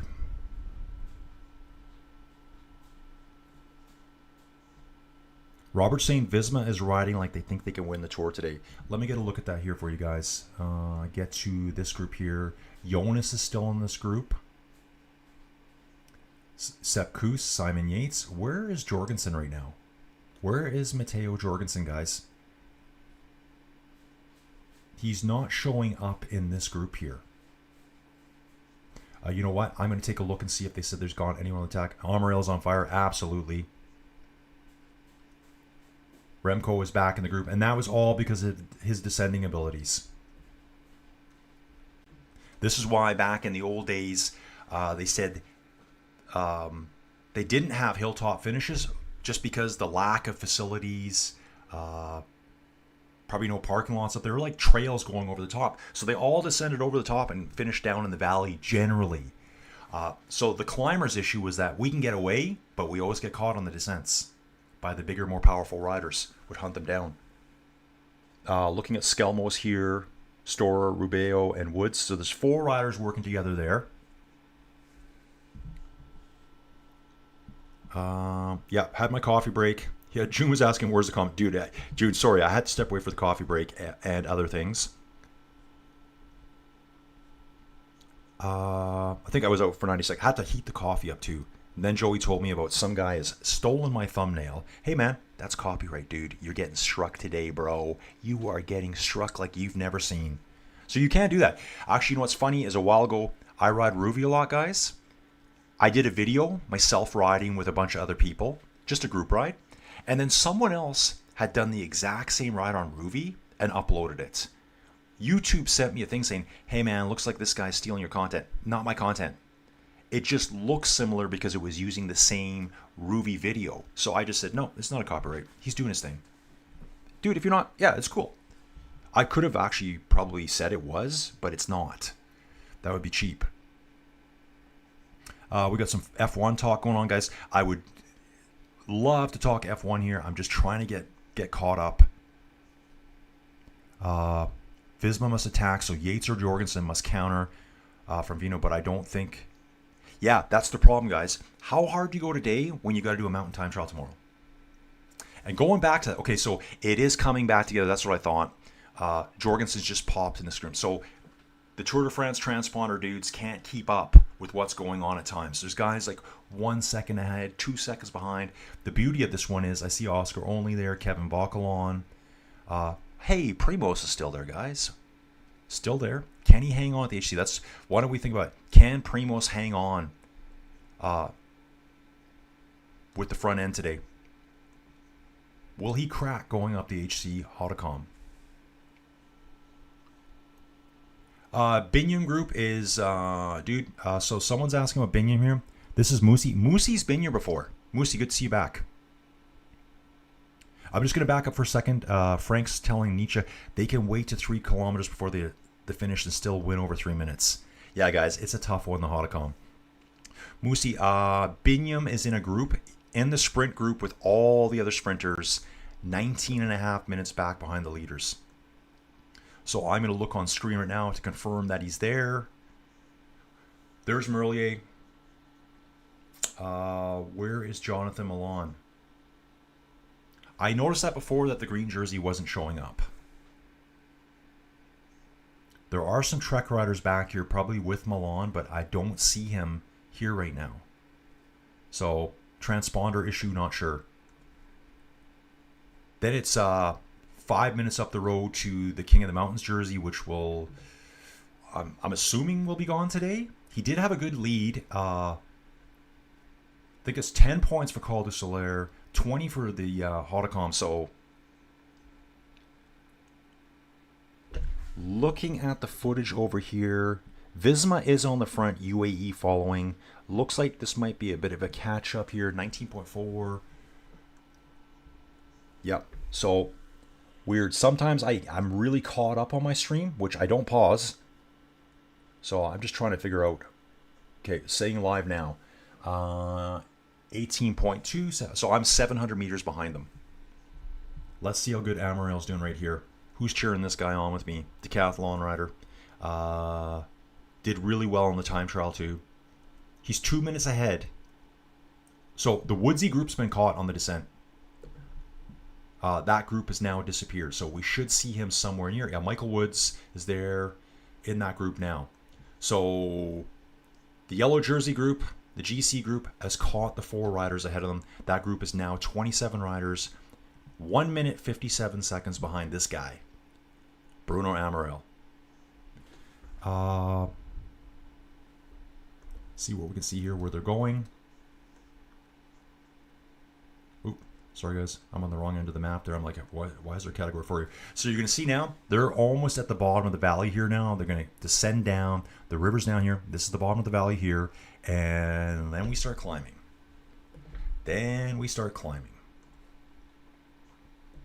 It's basically they get to descend, recover, probably try to load up on some foods as they're blasting downhill at 60 to 80k an hour. You know, some of the barriers I'm seeing on these corners are like, yeah, you missed this corner, you slam into the side of a building. Fans are out everywhere. Bruno Amaril getting the glory at the front. He'll be on the flats here for maybe a couple of kilometers, and then the climbing starts. June Basada here saying that Poggy will attack on the next climb. Possibly it'll be a good indicator of how he feels. It actually, I almost thought too, he might attack just to say, I'm not hurt. From what I'm seeing here, he's doing really well, but Almeida did the same thing. I think Almeida's crash was a lot worse though. Almeida survived the whole next day. It was day 2. He couldn't finish. Okay, so the dude here, I think he's from Calgary. He says, I'm in Inglewood. I know where that is in Calgary. Where to watch for free, guys. This is Ken Worth. Ken, really, they're making it so hard to watch the Tour de France now. Did you guys see that? You can find on YouTube articles about it. So Pro Cycling Stats, they've been around forever.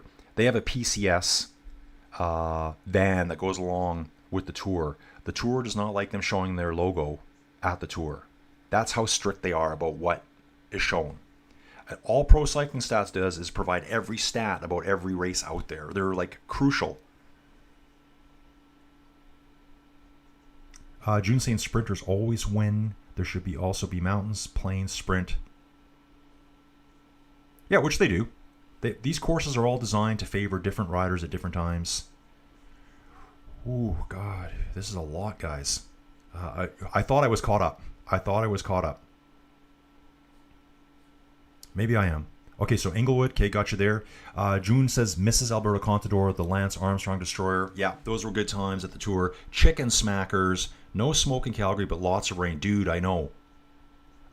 Chicken Smackers saying, I'm practically your neighbor in working in Airdrie. Chicken Smackers, I was in Airdrie last night. Italian place. I think it's called Sal's. They're showing the Hautacam gradient here. It's insane, guys. It's insane. Airdrie, Joey Jojo, when I first met her, she lived there, so I know Airdrie very, very well. Eddie Kenrick, new guy here. Thanks from Ireland. How is our boy Healy looking? Unfortunately, Ben Healy has been discarded out the back. Hopefully he can bring some time back right now. There is one brave dude at the front for Decathlon, Bruno Amaril, riding solo, 2 minutes to the the GC contenders, but it looks like Ben Healy is 2 minutes behind Taddy in the group right now. He's almost 6 minutes off of the leader right now, but that's going to change on the climb. I can't see Bruno Amaril staying away up the Hautacam. He's just making a valiant effort to get up there. and hold on as long as possible. It all depends what the riders behind do. If they shut it down, it might give them a chance. Ari Sternberg here. Hey, great commentary. Where is Remco? How fast? And also, how is the last climb? The last climb is horrifying, Ari. It's the Hautacam. Let's take a little look at it here. Perfect timer for your question, Ari. It's 13.6 kilometers long. So, guys, it's about 8 miles long. Average gradient of 7.8%. We're going to climb over 1,000 meters of elevation. So we're climbing over, it'll probably be close to 3,400 feet in 8 miles. Bruno Amaral is already on it, or just starting it now. So great question there, Ari. Thanks for being here. Appreciate the kind words. Remco was 100 meters off of the Poggi group. I think he's with them now. Yeah, he's with them now. They're all back together. They sit 1 minute 46 behind Bruno Amaral. I imagine that gap is going to come down real fast. Bruno Amaral on the 6% gradient, just starting the climb. I think I might switch to the map mode, guys.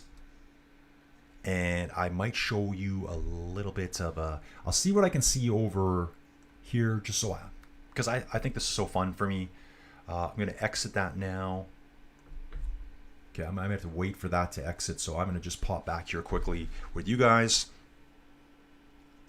Yeah, so Remco did not have a great stage today. Hopefully this isn't what's going to be a sign of the future for him, because he was gone quick. Bruno Amaral climbing right now. Again here, 13.5 kilometers at 7.8%. HC category climb, above categorization.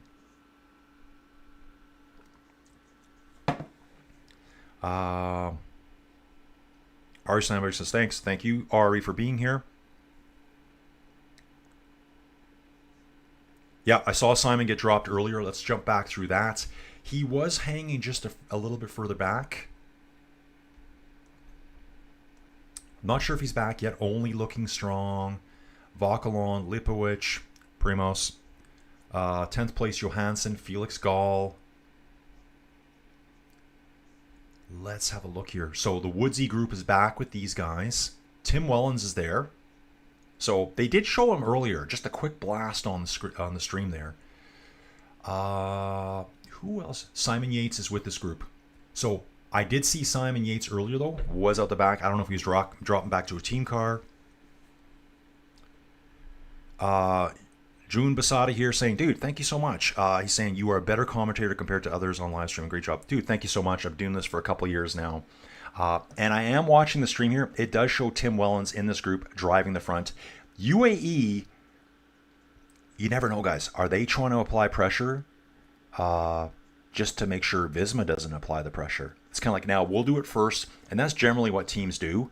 You want to be the team controlling. You want to be the team dictating the pace. Don't let someone else do it. It looks like we have 3, possibly 4 UAE riders here right now alongside Taddy. I'm going to just double check that, guys. So Taddy's there. And then there was another jersey behind Taddy. I couldn't identify. Narvaez is there. Yates is there. Wellens is there. So I think it's only 4. And I think this group is going to rip apart real quick. This might be the end of the day for Woodsy here, from what I'm seeing. I think he's flying out the back there. This might be a replay from earlier, because I think they're showing Simon Yates here as well. Let me just check this out. That group went from like 26 to 17 riders in no time. Remco's still in there, guys. Yeah, this down to 15 riders. This could be a full GC peloton implosion. Bruno started this climb with almost a 2-minute lead. He's now down to 1 minute 9 seconds. Maybe the sparks are going to go off today, guys. I thought, you know what, this might be just chill. Besides the fact that you're riding HC, I was expecting more tomorrow, because tomorrow you're by yourself. Tomorrow you could lose like 10 minutes if you explode on that climb. From the pictures I'm seeing, Wellens is driving the front. Is he still there? I think Wellens is gone already now. Wellens is out already, folks. He's done his turn at the front. Seeing footage here, and 12.3. 12 kilometers to go. Remco's going out the back, guys. Remco's out the back again. He is not suitable for these kinds of climbs. I just saw Wellens peel off. Jonathan Narvaez now leading the front. I would assume that's Adam Yates behind him. Looks a bit too big to be Adam. But Jonathan Narvaez. So UAE is said, Visma, nah, we're doing it. We're doing it, bros. We're taking the lead at the front. Let's take a look at the live tracking here. See what it looks like. So we've got two UAE riders in front of Taddy. Not sure how long they're going to left. How much will they bury themselves? Whatever. It doesn't matter what they do. It's about Taddy. Jonathan is already looking like he's pulling over, and Adam Yates is going to the front. No, I think Yates just pulled off. Yates kind of came up and then pulled off. Jonathan Narvaez right now is kicking. Taddy's going. Jonas is the only person that goes with him.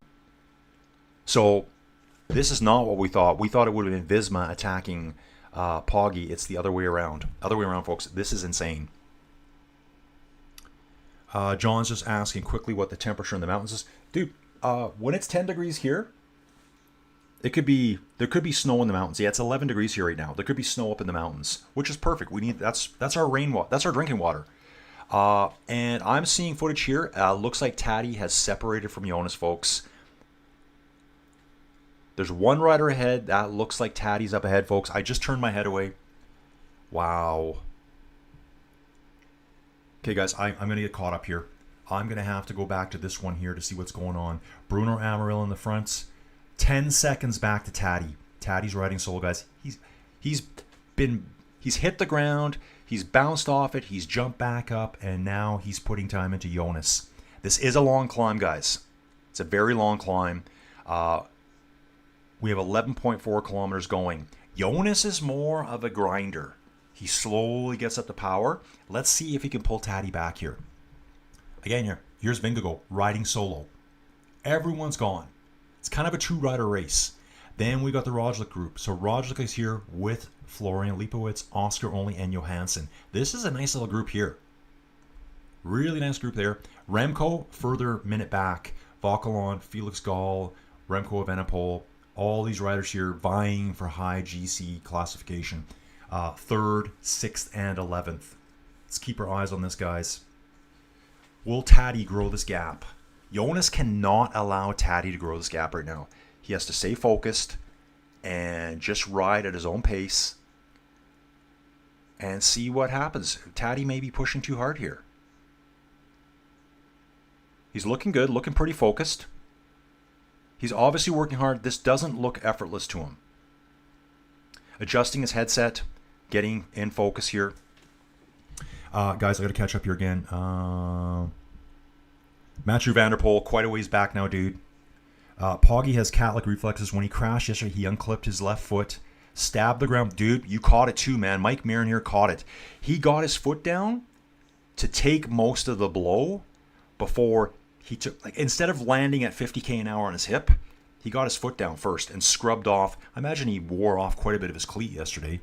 That cushioned the channel, saved his tour. Love the channel. Dude, thank you so much. Yeah, dude, you called it totally. I saw that exactly. He got his foot down, his left foot, to, prevent just slamming into the ground on his hip or his shoulder. That could have ended his tour. You're totally correct.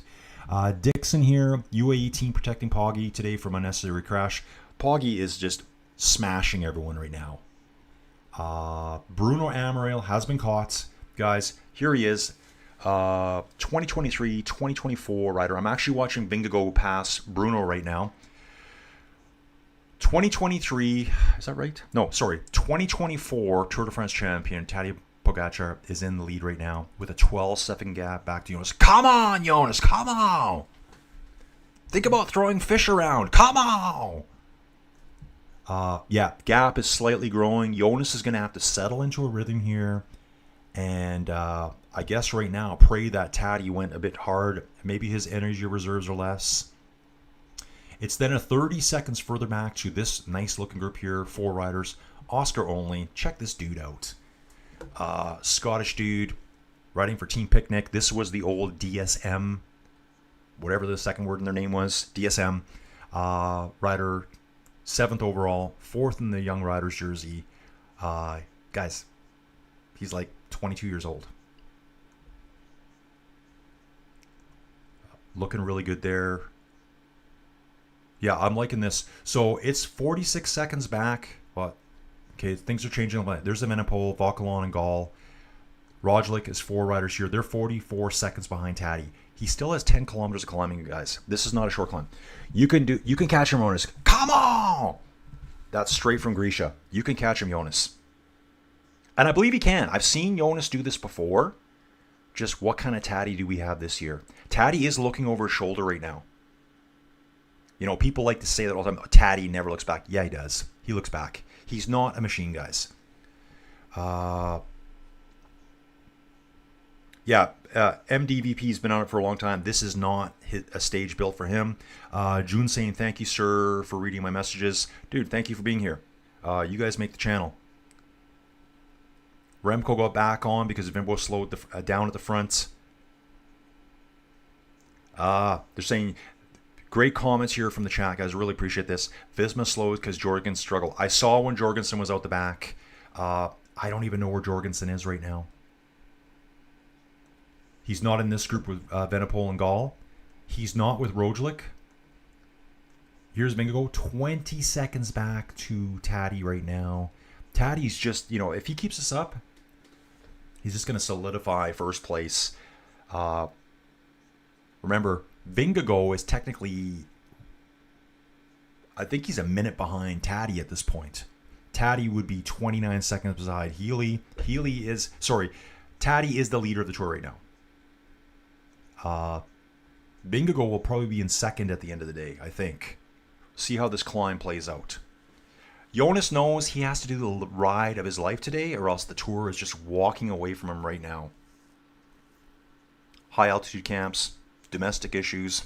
You know it all, guys. You've seen all the stuff on TV that I see. Okay. New guy here, McGill, Cascan. Visma burned themselves instead of Poggy and crew. Yeah, maybe they worked a little bit too hard trying to get Jorgensen back on there. FK89 Green. Is this the longest climb on the tour? No, it's not. If so, that's Jonas' best shot. No, I'd say the Ventoux's longer. Is the Ventoux longer? Yeah, this isn't that long of a climb. It's only 1,000 meters of elevation. I think the Ventoux is more like sub 1,500 meters of elevation. We also have the Tourmalet to climb. There's a stage that we do the Tourmalet, the Aspan, and another one. I'd have to look at it, guys. It's all kind of blending together for me now. Jonathan Vandenberg here, getting ready for the wall. Hey, good to see you, Jonathan. Frank Carlson says, look how close the red dot comes to the sprinters. Oh, yeah, it's horrifying. It's horrifying when you see the broom wagon. Take a look, guys.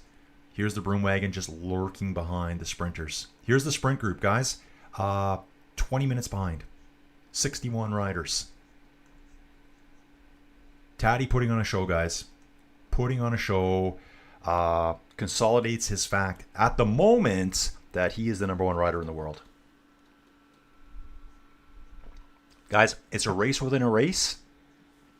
Looking at Jonas, looks quite red in the face, but I think that's a normal look from him. He's always got that flushed look. He's definitely losing time, though. He's 36 seconds behind. I think he's riding a 2x setup today. I think it looks like he's on the small ring on the front to me. 10% gradient here, guys. And this is prolonged. This is not just a little kick. It stays like 8-9% for a long, long time. Orgateras again. Hey, dude, good to see you. Narvaez and Wellens are underrated workers. Dude, they're like superstars. Tim Wellens is a beast. Leona's back, enjoying today's ride. Thanks, Leona. Rick's here too. Poggy and Narvaez and Roglic and Lipowitz. Let's see what they're doing. So it's 41 seconds back to Vingegaard. A further 44 seconds back to the Roglic group has grown. I think Kevin Vauquelin has came up into it. Kevin Vauquelin's going to have to work really hard. He's 6th place overall. Remember, all these teams are fighting each other. They're like, you know what? Let Taddy go up front. We might catch Vingegaard and take time out of him. Right now, they've lost time to him. Moving forward.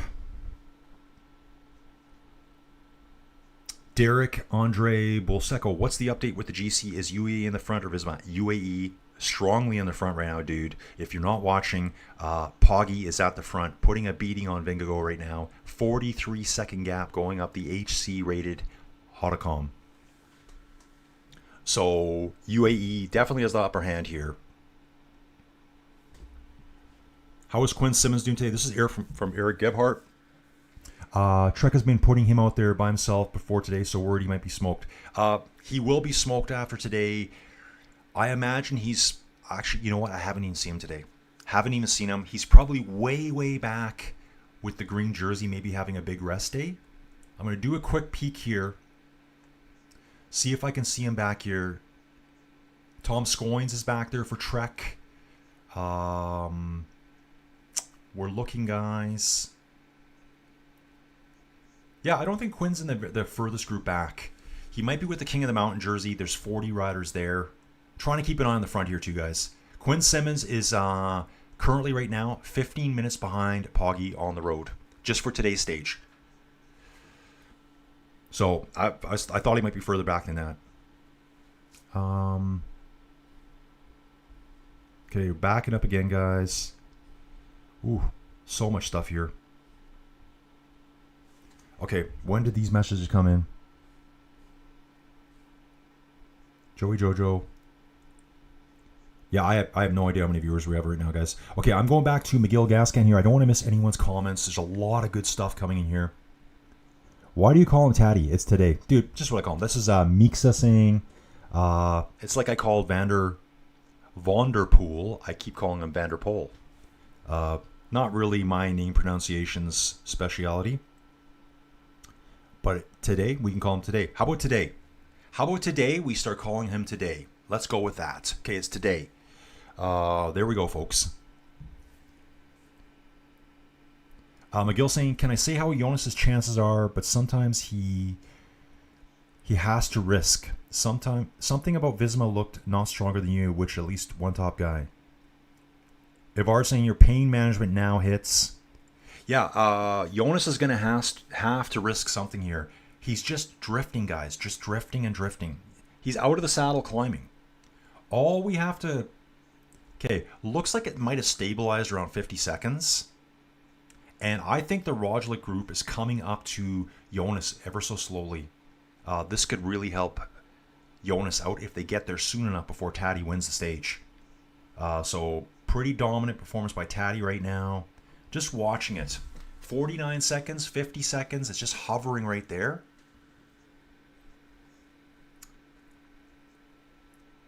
Yeah, Taddy. It's kind of like Teddy, I guess. But today is today.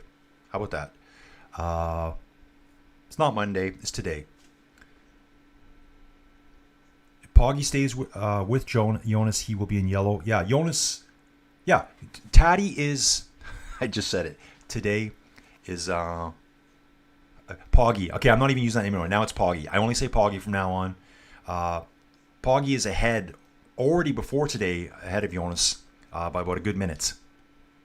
So today, Jonas has to catch Poggy and finish a minute ahead of him to have a chance of being back in the yellow jersey today.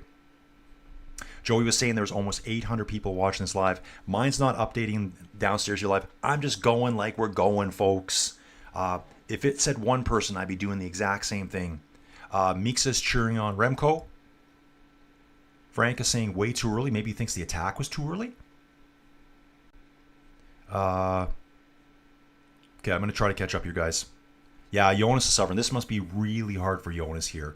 55 seconds, so it's coming back a bit. I think that Roglic group is just kind of bringing it down ever so slowly.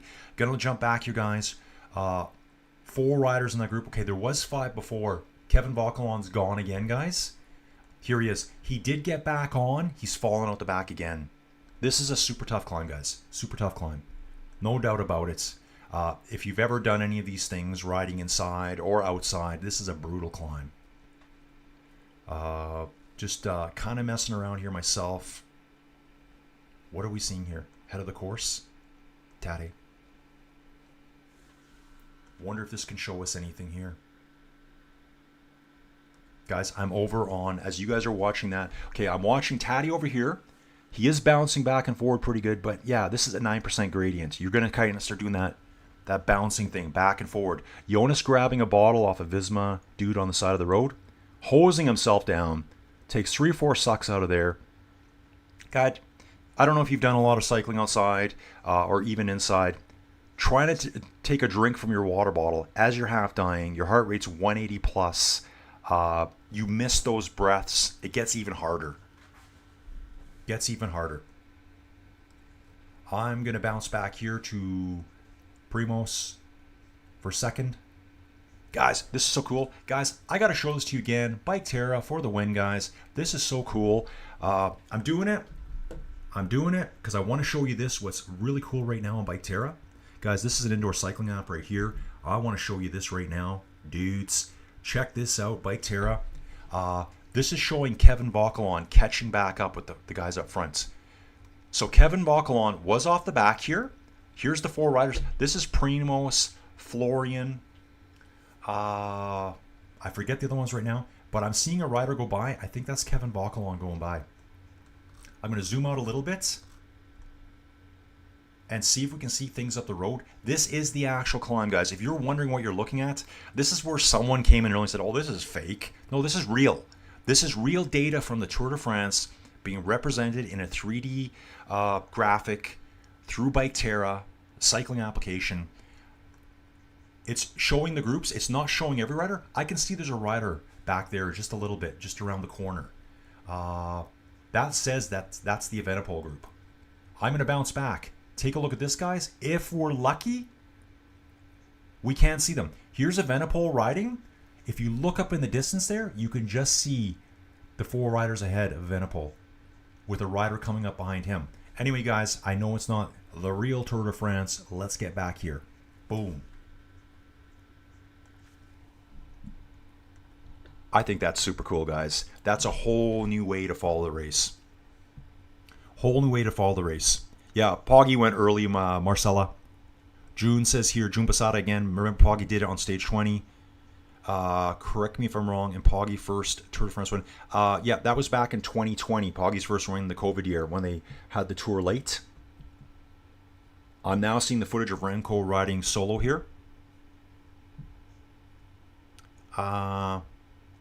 Yeah, I saw that too. Poggy had his earpiece out. You'll see a lot, guys.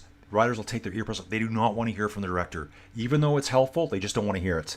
Just saw Remco get a bottle from one of the motorbikes.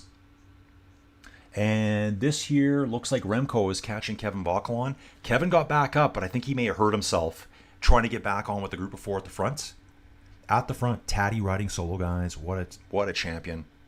He's riding solo, 1 minute 7 seconds back to Jonas. Yeah, this must be really hard for Jonas. Like, wow, I'm not as good as him. I'm just not. It's 58 seconds back to the Roglic group. I'm going to say the only group because I can say that name better. Remember, I keep saying it, Primoz, you're supposed to be retired, dude. Keep going, dude. Don't quit. And again, dudes, look at this. Tobias Johansson. This is not even a World Tour team here, guys. This is a Pro Series team. 10th place overall at the Tour de France. They won the stage yesterday. I think they're the winners today. Having a rider in the top 10. White jersey. Remco is trying to get back on board. So I think Vauquelin is going back and forward. Trying to stay with groups. Okay, there we just saw Vauquelin disappeared from the Remco group. So I don't know if he's fallen out the back again. It's not showing me all the tracking. Back to the live tracking here. They're all spread out. Really cool switchback coming up, folks. Really cool switchback coming up. Makes me think about something here. Today. Hey man, it's today. I'm going to say some really stupid jokes here. Yep, can't. Ooh, I think way in the distance there represented. It's only you know what, guys? That's what you think. Oh, he's lost a minute. He's only 109. Well, okay, he's 205 meters behind on the road right now to today. Guys, I got to show this to you right now because, again, I think it's super cool. We're going to jump back here to this image over on Bike Terra. You guys are watching it just as I am. I'm getting back in control here. Here is that. Take a look at the switchback here. Taddy's riding it right now. He's going to go around the switchback. Guys, I don't have the full subscription here. Jonas is just down below us here. You can see Jonas just off screen here right now, where my hand's circling. He's just entering that series of switchbacks. Taddy's absolutely flying up here, guys. It says he's traveling at 25.6 kilometers an hour up this climb, 8% gradient. Let me know if you can do that, because you can't. It's not going to show his power. His power output's probably massive. So cool. We got these groups here. So we're going to bounce back to Jonas here. I hope this works good. Here's Jonas. He's in those climbs, in those switchbacks now. He's just starting. Taddy has exited the switchbacks up above us. A further 300 meters back, let's bounce back to superstar rider here, Oscar Only and Florian Leibowitz, two of the next generation of riders here coming up. Roglic is riding with Tobias Johansson, it says. So Leibowitz has went ahead and left the veteran of the team behind. Guys, apologize. I'll go back here. Actually, I'm not apologizing. That's some really good extra stuff we can look at. Give you a better feel as to what's going out there. Here's Taddy still climbing. So again, if I can show it to you guys, yeah, it's hard to see right here, but actually, you know, you see it right down here. Okay, even here it's hard to see. But it was that switchback. It's actually all their numbers are covering right now. It's a right here.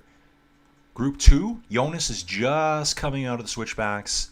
Group 3, Oscar Only and Florian Leibowitz, young guns. Young guns here, guys. Heading into that little switchback area. Group 4, Roglic and Johansson. Group 5 is the white jersey of Remco. So let's just get resituated here. Yeah, Jonas is just losing time.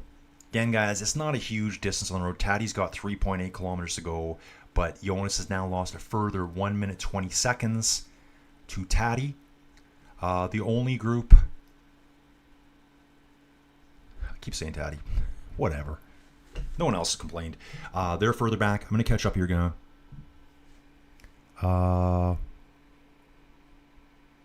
Come on, Jonas. Yes, Marcella. You got it. I think it's just going to keep growing that gap right now. Don saying Narvaez, the hero. He kicked off the attack. You're right, Don. Yeah, Narvaez went hard. Poggy jumped right on. Jonas was right there, but Narvaez just kept that acceleration going and going and going so long. Then Poggy took over, and Jonas just kind of rubber band snap. Looking at Le Lac Bleu up at the top here. Mario, go Poggy. Oh yeah, it's bigger than that. He's saying 30 behind, so I'm catching up here, guys. It's 124 the gap right now. Elite stuff. What if Poggy joins TVL? Well, that would be insane. That team would be just... Well, I don't know if they have the budget for it.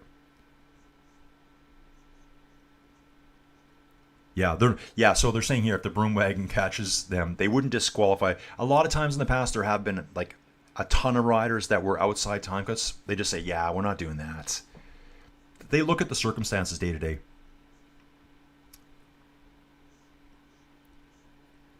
Okay. New comment here. Ray, Tedros, what position did Binion come in? Guys, he's still out there racing.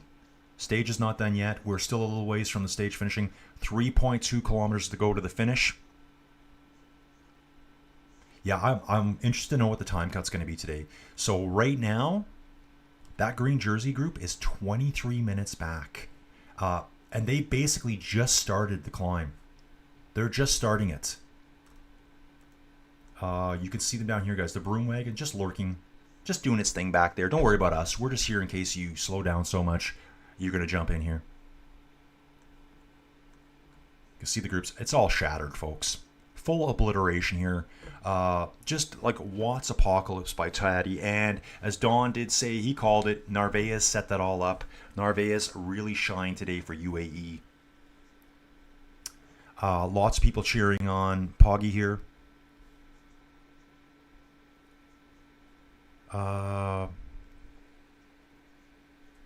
ASD 87 here saying, Rubik, I stopped to drink when I'm cycling, but I'm not in a race. Yeah. Yeah, even when I'm inside training here on my bike back here, guys, and I'm going hard, my heart rate's 185 and I need a drink. The time it takes to put that bottle in your mouth and get a drink in, you've missed a breath or two. And then it's like, then you're choking on your water. You're trying to get back at it. Timothy here's asking who's at the head of the race and how many minutes ahead of the rest. Taddy is at the front right now. Solo, dude. Less than 3 kilometers to the finish. He's riding in a 10 to 11% gradient right now. He's now increased his lead to 1 minute 34 seconds over Jonas. Jonas, we need more high altitude camps, bro. We need more high altitude camps. Robert saying, Poggy not appreciating the fans spraying with water. Yeah, what a weird sport. Fans are right there. This wouldn't be allowed in basketball or football or any other sport. I mean, you don't even know what they're spraying you with. What if they're spraying you with like a Coke? Then you're all sticky and... yeah, that wouldn't be fun. Jonas should accept his fate already. If Poggy does not compete in the Tour de France, he might have a chance. But other riders will come along. Yeah, like that's the point. That's the issue a lot of cyclists have faced in the past. The eternal seconds. There's been 2 eternal seconds, Raymond Poulador and Joop Zoetemelk. They've finished second all the time to some of the greatest riders of all time. Let's not forget, guys, there was like dominant riders before Poggy. Bernardino is one of them. Eddie Merckx is another. Jacques Anquetil. As dominant as this, and all the older dudes are going to say, oh, Eddie was way more dominant. They just won everything. Just a couple kilometers left here for Poggy. 2.3 kilometers left. Just Taddy's riding solo. Yep, they're saying here, Poggy is the Slovenian alien. That's what they call him. Exactly. We got Raymer de los Rios cheering on Poggy today. Timothy, are you sure about that? Okay, I'm not sure what that's response to. Yeah, guys, I scroll the messages and then they jump. Uncle Traveling Matty, Poggy is way too strong. It is awfully hard to bet against him moving this fast. Yeah, exactly. I mean, guys, when we see the time trial tomorrow, we're going to really know who's strong on the climbs. Okay, this looks interesting. Looks like Lipowitz is solo. Lipowitz is solo. So I forget who he's just riding with. Got Poggy up front. 1 minute 41 seconds back to Vingegaard. It looks like Lipowitz is closing the gap to Vingegaard right now. This Red Bull rider, the future of Red Bull, right there. And then I know people. Well, Primoz needs to retire. He's only 49 seconds behind his young teammate riding with Johansson and Oscar only. Guys, maybe he's being paid this year to support Florian Lipowitz. Remco just got caught by a flag on the side of the road. Arm goes up in the air. Gesticulations going on here, folks. He's ticked off. He knows he's going to plummet down the standings today. Last thing you want is someone whipping you in the face with a flag. Crazy fans out there, folks. Insanity. The dinosaurs are out. Loving it. Love this, guys. Awesome stuff. Lipowitz, Jay Taylor, thanks for asking. Lipowitz is dominating. He is going to fly up the GC today. Fly. He's only 35 seconds behind Lipowitz. They're probably screaming in his ears to get up there. There's a group of 2 riders behind him, Oscar only and Johansson. Yeah, X rider. Dude, come on, man. This guy is incredible. Roglic, Primoz is now riding with Remco. Primoz is riding with Remco right now. They're like 30 and 40 seconds gap. Obviously, Primoz is not with the young gun, but he's here to help mentor the young gun. There is a remote chance. Let's see what we got here, guys. 1.4 kilometers remaining for the man himself, the defending champion, three-time winner so far of the Tour de France. He had 2 years off when Jonas won. Remember, Jonas has won before, guys. People seem to forget that, but he is on fire right now. 1 minute 48 seconds ahead. Looking at the camera here, he's definitely working hard. He's out to prove something today. Mouth wide open. This is not your calm, cool, collected-looking Poggy. There's a sign stuck, being dragged along by one of the motorbike camera bikes. Guys, stage win for Poggy. Yellow jersey goes on his back today. Jonas is chasing hard, but he doesn't have the power to bring him back.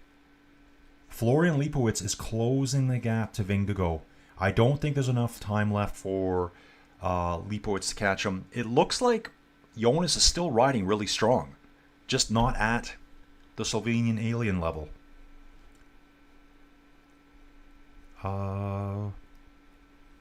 Okay, ooh, this is busy, guys. I don't know how many people are watching this, but you guys are blowing my mind today. Marcella, thanks for live stream. Also, Connor, thank you so much, Marcella, for being here. Leibowitz is dominating right now. Ortigueras is saying in awe of Taddy right now. Yeah, he is a total beast right now. They're really showing Florian Leibowitz a lot. This is awesome for Bora Hansgrohe. Bora Hansgrohe is kind of a weird team to me. They don't really have... They just seem like a quiet team. Not really out there. Probably because Primoz has always just been a quiet dude. Media want to talk to him. He doesn't say a thing. Yeah, whatever. Guys, it's only 25 degrees up here, so it's still hot, but we've dropped 7 degrees Celsius just climbing up. Taddy's virtually at the top, guys. The stream I'm watching, I'm 1 kilometer to the finish. He's actually 600 meters away. We know who the winner is today. So I'm going to catch up here. Yeah, Jeff, totally. Dude, I thought Evenepoel would just I thought he'd be able to hang with him today. His team is weak, but in the end, it's on his shoulders. Right? It's on his shoulders to win. It's like a lot of guys now will be fighting for 2nd, 3rd, 4th, and 5th. Yeah. Jeff Little's talking about McGill Indurain here. Seems to be forgotten. Yeah, once the glorious rider of the Tour de France. Ken here is asking, no, Poggy absolutely made Jonas implode today. There's a 2-minute gap between them right now as Poggy is going to win the first HC climb.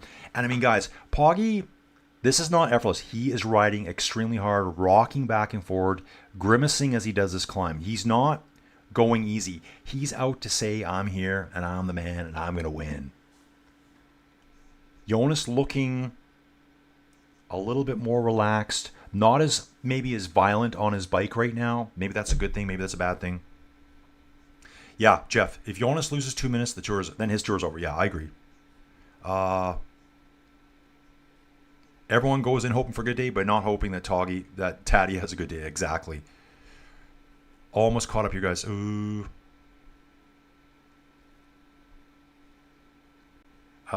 Ken's asking about the crash yesterday. Yeah, so guys, it's showing Taddy wins today.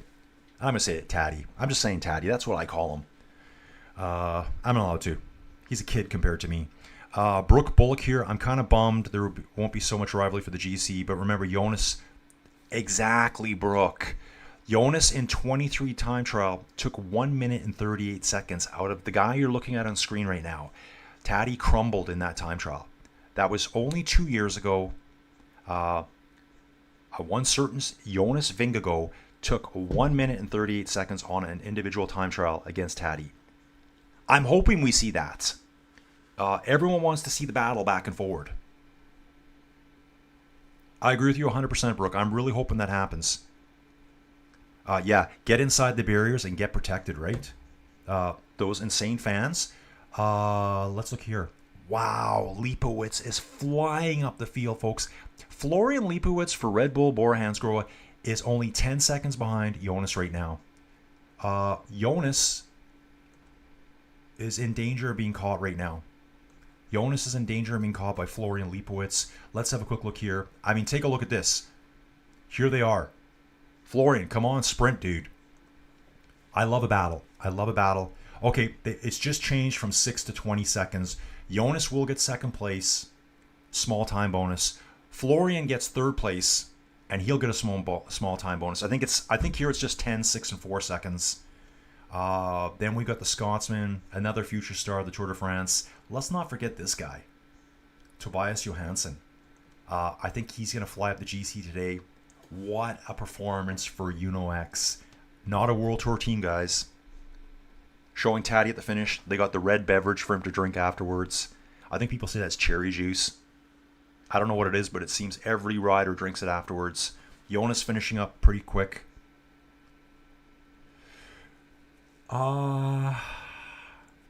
Ken's asking why Roglic kind of not strong now. Ken, I guess he's at the end of his career. He's 36 years old. He's kind of been there, done that. He's done everything. I'm sure he's got tons of money in the bank already. He's probably one of the best athletes out here. Like I said earlier, Taddy may have beat him in the road race today, but let's see how good they do ski jumping. Primoz is a really rounded athlete. He just has age on his side right now. Your performance is going to just drop down. I think the oldest ever Tour de France winner was 35 years old. I'd have to look that up. Yeah, Taddy's first win was the 2020 weird post-COVID race they did.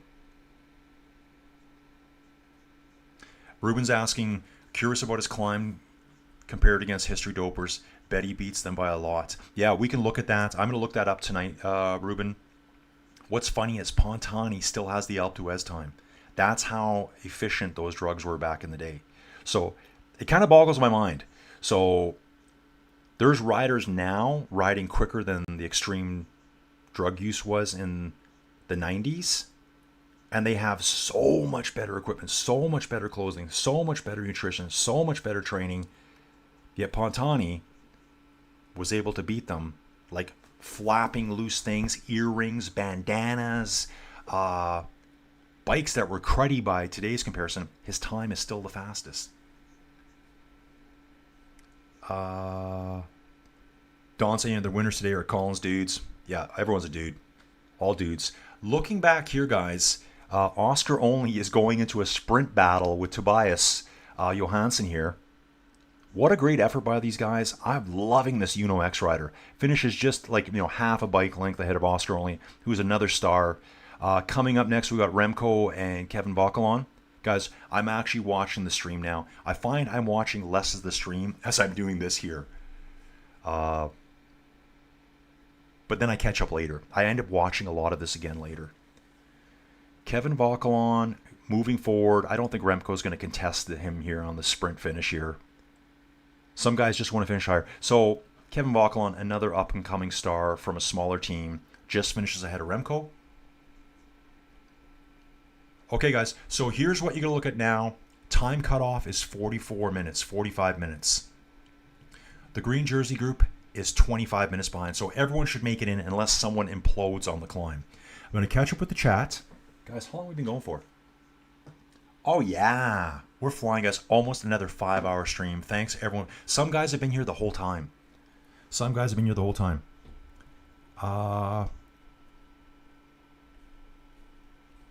Wow. You guys are so active and so knowledgeable in the chat. Timothy saying, Brooke, the next TT is a mountain TT. That will be tough. Brooke, that's tomorrow. Don't miss that, guys. I'm streaming every second of it. I'll probably jump on even earlier tomorrow. Could Poggy win the Giro, Tour, and Vuelta in the same year? Possibly. I was talking to Steven Cycles about it. So last year, Taddy did do the Giro, Tour double. That's one of the hardest doubles you can do. I think they kind of get worn out by the time the Vuelta comes around. They're kind of like, okay, man, I'm done. But yeah, I would love to see a Giro, Tour, Vuelta triple. I'd love to see it. I don't think anyone's done that. I'd have to look it up. Yeah, okay, sorry guys, hang on a second here. We're going to look at it now. We'll look at the general ranking now. So guys, this is today now. This should be today. Wow. Poggy has a 2-minute, 10-second lead over Vingegaard. And check this out. Florian Lipowitz, mentored by Primoz Roglic himself, is third, standing on the podium. 2:23 behind. Made massive inroads to Vingegaard's lead. He's only 13 seconds behind Vingegaard. Check this dude out right here. Tobias Johansson, for Uno X Mobility, went from 10th place at the start of the day. He is now 4th overall. 37 seconds behind third place. Could you imagine if Uno X got on the podium? Minds would be blown. Minds would be blown, folks. Oscar only moves from 7th to 5th overall. He's 3 minutes behind Poggy overall. Kevin Vauquelin in 6th. I think Kevin's back to where he roughly was 3:53 down. Kevin had a great day. Not an incredible day, but he's in there. Remco has lost some time, went from 3rd overall to 7th. Remco had probably an average day at best for him. He just doesn't have the climbing legs. Felix Gall now open to 8th. I think he's bumped up today too. That's all I've got so far, guys. I want to get through the chat here, hang out with you guys some more. My poll went past 1,000. Hey, Tony, no thank you. Hey, guys, I just want to say, did my poll really go past 1,000 votes? Are you kidding me? Yeah, so Mark, Taddy now has a 2-minute, 10-second lead. And guys, I love your comments. Anyone that watches this, don't be hesitant to ask me a question. Because it reminds me what to talk about. I'm thinking about this, and I'm thinking about that. I'm thinking about what I'm going to do later. That question is perfect. So Taddy has a 2-minute, 10-second lead over Jonas. Guys, maybe the yellow jersey's gone. Maybe we're going to have the Taddy boring march to the finish now, whatever you call it. Maybe if you love Poggy, that's great. But we're going to see a really cool battle now between 2nd and 3rd. Florian Lipowitz, it won't be content with 3rd. He wants 2nd. Carlos, okay, so Roglic across, remember, he should be retired according to everyone. 4 minutes and 8 seconds back. 9th place overall. GC standings. Okay, sorry. Guys, yeah. Okay, I did mess it up, guys. That's general ranking. Okay, that's today's ranking. I'm sorry, folks. Okay, so general ranking, it's even worse for Vingegaard. He's 331 down. Remco is 445. Lipowitz is in 4th. So Remco actually did manage to hold on. He's in 4th. Kevin Vauquelin is in 5th. That's the GC. So what we were looking at before here, stage rankings. Okay, that makes more sense now. But Lipowitz pulled back a ton of time today. I think today Lipowitz started in 8th or 9th place overall. And after today's stage, he's now moved up into 3rd. No, it keeps bouncing back. General ranking, GC. It's refreshing in the background by itself. Lipowitz is now in 4th place overall. 5th place, Kevin Vauquelin. So he's moved back up. Oscar only started the day in 7th. He's now in 6th place. He did get a 4-second time bonus, I believe. Roglic has moved up too into 7th. Johansson's in 8th. Okay, so Johansson finished really well on the stage today. But either way, 8th place for Uno X. That's incredible. Okay, so Tony's saying, this is what Tony says. He goes, your poll? Tony, it's your poll, dude. Let's give you credit. So Tony created the poll for today, guys. And sent it to me. He goes, hey, if you want to use this, absolutely, dude. Tony, think of another good one. So thank you, Tony, for that. Robert saying thank you for hosting this chat. Robert, you're number 2 in the chat today. Thank you so much. Jeff Little's Poggy closing the deal. Yeah, guys, it's probably going to be a battle for everyone else now. We still got a ways to go. People can have bad days. Yeah, June saying here, the good thing about Poggy is very humble. Yeah, he doesn't say a lot. He's just pretty chill, pretty cool about it. Fit Rudy's here cheering on Jonas. I hope Jonas can do something special coming up. David Paragas, looks like Poggy will defend his titles here. Yeah, it's looking like that already. And I think, before the tour even started, guys, he was far and away the odds-on favorite. Far and away the odds-on favorite. So to see this happening, this is not like, wow, unexpected. Everyone kind of expected this. Anyone that was putting odds on it. Jonas is saying this will be... Jeff's saying this will be Jonas' last contract.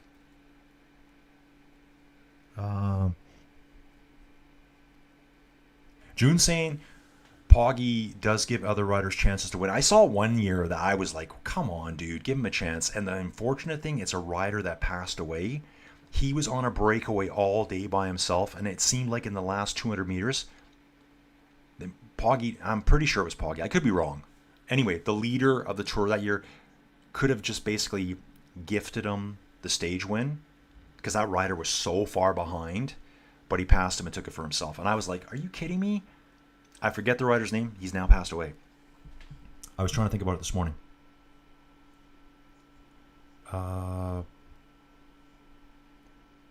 Julius is saying Poggy just ruined the tour for everyone, fans, athletes. Dude, we're still going to be here. We still love the tour. We will be watching it all. Name is currently unavailable. I like your name, dude. Name is currently unavailable. Saying dopers of a new generation. Thanks for the great stream from Uncle Traveling Matty here. Oh, wow. Just when I think I'm caught up. Okay, Brandoni. Cherry juice drink high in antioxidants, anti-inflammatory. Definitely part of the reason races are faster now. Antioxidant natural supplements. Okay, good to know that, dude. I know they're all drinking it. Lucas is correcting me here. Lucas Jurassic. The bike in the 90s weren't so bad. Yeah, they're not that bad. They're pretty good. Remember, it's a climb. Yeah, dude, you're right. I agree with you. Just the new bikes have all the tech, electronic shifting, and because they do.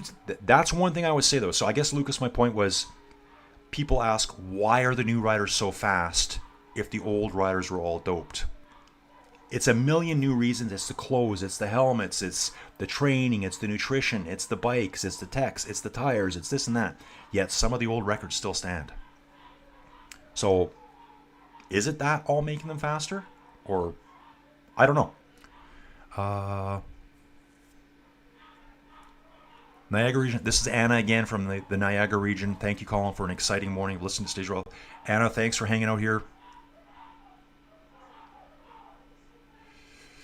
Elite stuff saying they aren't doping. Yeah, guys, there is a lot of things in place to prevent doping.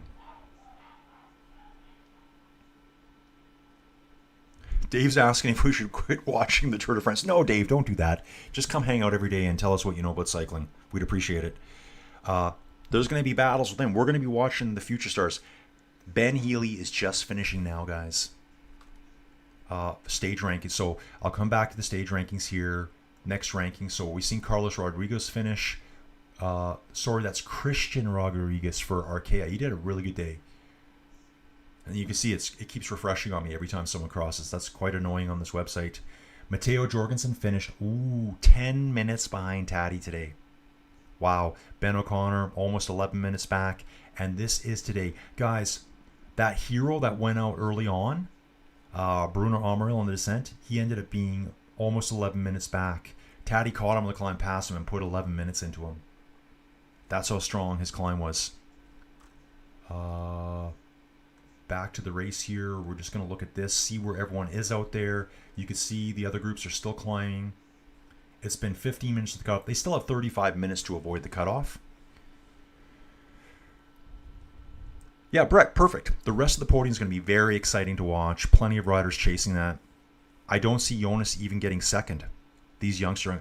Yeah, good stuff, man. Wouldn't it be cool to see Florian work his way to top? Oscar only get up there. What about the Uno X guy? Guys, I love them all. Maybe I sign biased at times. I try not to be.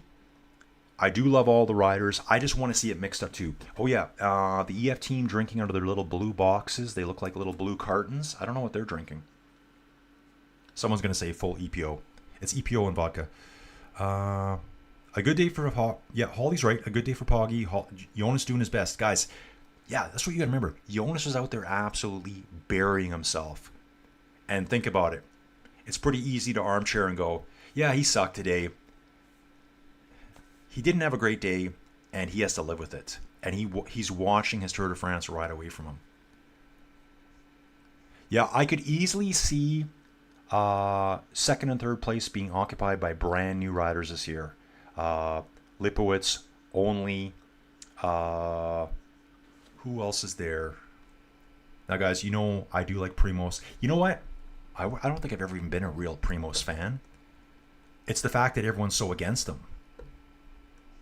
So, Poggy in first, Jonas at 3:30, Remco at 4:45, Florian's at 5:34. I could see Lipowitz could be out there, Vauquelin, only, Tobias Johansson is in the mix, Felix Gall's another rider. It just, how do they all perform for the rest of the tour? So Jorgensen now has dropped. I think he was 5th place at the start of the day. He's dropped down to 10th place. So not a great day for Jorgensen. Really not a great day for Visma all around.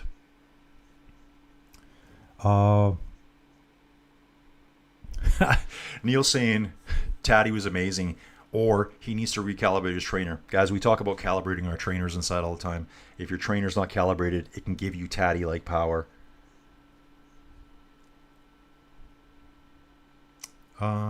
We got a new writer, new commenter here, Felis Akonda. Nothing points to Vingegaard beating Taddy in the time trial. The only thing I can say, Felice, is at the last big race in June, Criterium de Dauphiné, or was it Tour de... I forget now. First place was Remco. Second place was Jonas. Third place was Taddy. Whatever that tells you. That could be anything. That could be he was worse than them. That could be he had a slightly off day. That could be him going, I don't care. I'll take third. We never know. But yeah, good point. Brooke, thanks. This is a great stream. Okay, Brooke, we'll see you tomorrow. Thanks for being here. I just saw Steven Cycles. Only will keep me watching. Yes. Najoro here. First time here. Amazing stream. Thanks. No, dude, thank you for being here. What time are we looking at, guys? I'm a few minutes behind in this chat here. After mountain climbs, Poggy could even beat them riding in a wheelie. Joke. Okay, yeah. That's okay. Mr. DiBiase's back. I might sound crazy for saying this, but I'd rather see the rainbow jersey on Poggy than the yellow. Okay.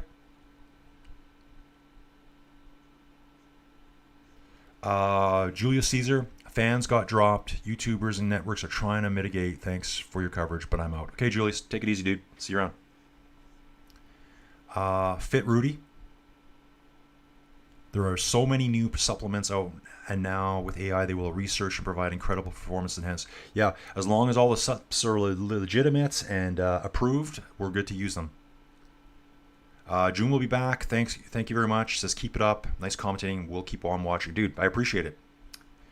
Dan's a new guy here. Koos did all 3 hours and broke.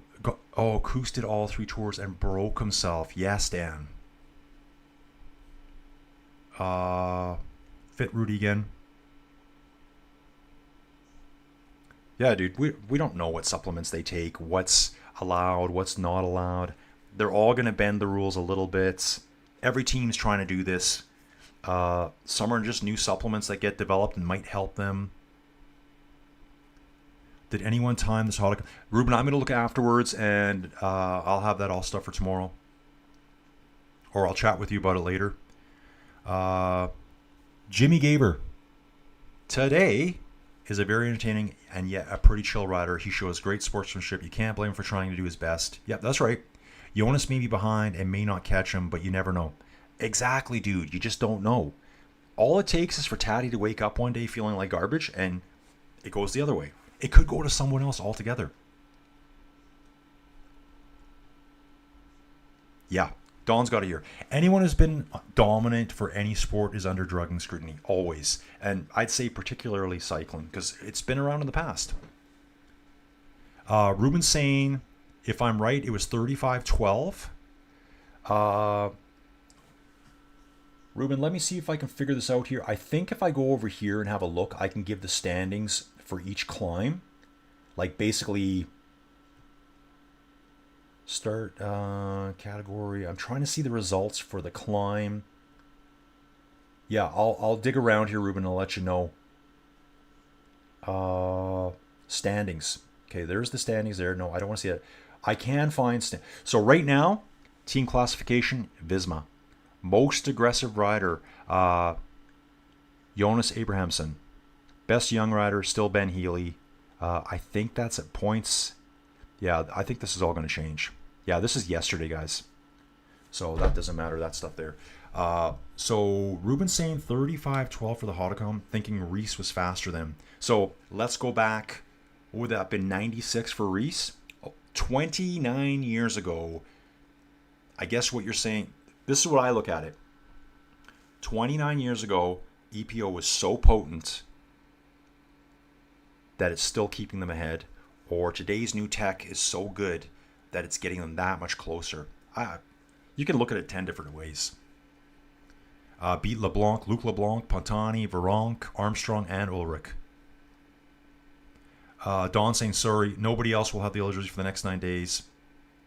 No other climbers compare. They need to train harder and have a VO2 max of 95. Yeah, probably. Yeah, June saying, I saw a video of Yzma always saying positive things to riders, especially being very hard on his riders. He should give them motivations. Carl Herzog here. First time following your broadcast. Great job. Thanks, dude. Thank you very much, Carl. Thanks. I'd like to see the tour live in the next few years. Would Paris be one of the best locations to view? If I ever go, I'm going to the mountain stages. I'd like to be in the Pyrenees. That's where I want to be. Starts in Barcelona next year.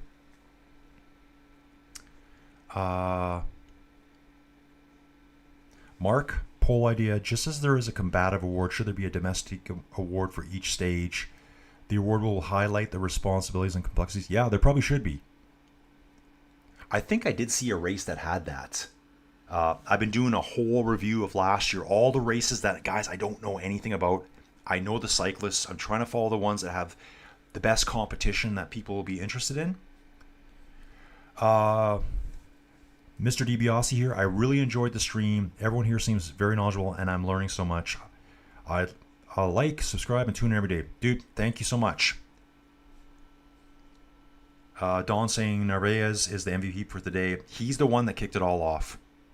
It will all be on the recaps. And unfortunately, Don put all his money in on Victor Campenaerts for today. He was absolutely convinced that Victor was going to time trial away to the victory. It didn't happen, sadly, Don. Stage rankings, guys, just quickly through here. Yeah, what's insane right now, it's only showing 43 riders are finished. So that tells me there's a ton of riders out on course still. A couple of big groups. What do we got left on course? 63 riders. Okay, here is probably someone that lost the most today. Enric Mas is going to go from 13th place down to, who knows, 50th?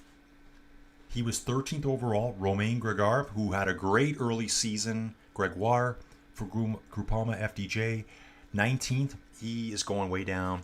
Buchmann as well, who's been quietly lurking in 20th, going way down.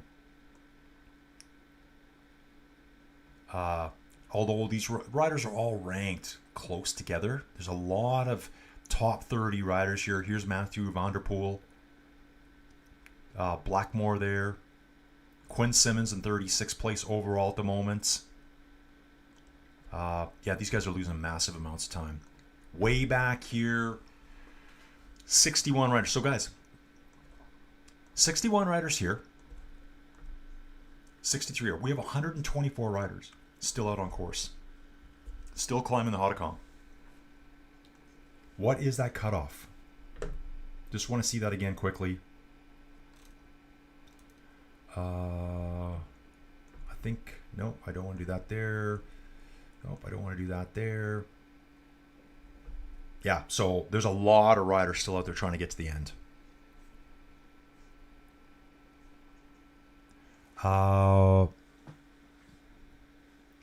Okay, there's always these comments. Rasrify is talking about Poggy being the most dope rider. I mean, he'll be getting tested right after the stage. So, I don't know how he gets away with it. Alpe d'Huez would be an awesome mountaintop to visit. I will leave my bike at the hotel. Yeah, dude, I think the stage I would least likely go to would be Paris. Just my opinion. Paris might have all the history and all the other cool stuff. If you want to do both, if you're there more for the experience of Paris, yeah, take the stage in as well. But if you want to see the real Tour de France, I would be out in the Pyrenees, the Massif Central, the Alps somewhere, maybe up when they're taking on the Dolomites. That's where I would go. Yeah, I don't know what Boston Perp was saying here. He was unlucky. Timothy's cheering for July 24th. Which stage is that? We finished on the 27th. 21-20. Oh, I've lost track, guys. But stage 19 or something? Yeah, Dawn, exactly. There's people out there still riding right now. Still giving her. Here they are. These guys here are still 4.5 kilometers to the finish. Riders that are 2 hours behind in this group. Dillier here being one of the main workhorses for Alpecin. He was on the front all the time at the beginning. Enric Mas, who started the day only 5 minutes and 56 seconds back. He's losing huge amounts of time today. The sprint jersey group back here. Highest ranked rider, 47th place, 48th place. And Vircher still hanging in there. Last place overall at the Tour de France, 172nd place. He's 2 hours and 14 minutes down right now. They're currently 20 minutes behind the leaders. I think if I come back here, so that was our profile today, guys, our map routes. Tomorrow is going to be absolutely insane. I want to show you the route for tomorrow. Please join me for that one. If you're not into time trials, but you like climbing, this is the one for you. We're going to see who's really tired, who's got the legs for tomorrow. So this is our profile today, tomorrow. 10.9 kilometers, 650 something meters of climbing. I've said it before. Let's say it again. The first 3 kilometers don't really even count. They're just slightly uphill. You can see here it's green. That's like 0 to 2.9% gradient. That's false flat. There's a little tiny bit of downhill after 1 kilometer. Kilometer 1 to kilometer 2 are downhill. More false flat. The climbing starts at 3 kilometers. And it's basically when we take the corner and head up the climb. I'm going to show you guys that too. We need to go to that one there. Have a look. We start down in the valley, head our way out of town, flat, false flat. That hard corner there, that's where it really starts. Bottom half of the climb in the trees, and the top half of the climb is all out in the open. This is going to be an all-out effort. Probably flip the GC again. Doesn't look that steep, but it's a lot of climbing in a short distance. Here's our rankings. Obviously, this was from yesterday. And here's the general ranking now and the individual. Actually, who has the climber now? This will be interesting to know. Taddy is now tied with Lenny Martinez. And it's one of those things where the latest guy to get the points becomes the wearer of it. Michael Woods, I did say he was going to be in the running, 22 points. But Taddy came along and took all those points at the end. Ben Healy still in 4th. Bruno Amaral in 5th. The most important thing is this yellow jersey here. Ruben saying nearly 30,000 subs. I think it was Steven Cycles who asked me a few days ago. He says, Colin, he goes, do you think you get 30,000 subs during the tour? Guys, I don't think about it too much. It's cool to see it grow. I'm more interested in how this chat forms and the cycling knowledge here. It will be 30,000 for the end of the tour, but it's not like I'm tracking it. I just looked and went, yeah, it looks about I should get there. What are you doing? Oh, Ruben wants to know what I'm doing if I hit 30,000 subs. I don't know. Yeah, uphill time trial tomorrow, guys. Okay, guys, I think I've been streaming for over 5 hours. I don't want to blow the internet up anymore. So, guys, what I'm going to do, I appreciate everyone being here. What a fantastic stream this was. I can't see even how many people watched yet. So, when I finish this, I stop streaming from OBS. Then I shut down the actual stream that's in YouTube, which is dead already anyways. It gives me a result page, and it always blows my mind, the numbers I see there. So I'm hoping you guys can continue to help me grow the channel and push forward and maybe have, the amateur version being the thing that everyone wants to see, because it's something different than what the pros are doing. All they do is just talk to you. And they have their little scripts that they read. I see it all the time. I see people reading off scripts. There's no script here, guys. There's nothing. This is what I do. I like the natural, authentic thing. You guys let me know. Obviously, I think you guys are liking it. I appreciate everyone being here. I'm going to fly on out, guys. Thanks for watching, and we're going to see you